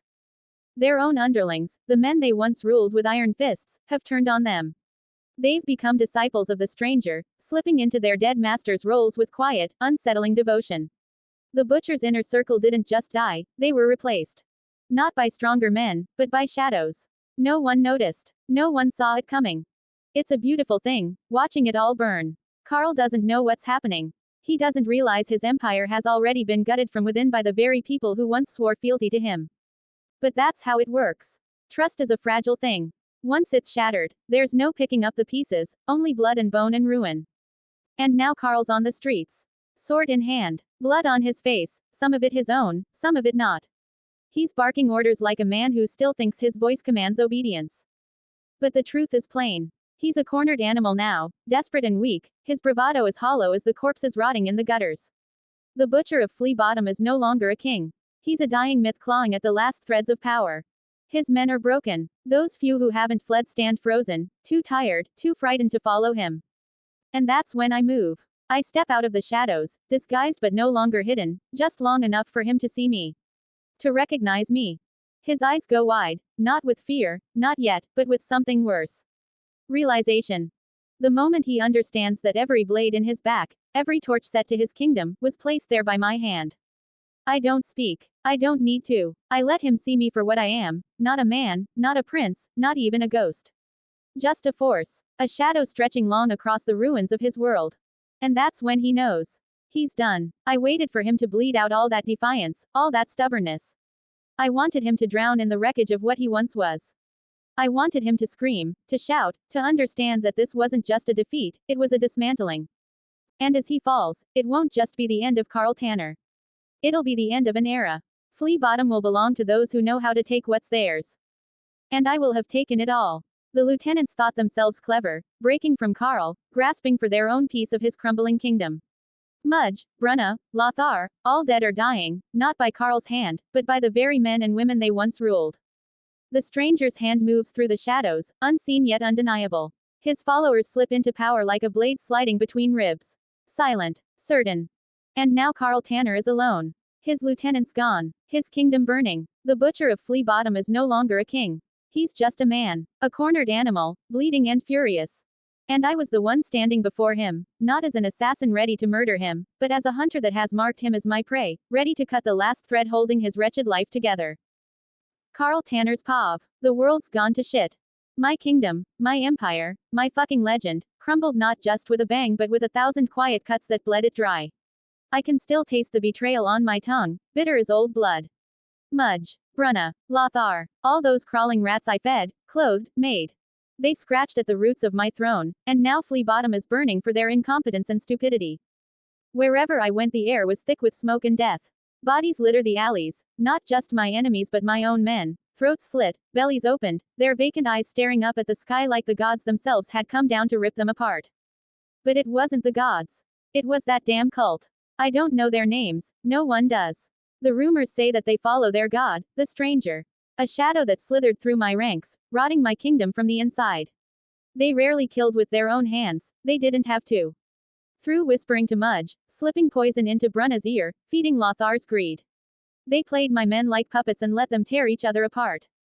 And now, here I am, clearing this mess alone. My blades is heavy in my hand, slick with blood, some of it mine, most of it not. My arm aches from the last fight, 3 men against me, and all 3 of them dead now. I'm fast. I'm strong. Deadlier than anyone. I'm Carl Tanner, butcher of Flea Bottom. More powerful than whoever these bastards think they are.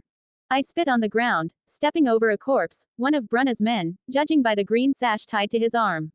Bastard never saw me coming. The alley ahead was quiet, too quiet.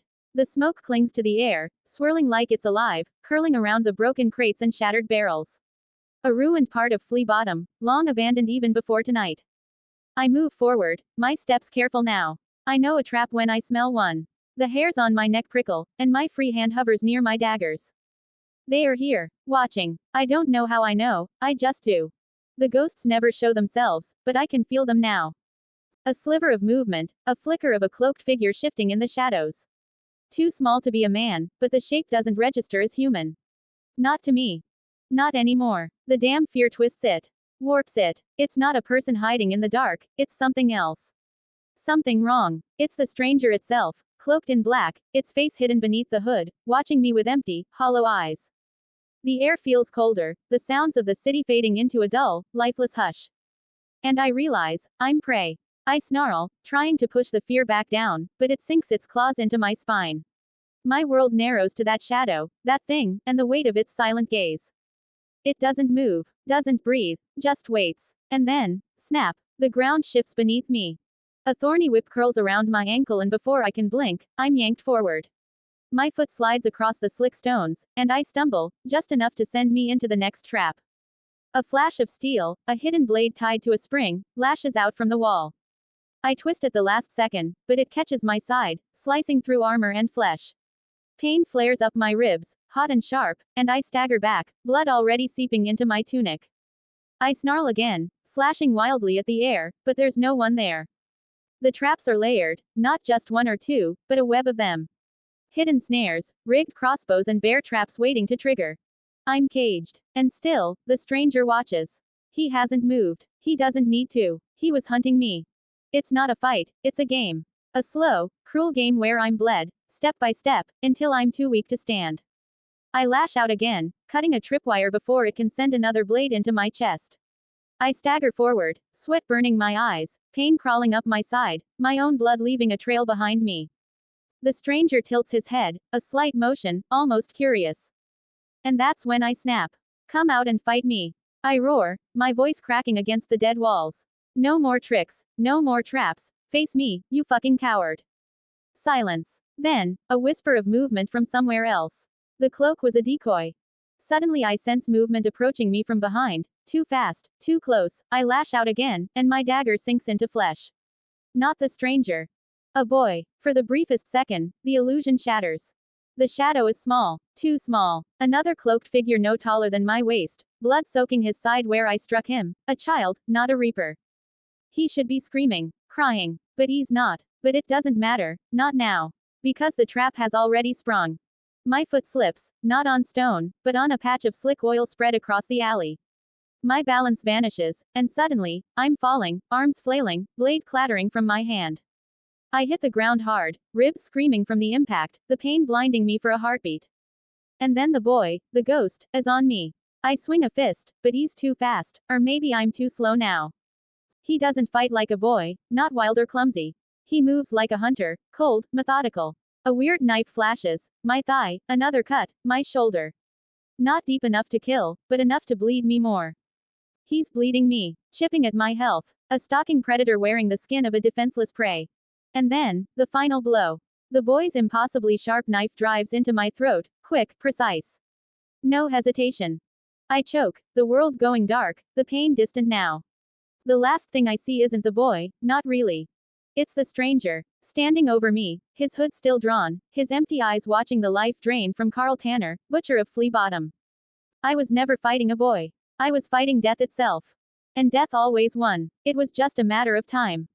Durrandon Baratheon's POV. Despite months of preparation, that was too close for my liking. HP. 1. Bastard. I growl through clenched teeth. Even with a Valyrian steel weapon, the daggers in his hands feel far more dangerous. A bitter chuckle slips out despite the pain. Hey, Jon Snow had to shove Longclaw into the back of his head. The alley falls silent again. I don't move for a long time, not until Carl's body stops twitching, not until the blood pooling beneath him starts to cool. My side burns. The dagger found its mark, a shallow gash just above my hip. Painful, but thanks to uncanny dodge, not fatal. It'll scar. The first of many, I suspect. I pull my cloak tighter, pressing a hand to the wound. Medicine check succeed. The last thing I need is anyone asking how a pampered prince came by such an injury. This isn't a tournament scar, or one from some noble duel. It's a hunter's scar, the kind you earn from a trap, from a kill. And for the first time, I feel it, a shift, subtle but undeniable. Something deep within me stirs. A connection. I've become more than a ghost in the shadows. More than a whisper moving pieces on the board. Quest completed. Explore the gutter. Complete your tour around Flea Bottom in one piece.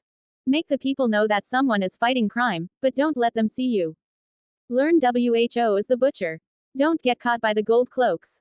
Secret condition met. Take over Flea Bottom. Reward. Progress over your rogue and ranger classes.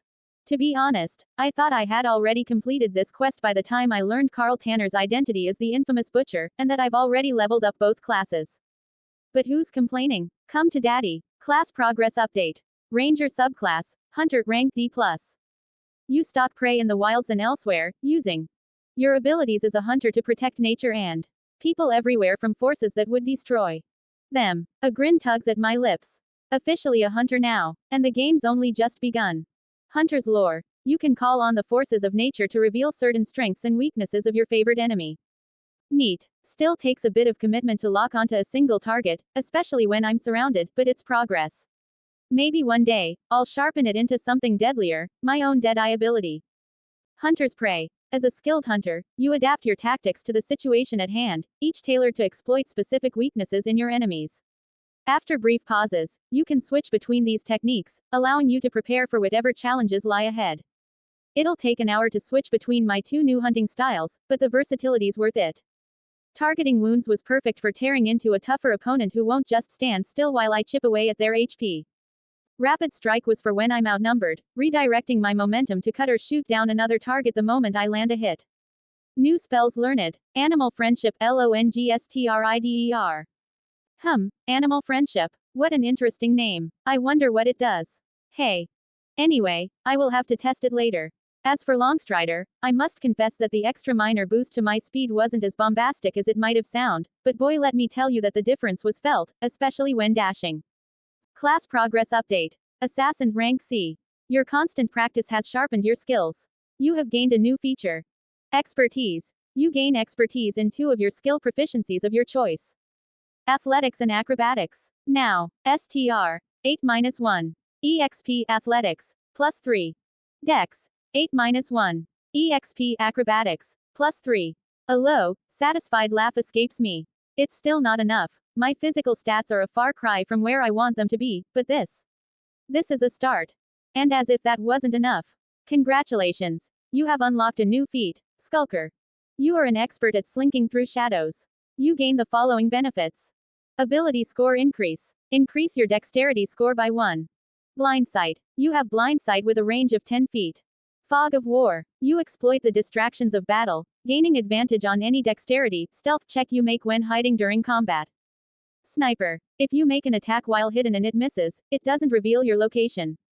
Dexterity. 8-9-1 child's body penalty still active. +1 ability score pending. Sure, finally raising my dexterity felt pointless at the moment, but I was more than happy to improve what I was already getting pretty good with. Hiding during combat would certainly come in handy the more bold I got to face groups of enemies. And not betraying my position after a botched sneak attack, that certainly can help keep me alive even when luck was against me. But the second benefit I had yet to mention. Blind sight. After months of squinting through dark alleyways, stepping carefully from torchlight into pitch-black corners, I finally have the reprieve I've been praying for. At first, I didn't notice the change. It slips into my awareness like a shadow blending into another, silent, seamless. Then, it hits me. The world sharpens. Not through my eyes, but through everything else. The darkness isn't empty anymore. It has weight, shape, it breathes. I don't see the alley walls, I feel them. The air presses differently against my skin where stone looms close.